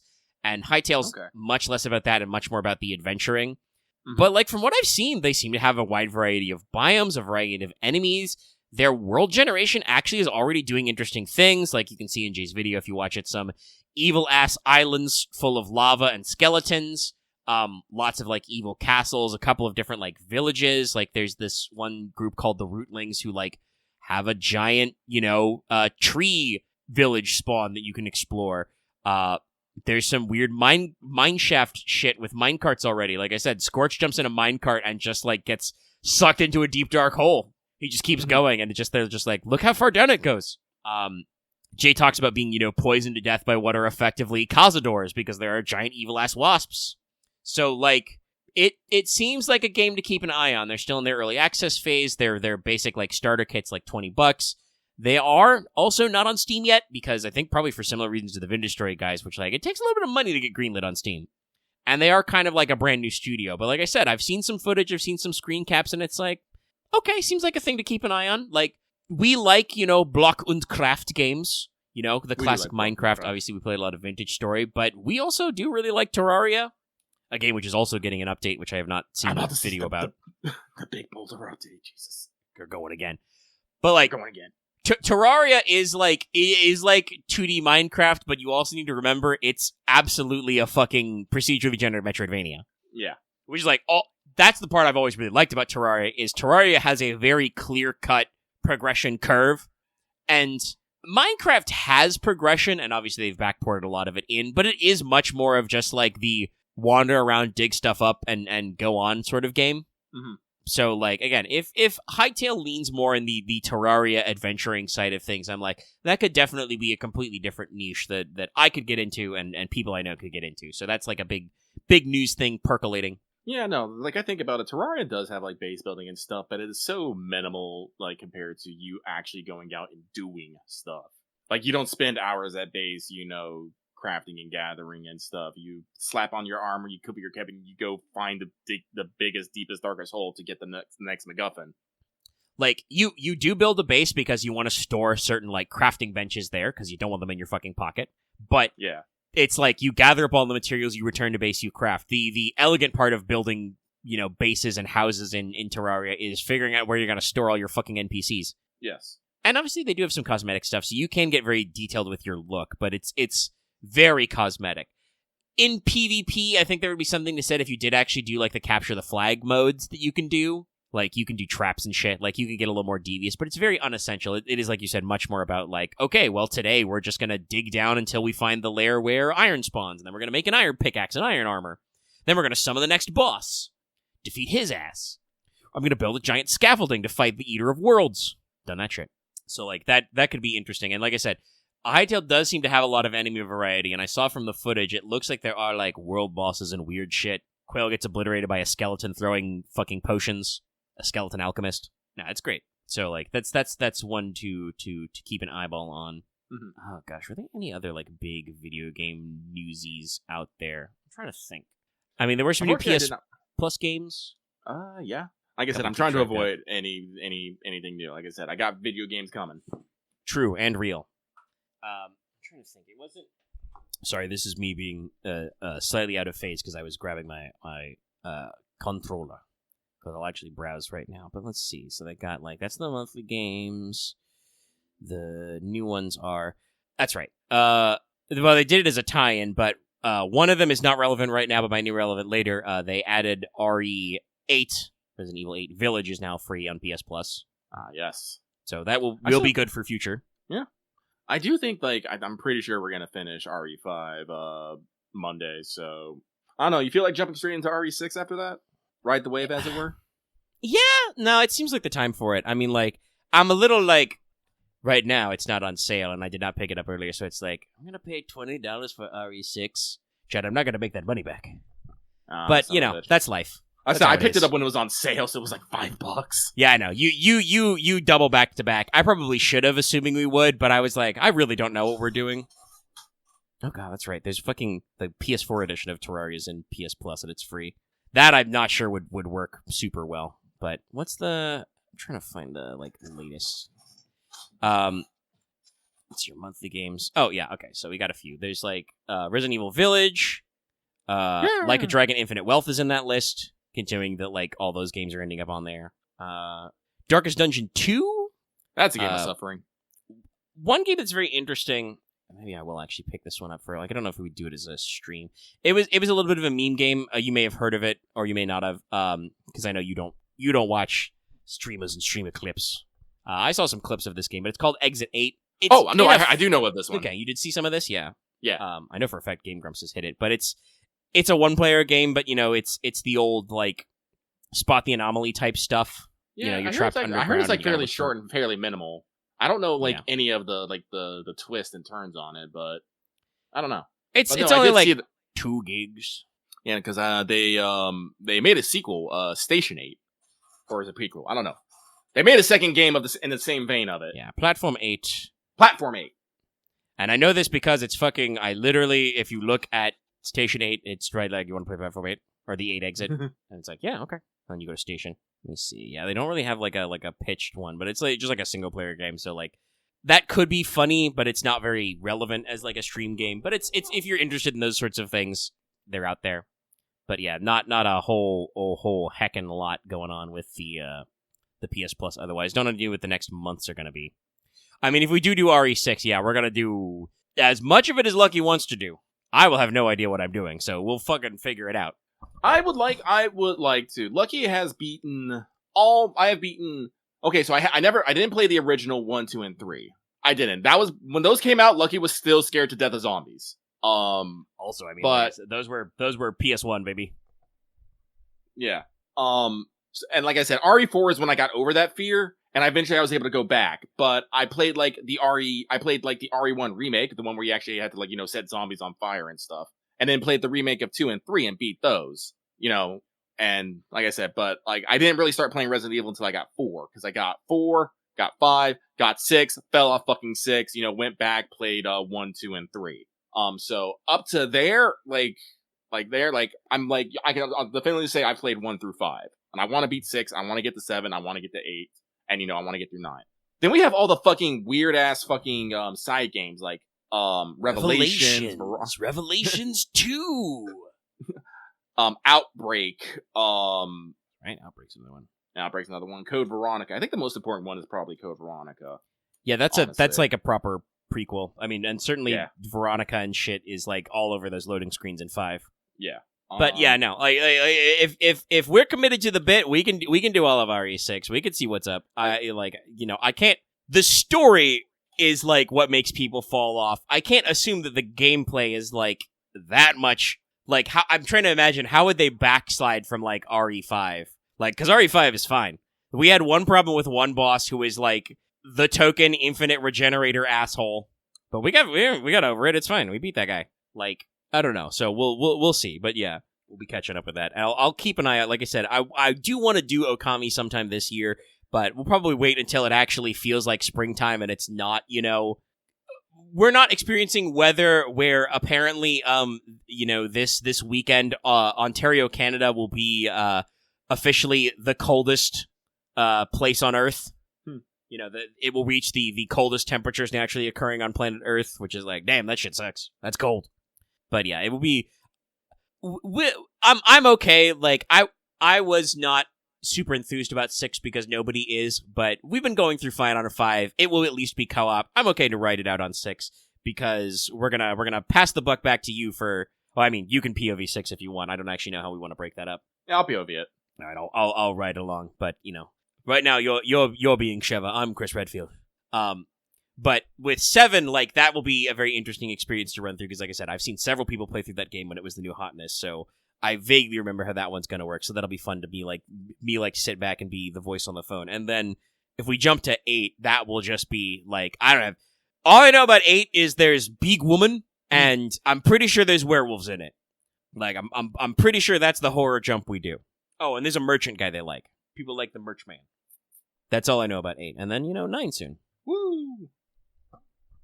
But yeah, I'm trying to think. I don't actually think. Yeah, I don't. I probably had more video game stuff to think about earlier, but we've been recording for 420 just blaze it minutes, hours, whatever. So like, I don't know. I don't remember anymore. It wasn't that important. All right. Let's see here. Well, I think that's everything in the list so far, because that's anime and stuff, Far Far West, Movie Night, and Bill Video Games container bullet point. So I guess the only thing really left is rain. Yes, your mandated rain talk. Excellent. We did play last week. Following up on the. I can't remember. Was it the week before last that I had to crash out, or was that the week before? Was that 2 weeks ago? I can't remember. What is time? Yeah, I don't know. Something. Anyway, but no, wait, no. Yes, no. This was our first episode after No, second episode after Craft Out, because we're still taking our, our government mandated breaks in there. Yeah, this was the second one because we actually we have posted 66.66 or 66.66. No, we have not done 67 yet. Let me get on that real quick here. Yeah, that was what I was just going to bring up because I'm like that we posted one of those last week. I actually posted it on the day we normally post Let's Talk FGO because we didn't record, and so we should have another one in the can, the keister, the pocket. That's on the 18th. The war in the pocket. So this one will be 68. Hey, wait, this one wouldn't. No, this one. No, 68 is upcoming. Not quite nice yet. I also don't. I'm thinking back now. We'll be able to see, I guess, but I'm pretty sure we managed to avoid making any 6-7 jokes because we were talking about how the funny part is that this is the actual 67 because the last one was 0.66. We're having the jokes.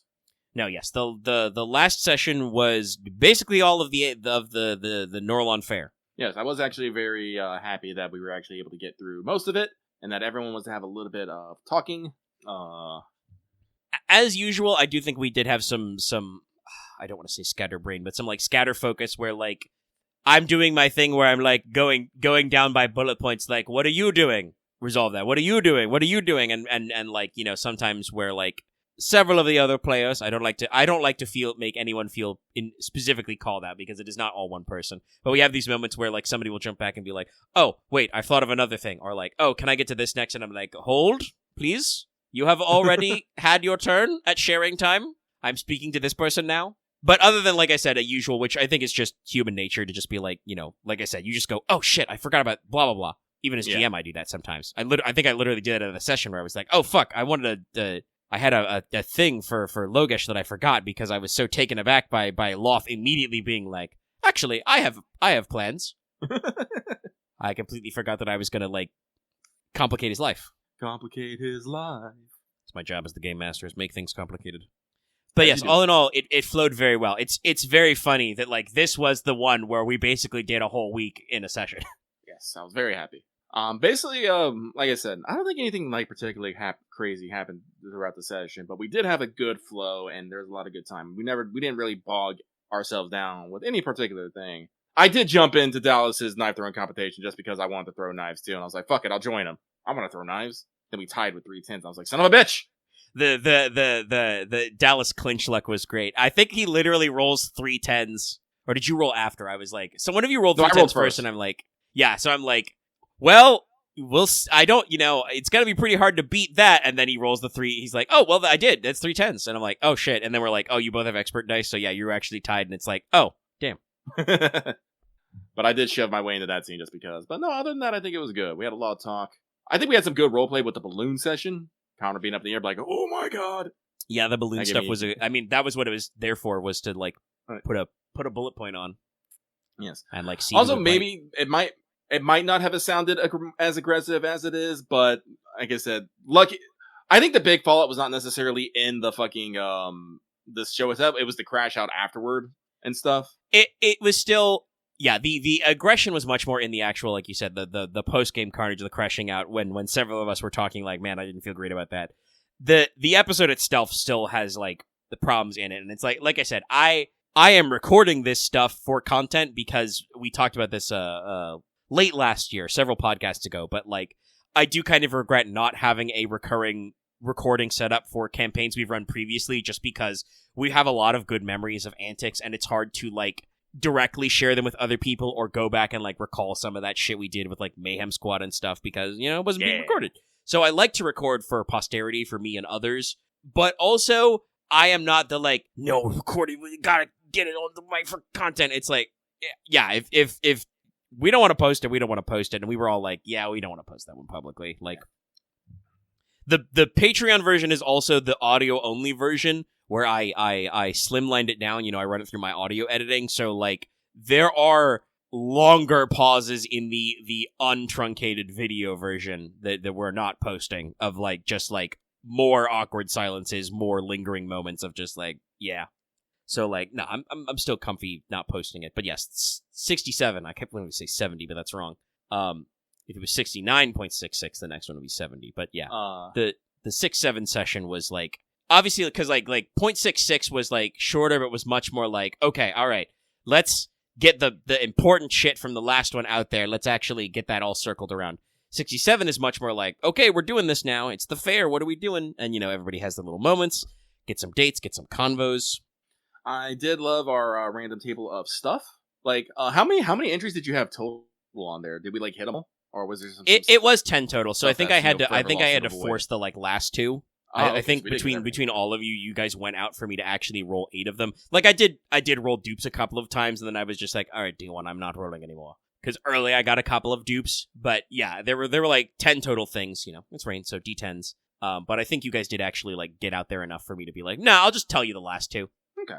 I'm a little sad that I didn't randomly get the chicken catapult organically, because that would be just imagining Enos, minding his own business out on a date, or Conrad's yes, I'm looking at blacksmithing. I'm looking for, maybe I'm going to purchase some new gear for dueling, and just be like, so you're nearly hit by a chicken launched by a catapult. But it just became more of a post-game joke, and you guys hit all the really interesting ones. No, I am. We got to get. I don't want to call it Star Labs, because if we call it Star Labs, Dallas will never stop making the joke ever. No, and it's hard enough to get Dallas to not make jokes. I told you, make it Laboratorium Stella. That sounds good. That's Star Labs, but Latin. Yes. But yeah, no, I pitched a lot of. Yes, but if we keep it that way, he's not gonna be not making those references. Yeah, I never said that Dallas made the joke. I just said we will not be able to stop him. He will keep at it. Well, you can't do that. That's you, because you already made the reference. Yeah. That's the thing. Now, if you brought up the reference, he's going to keep talking about Star Lab if we keep it that way. So we got to not do that, because he's going to keep thinking comics thoughts about it. But yeah, so, and I can do a little behind the scenes on that. Basically what I did to set up the Norlon Fair and all that stuff was I just Googled, inventions from, various periods, usually 1600s through 1800s points, and, picked ones that made logical sense based on stuff we've already talked about. So there's some stuff that's maybe a little advanced for the world, but some stuff that maybe should have been already brought up, but wasn't, because it just didn't come up. And wanted to just cover a lot of stuff that I think would appeal to you. Some of it was purely interesting. The fire extinguisher was, I think, that was actually invented right around the time of colonial America. Yeah. And I'm just or the Napoleonic era, and I'm just they'll think this is cool. You did. Yeah. And others were a lot of my stuff in my non-random list was stuff that I was definitely yeah, no, the guys are going to be interested in this. Axe and Leslock have been talking about rapidly disseminating information. So I was so I've discovered this thing called lithography, and it's just yeah, no, we're going to get in there. Working in several gun-related things, several firearms-related stuff. The one I was most interested in is the potential grappling gun. Yeah, obviously, the hand mortar grenade launcher is okay, that's neat, but I did include that one because I did find out that those early hand mortars were used to throw rescue lines, and I'm oh, what's the thing I think the guys will care about with all their water stuff? And it's and then we can maybe turn that into the grapnel gun. The grapnel gun. I'm excited for the grapnel gun. No, we had some good stuff. I have not been working on it yet. Because actually, a lot of what I've been spending my work time on is working on the 14 tabletop video. It's coming along. The script is done, and I am now actually working on the video, and I'm having a blast. Actually, it's surprising to actually think about, but I'm having fun setting up visual assets and actually experimenting with some stuff that I've never really felt the need for. If you're listening this far, let me know if you want me to go all the way for embedded music in Wanted. Because that's something I've always known I could do, but have not, gone out of my way to set up. But I am doing that in the 14 video. I'm actually picking, because 14 has a great soundtrack you can use for this. So, we're actually putting music under my speaking audio, in the background. I have a little it's not actually a lower third, but I have a little subtitle in the bottom corner that pops up when the track switches to let you know, now playing. Figured a couple of neat tricks, and it's should I bring some of these to Wanted? I don't know. I'll see if people get that. I did catch there were a couple comments about some of the audio cues and music cues in the last one being too loud. It's my bad. I'm gonna assume what happened is that was when I was still feeling crappy, feeling the sickness coming on. So what I probably did was I was talking low, so I ran Amplify a little to boost my speaking audio. I probably accidentally amplified some of the sound effects. I just didn't catch it. And it's like, sorry about that. I'll pay better attention for the upcoming, because there will be a Wanted probably sometime early 2 weeks from now. Yeah, it'll be over a week from now. So in the 10-ish days range, we'll do Andromeda. But yeah, so I have not caught up to it, but like since we did have that big conversation and you guys really did like a lot of those things and did actually see all of the projects, there will be, I think, post Summer Court, a big refresh expansion of the various things that Aramita is working on, because generally you guys, first of all, I mean, I have actually one of the things I've been doing to kill time, because they're more bite sized. They're like 20 to 30 minutes long. I've been rewatching the Dragon Ball Z abridged commentaries they did a couple years ago now. The guys at Team 4-Star talk a lot about not like blowing smoke up their own asses and stuff a lot. It's like, I don't want to toot my own horn too much as a game master. My players will go to bat for me on that in certain aspects, but it was definitely my design to be like, I'm going to introduce some minor NPCs. We'll give them some names. We'll give them some simple backstories, but we won't go too whole hog on them. But we'll introduce some faces to some inventions, because you guys have been talking about recruiting a larger team for Aramita to work on, building a full science team, if you will. And I'm like, and these guys will probably bite on these projects, and then it's like, oh, yes, no, yes, this guy is inventing, new breech-loading firearms. Yes, recommend him to the team. We've got people working on static jar batteries. Yes, put these projects on the team. And I'm like, yeah, that was what I was going for. That was my design. It was by design, chat. Gasp. No, but moving on from the Nolan Fair, we'll be finishing out the week with Enos's big bad Midsummer Gala, which is going to be interesting, and Mega had to draw up a huge-ass guest list, so I'm kind of curious to see who showed up. That was absolutely like when, especially once you shrunk it, I was definitely like, okay, the guest list has to be for realsies. But then, of course, I gotta be on my nefarious shit. Honestly, like, in hindsight, I feel like I should have shrunk it more. One of the things I was kind of hoping, like, one of the PCs or an NPC would do would, try to, slide Enos, a stack and be like, hey, yo, can I get an invite to this thing you're doing, Enos? No one talked to me about shit. I was like, okay, fine. Next time, I'm gonna make it super fucking private, and you're gonna want to beg me for an invite. That may work. That could have been... I might have tried some stuff with some NPCs if you telegraphed to me that a little better, but I had a lot of regular invites to go through, so if you shrunk it, that would definitely probably make it easier. No, like that was my thing. I wanted to make sure that we had enough like people, but I was like, no, I probably could have made the guest list way smaller. 4 was more kind of intimate. good. I mean, you could have cut out the +1s, and that would have made things very interesting. Yeah.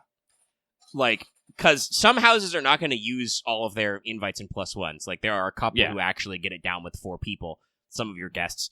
Others don't actually, even with 8 total people, 4 + 1, don't have enough. So we got to get a little funny. But I like it when we get a little funny. Like I said, that's my nefarious shit. You're gonna see some interesting wombo combos.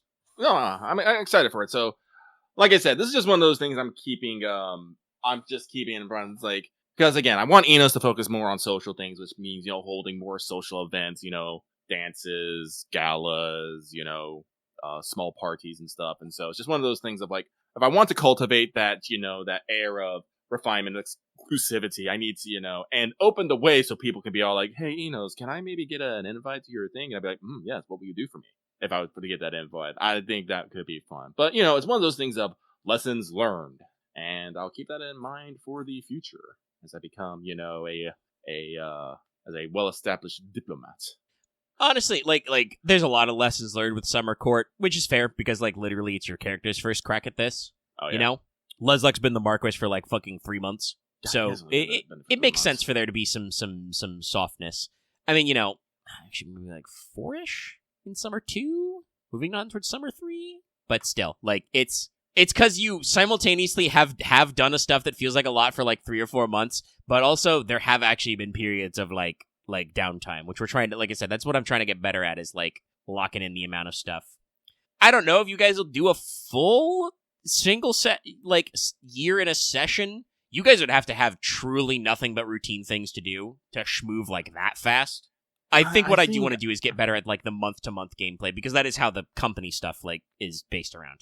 No, I think honestly, once we get I think our fall will still be pretty back, but once we hit winter and we're going to Celticy, I don't think we we might be able to get through like most of like the Celticy and surrounding areas in like 2 months.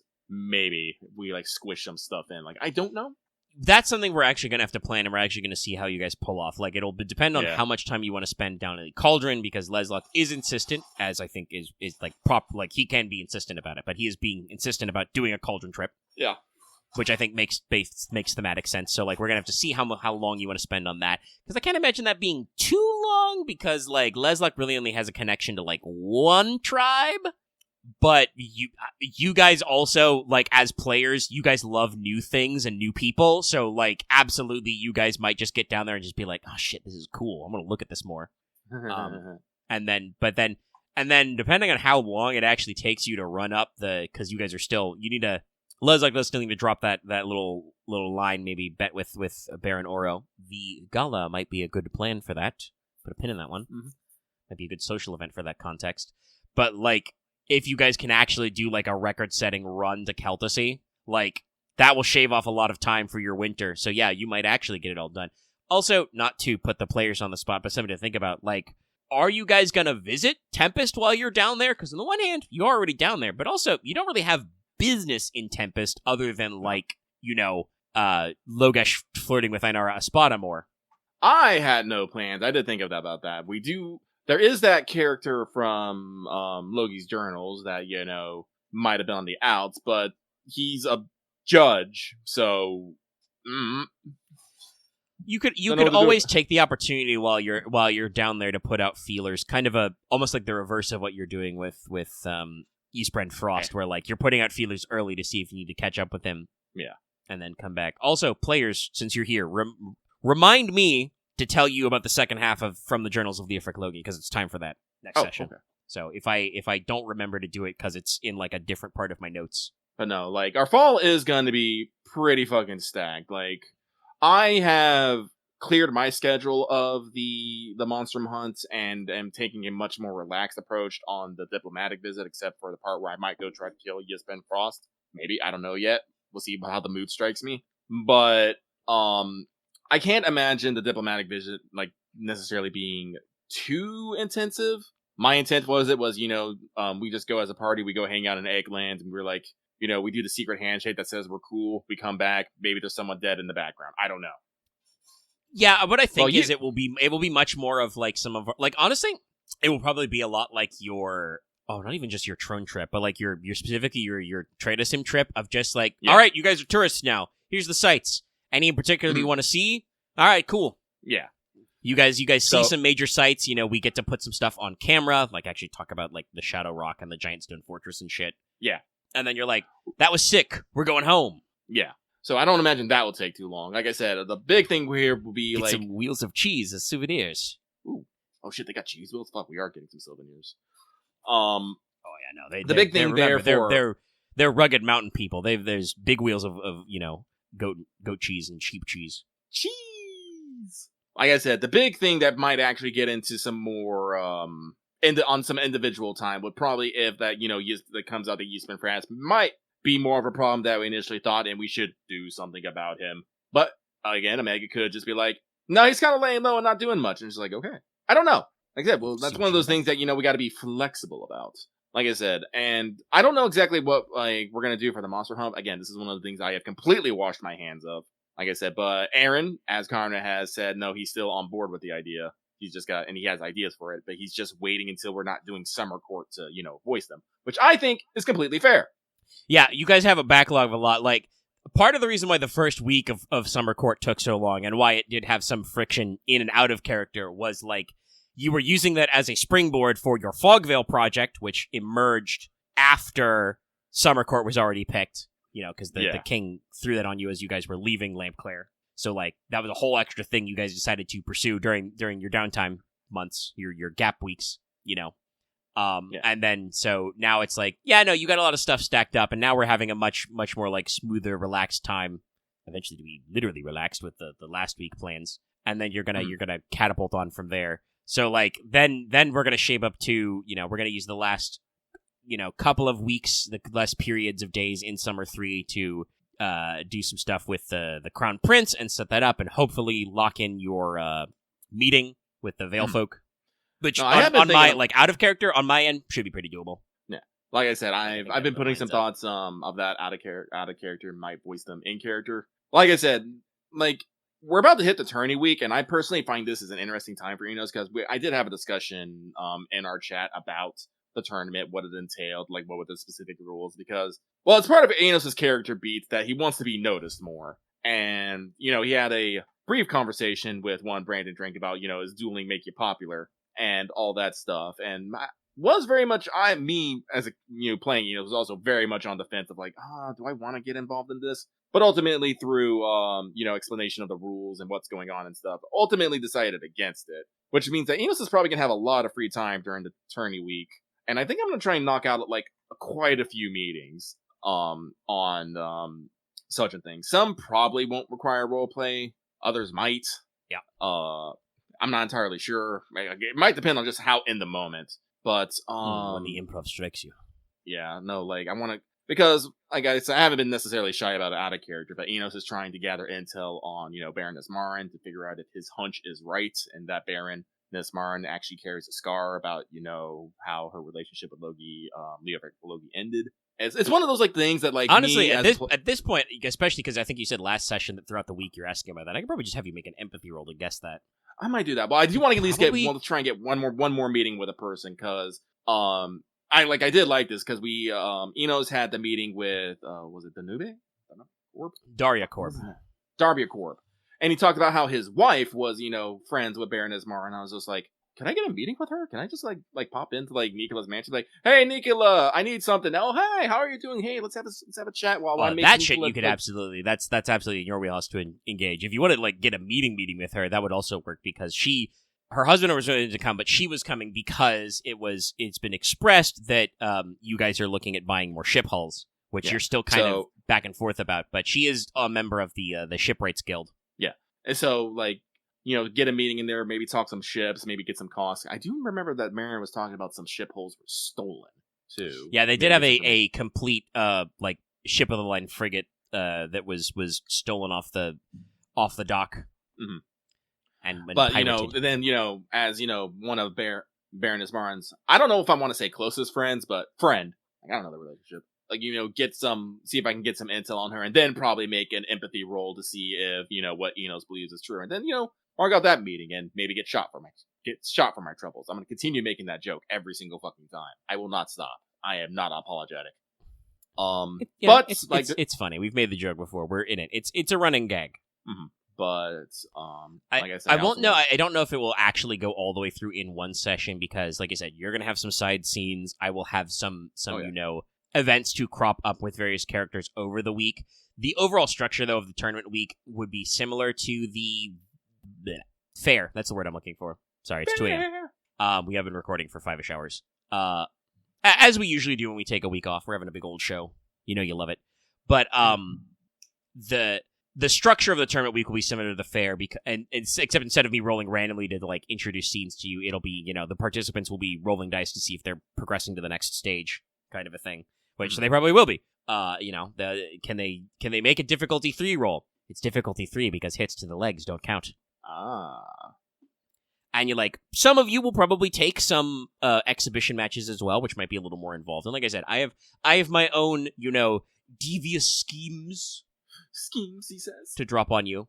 But the overall structure should be pretty straightforward until we get to the final day, which is, like I said, there's actually supposed to be like a single elim bracket to actually run that through, and that will be like a little more involved, even if it's just me talking, because I don't think any of you are actually, none of you are in the beginner's bracket, so that'll probably just be talking through the my mental of what I'm picturing. But that can also be riveting for you guys to be in the stands and me talk about the matches, who's gonna make it where, what's going on there.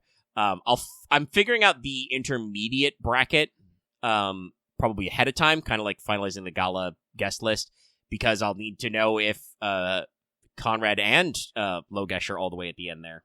Because I'm pretty sure Logesh is entering, and if Logesh isn't entering, I have to double check, but I'm pretty sure he's got some missions or something going on him about acquiring new passions. Mm-hmm. Actually, for sure, Conrad's in the intermediate bracket, so if he wants to get his craving about showing up the Logie boys, that's it. I'm going to be it's one of those things where it's like, well, I can't make you make a roll to not do it, because that's not how this works, but, like, if a roll comes up that's about you not doing it, you're taking penalties. That's what we're doing here. So, like, reminding you that you're going against the grain here. So we'll see. And then not only does he have to, like, formally enter, but then he has to see if he progresses all the way to the end and how the bracket shakes out. Because I have obvious picks for, like, what would be the most dramatic, but we don't know what's going to be there. And then the Masters level will be funny, because that one can almost be assured that at some point more is going to be in the final tiers to be a slobberknocker. That, you know, I have a few pieces of music I go back to all the time to, like, inspire me, but I think I've said this pretty heavily that, like, my mental vibes for when I'm trying to get in the head to write stuff about Moira is fucking, like, that's just the Arcadion themes. Like, Unleashed in particular is just, like, that's, in my head, that's a very, like, Moira motif. It's gonna be a rematch against Rosenrot. Let's go. A thirst for battle, dear I feel. God, the music's so good. But yes, get a meeting with the... Also, I do want Nicola to probably make Enos, like, some fun alchemical tricks. I love having a bag of tricks. I really do. I almost never get to use a bag of tricks, though. Like, I want to get some smoke bombs and maybe some other fun things. So I'll go harass Nicola and see if Dallas has bought them for his character. He might have, he might not have. I don't know. Nicholas is all over the place with his character. Double check the list, but I might also have another separate funny thing. The question is how Enos would find out about it. But I explicitly have gone out of my way to once again lean on the other half of Logesh's family tree, and so the fair week I stuck in with Ember Palak. No, if Nicola doesn't have it, he's totally going to go ask Ember Palak, because I do remember that they have some minor alchemy and may be able to make such things. Yes, but I think Nicola, her mother was a before she got married was a lay priestess at the Temple of a Thousand Candles. So no, he does know that he could, if need be, but I think if you've seen her physically, I think her physical description, I don't remember if I read it out loud in the session, but it is in my notes that in her physical description, in addition to the lantern and the tool roll she keeps, she also has pouches of alchemical supplies on her. I don't know if Enos has seen her. That might be the fair. I could make you make a roll about that or not. Because that's the thing. She has been with Logesh. But yeah, you and Logesh are still in character having your little tiff. Yeah. Maybe I'll lean on Loth to resolve that, like maybe at the gala or something, to mention that he finally sold that fucking diamond. Spoilers, he sold the fucking diamond, chat. It happened. Tune in to hear the whole story tale. But, no, but I was gonna say, if Enos went to, Ember Palak first for alchemical supplies, I feel Dallas and Nicola would be slightly hurt. So I'm like, so at least I'll go check. True. I don't actually, would Nicola? Hard to tell, because there's like to kind of like balance back and forth of like Dallas likes being useful. Yes, like, and Dallas likes Nicola. to be useful. And he likes to like feel like his character traits are involved, as everybody does. It's always good when you hit your marks and you get in your niche. It's weird because like on the one hand, Nicola has his kind of like self-effacing, like woe is me, I'm worthless. Let me take the blow for you, sire. No, take me instead. Like he has that shit, but also Nicola is like does actually like has brought up before when people talk about this stuff of like, hello, I'm a doctor and a scholar, like right here, guys. This is my one thing. Like, yeah. And I don't know if that is necessarily about just Dallas being Dallas, because like that does feel like a proper Nicola beat to be actually like, no, my medical skills are the one thing I do have pride in. This is like my hat. This is my move. Show me your move. And you have previously gone to him for like all of your rigmarole with trying to set up your elemental, trying to set up your stand. I've semi-given up on that. the dice just hate you about it. All I needed was 110. Would not give it to me. Fuck them. Maybe later. Maybe next year you'll get a stand. Maybe. I would like a stand. It'd be very amusing. But, like I said, I've done some like rejiggering of like Enos' focus and stuff. I've talked about that. I have made him a much more deadly combatant. I don't think which is why you decided to skip going into the tournament formally, because like I actually I wrote out the fucking rules in text blocks and I quoted them to you. I even typed quotes in my post, and it's like you were like, no, I think I'm gonna get penalized if I actually do my like martial techniques. Yeah, and it's like, yeah, no, probably. Hell's Hook's nasty. Hell Hooks is nasty. Like, good. And we were talking about the chain fighting, and like Enos doesn't feel nearly as confident with chains as he does with his knives, which is poignant because he's only half taught. Yeah, and I think that's a good character beat, because like I even mentioned to you that I wrote that in my notes, that like it was in my discussion as an example that like Enos's chain style with the weighted chains rather than the knife heads would be permissible because it is a blunted, arguably very safe weapon. Mm-hmm. But it is in character the thing that Enos doesn't feel as confident in, and that's even in my notes I put down like Enos is not planning on entering, but if he did, his chain style would be permissible. Whereas, like, using a bullwhip wouldn't, because if you're using a bullwhip to hit somebody, that you're gonna hurt them. Like, it's not gonna be like a life-threatening injury, but it's going to hurt them, and there's not really anything you can do about that. You can play off flesh with a bullwhip if you're good with it. And that is part of the, like, literally part of the techniques you can get in the rapier and whip style. One of them is like, by the way, if you attack somebody with a whip, you do killing damage instead. Scary. Because it's nasty. I have a lot of fun designing fighting styles. Oh no, it's great. There's so many in there that I want to try out at one point or another, but like I said, like it's just one of those things. Building fuel for future characters and future series, I guess. I am excited. I am somewhat excited for Rain New World. That is like one of the like the funniest things ever. Like, you were talking about cuisine, and we went down the whole. Well, I don't know if you did, but I did. I went in and actually looked up what is known as the Columbian Exchange, which is basically the trade of goods from the New World to the Old World, post, good old Chris Clow, finding that shit. And it's just like, just some things that we take so much for granted, like, just did not exist before that trip. So maybe getting like a chance to like visit some sort of like new, like quote unquote new world, and be first explorers on the ground in a Rain campaign could be very fun, I think. Yeah, I didn't go through like the literal list, but like I do cross-check everything. I think I talked about this because I was planning out the menu, the dinner menu for like your finishing feast, and I'm just like, oh, I'm killing for like some new, like trying to set up like appetizers or like late game snacks, and it's like, what? It's like, oh, roasted nuts is a very good selection for this course, and I'm like, oh shit, what fucking nuts do you have? I know you don't have peanuts, and it's like, what's that? Pistachios are a New World nut? Damn. like just trying to figure out like, oh shit, like, and it's things you'd take for granted, right? Like, you'd never be like, oh shit, are pistachios New World? Yes, they're South American originally. They're related to another common nut you eat. I don't remember which one, but like, yeah. So that was like that little thing of like going back and forth, and it's just like, oh yeah, we do got to think about these kind of things. So yeah, that would probably be like the primary point of a lot of that would be like exploring, finding new trade goods.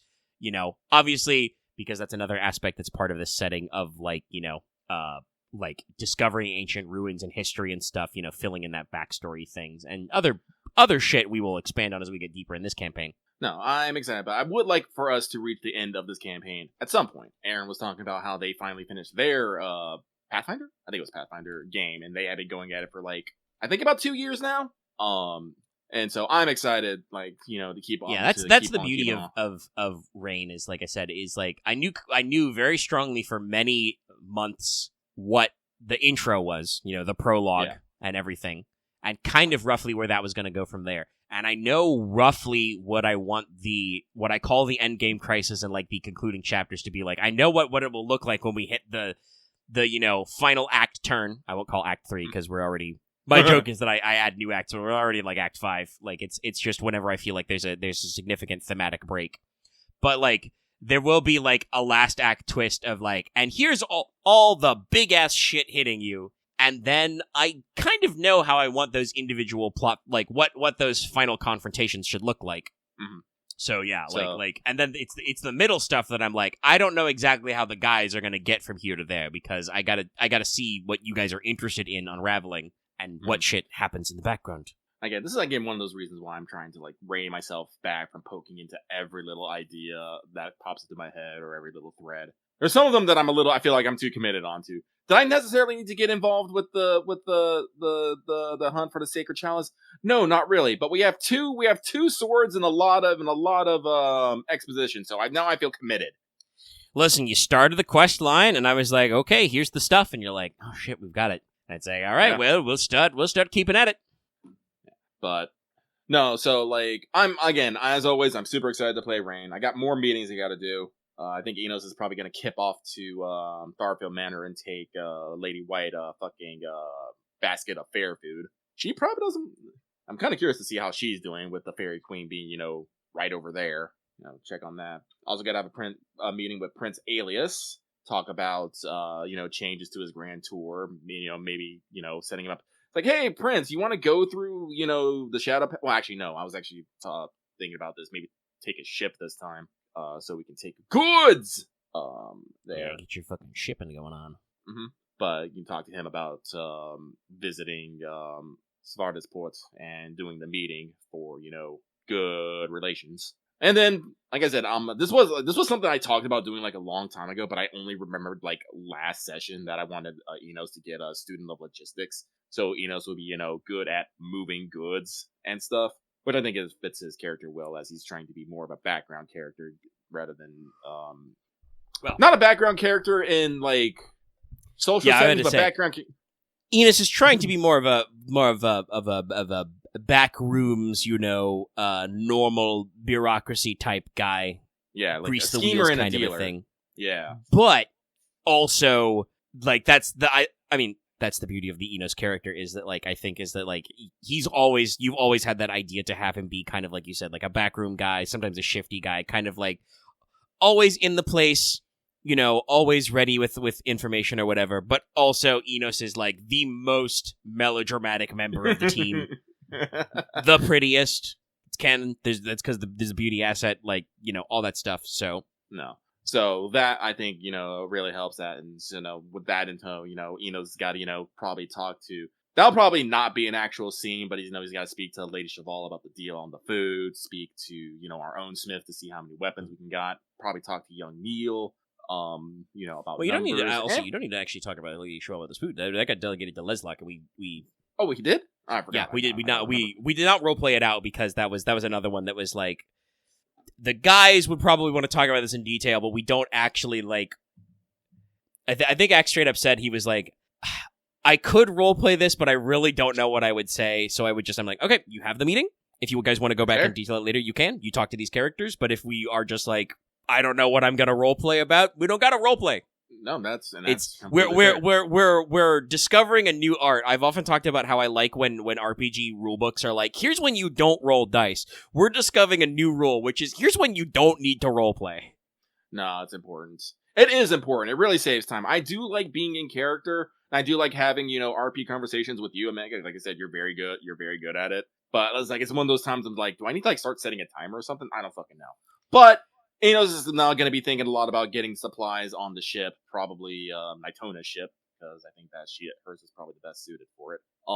And taking a big old hole of supplies to the Fog Veil to help them in the fall and maybe a bit in the winter, because things are official now. But like I said, so Enos is probably going to be running a lot of side meetings on the tourney arc. Maybe get an exhibition in there. I don't know. Like I said, I think that thing that Brandon Drake said, it's all like, it's, people who are, really good duelists are like pretty fucking cool. But if you're one of those guys who just constantly starts fight, you're kind of a cad. So Enos is like thinking of that line of like, okay, I won't challenge anyone to a fight, but if anyone challenges me, I'm going to kick their ass and look good doing it. So it's one of those things of like, depending on that kind of like, yeah. Talking to Brandon Drake, I think was a great move for Enos because like, no, that was before he got his ass beat. And decided to be like, shit, I gotta get my life together. And you just know that he walked right by, I just imagine in my head, he was just like minding his own business and walked right by some guy like sticking an advertisement for like swordsman wanted, founding new company of blood shields. And he's just like, aha, my destiny is open. Yeah, no, that's totally a moment where like that guy was originally supposed to be like a bit villain for like to set up some chances for you guys to get in fights. Mm-hmm.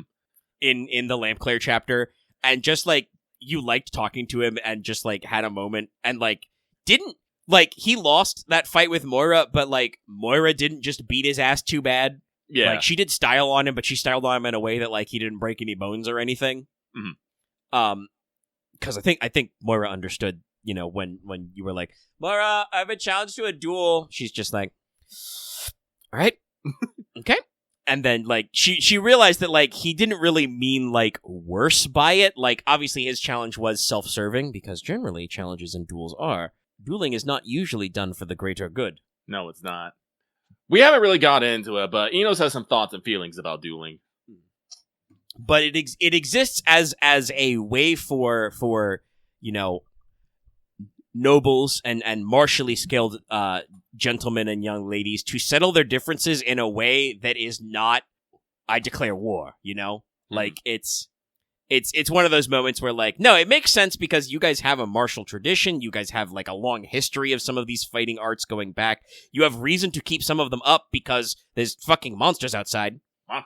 But as we've gotten away from it a little because you guys have not needed to debate the morals of just plugging guys with pistols. But, like, that was a big character factor early on that I think is still a little part of people's roleplay is, like, you guys should not, or people should not treat fighting Monstrum the same way they treat fighting people who are your fellow citizens, right? Yeah.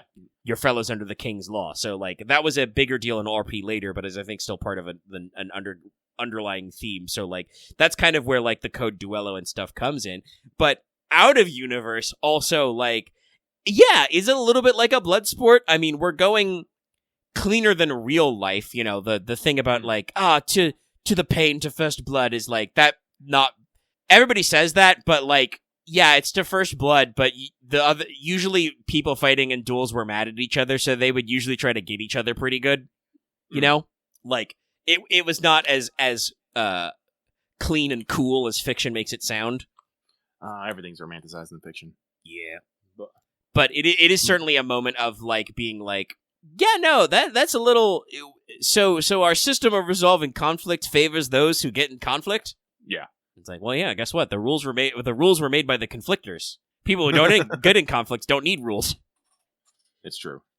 But, yeah, no, so I think we're gonna have a very good session next. What a lot going on. I think everyone, like, much like last session, I think everyone's gonna get a little something. Like, Enos will have his gala. I'm hoping we don't take too long on it. I do think that is probably gonna be one of the things that probably takes up the most time in the session. Like I said, you're gonna have a lot of characters. We're gonna have, you know, probably have a few scenes here and there.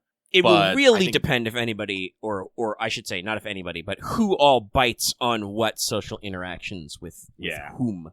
No, but once the tourney gets going, that should go pretty smoothly, at least until we get into maybe the final matches or the exhibition matches. But like I said, I'm not entirely sure how you're gonna do that. If we're gonna have, like, full, like, one-on-one combats or not. Like I said, yeah, I can say it. My plan is for, like, if you guys want to score any exhibitions, but also, like, for, like, the actual finals would be, like, yeah, that'll probably be, like, technically rolled, like, combats, like, with, like, okay, stats dice, hit locations, shit like that, like, going by sense order. It will not be intended to kill, because you are going to be wearing pads and using, like, dummy weapons, but, you know, it will be, scores will matter, and it will be a thing of, like, okay, well, guess what, I rolled 2 10s, so I don't want to use that to hit, because hits to the mask don't count. Yeah.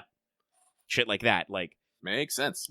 But still with the rules I've established of, like, you know, X number of points to win the round. So hopefully we won't have to track, like, it won't be like a real duel where I have to, like, track, like, yes, you've inflicted 2 shock to his torso. Okay. 1 killing damage to his pinky. Man, the pinky can handle a whole killing. That's a strong ass pinky. Well, technically, as per the rules, you have to go out of way and use optional rules if you want to actually sever limbs. It's true.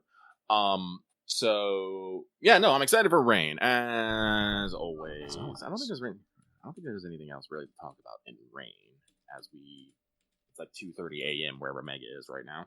Yeah, I gotta edit this. But yes, like, hey, at home, listen along, catch the new Rain app. Lookie's hopefully got it uploading.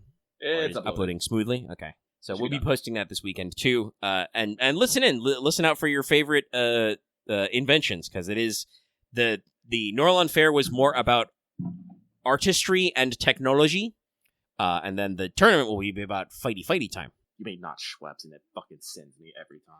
Yeah, no, I was like, what's the etymology of Schweppes? I need a name that's like that. What was it, Schwangau? There's something like Schwangau. Maybe we should have gone Schweber. Anyway, yeah, somebody invented soda water. Seltzer. Yeah, soda water. So, I do think that is it, Omega. Yeah, I was going to say, it sounds like we're ready to wrap. So we will wrap. Hey, if you've been listening this far, give us a like. Leave your comments down below. I've done several calls to action for comments throughout here, but I would just love to hear what you're thinking about stuff. Whatever you listened to me say that. If you haven't already, subscribe for more. We got some videos coming. Like, there's going to be a Wanted coming up, and like I said, I'm working on a big review of the Final Fantasy XIV tabletop RPG, and we may use that as a springboard for other projects. We got plenty of streams coming up. We're planning on wrapping RE5 this upcoming Monday. We continue to have Fail Betrayal streams on Tuesday, and go forth on still doing some 14 stuff on Wednesday. We did actually do what I said I would do, and mostly spent time doing leveling roulettes for Black Mage last time. Yeah. No, well, we should have some new content next week, so probably be good to get in there. New cosmic exploration. Maybe I will get back in the crafting and gathering. I did finish off one of my What You Make Making Me tiers, so I'm probably going to start working on my other crafters to get ready into some other areas. We're wrapping, so I don't want to go in depth in this, but that reminded me of something I was going to talk about earlier, which is, I know a lot of people talk about like job identity and stuff, and I'm like, I kind of would like a not an overhaul, but like a rejiggering of crafting jobs, because, God, there's a lot of crafting buttons. And I don't think there needs to be that many, because it's not like a dungeon job. Like, you don't level sync as a crafter, There are still old abilities that are good. Like, I did do some looking into this, because I tore down and rebuilt my crafting hotbars for like the third or fourth time. But like, people still use some older abilities, but it's definitely like, man, there's a lot of these. I wonder if we could streamline some of these, because they're all functionally identical. But yeah, maybe we'll do some more crafting and gathering on Cosmic Explorer. Or maybe we'll do something different, because we're also going to get the next relic step next patch, I think, too. Yeah. God knows what they're going to make us do for that one. But yeah, stay tuned for 14 streams. Obviously, check out Rain. And tune in next week for more Let's Talk FGO, where, like I said, our plan is at the very least to do a pregame for the upcoming English Valentine's event, because it should be about the right time for that. That's everything I got, other than to remind you that this episode is brought to you by our patrons. Wonderful, beautiful patrons like Adam Tarp, Blackest OG, Call Me Zed, Carlos Dragon, Gideon 1000, Crystallite, Rise of Kenji, Rogue Robin, Sharvor, and more. If you like what we do, want to see still more, consider supporting us on Patreon. You can get this and all of our other audio downloads, like our actual plays of Rain, for as little as $1 a month, or approximately $10 a year, because there is a discount on annual memberships. You do get percentages off. At higher levels, you can get access to video releases early, and I will say I will probably release the 14 video decently early to patrons, because I will want them to weigh in on if everything's working out and give me enough time to, re-edit it. So, that's good for that. At higher levels, you can listen to us record Let's Talk FGO live every week. And, of course, our highest tier, you get an on-air shout-out, like the rest of our whale tier. That is going to be it for this week's Let's Talk FGO. We'll see you back next time. Goodbye, everybody. Goodbye.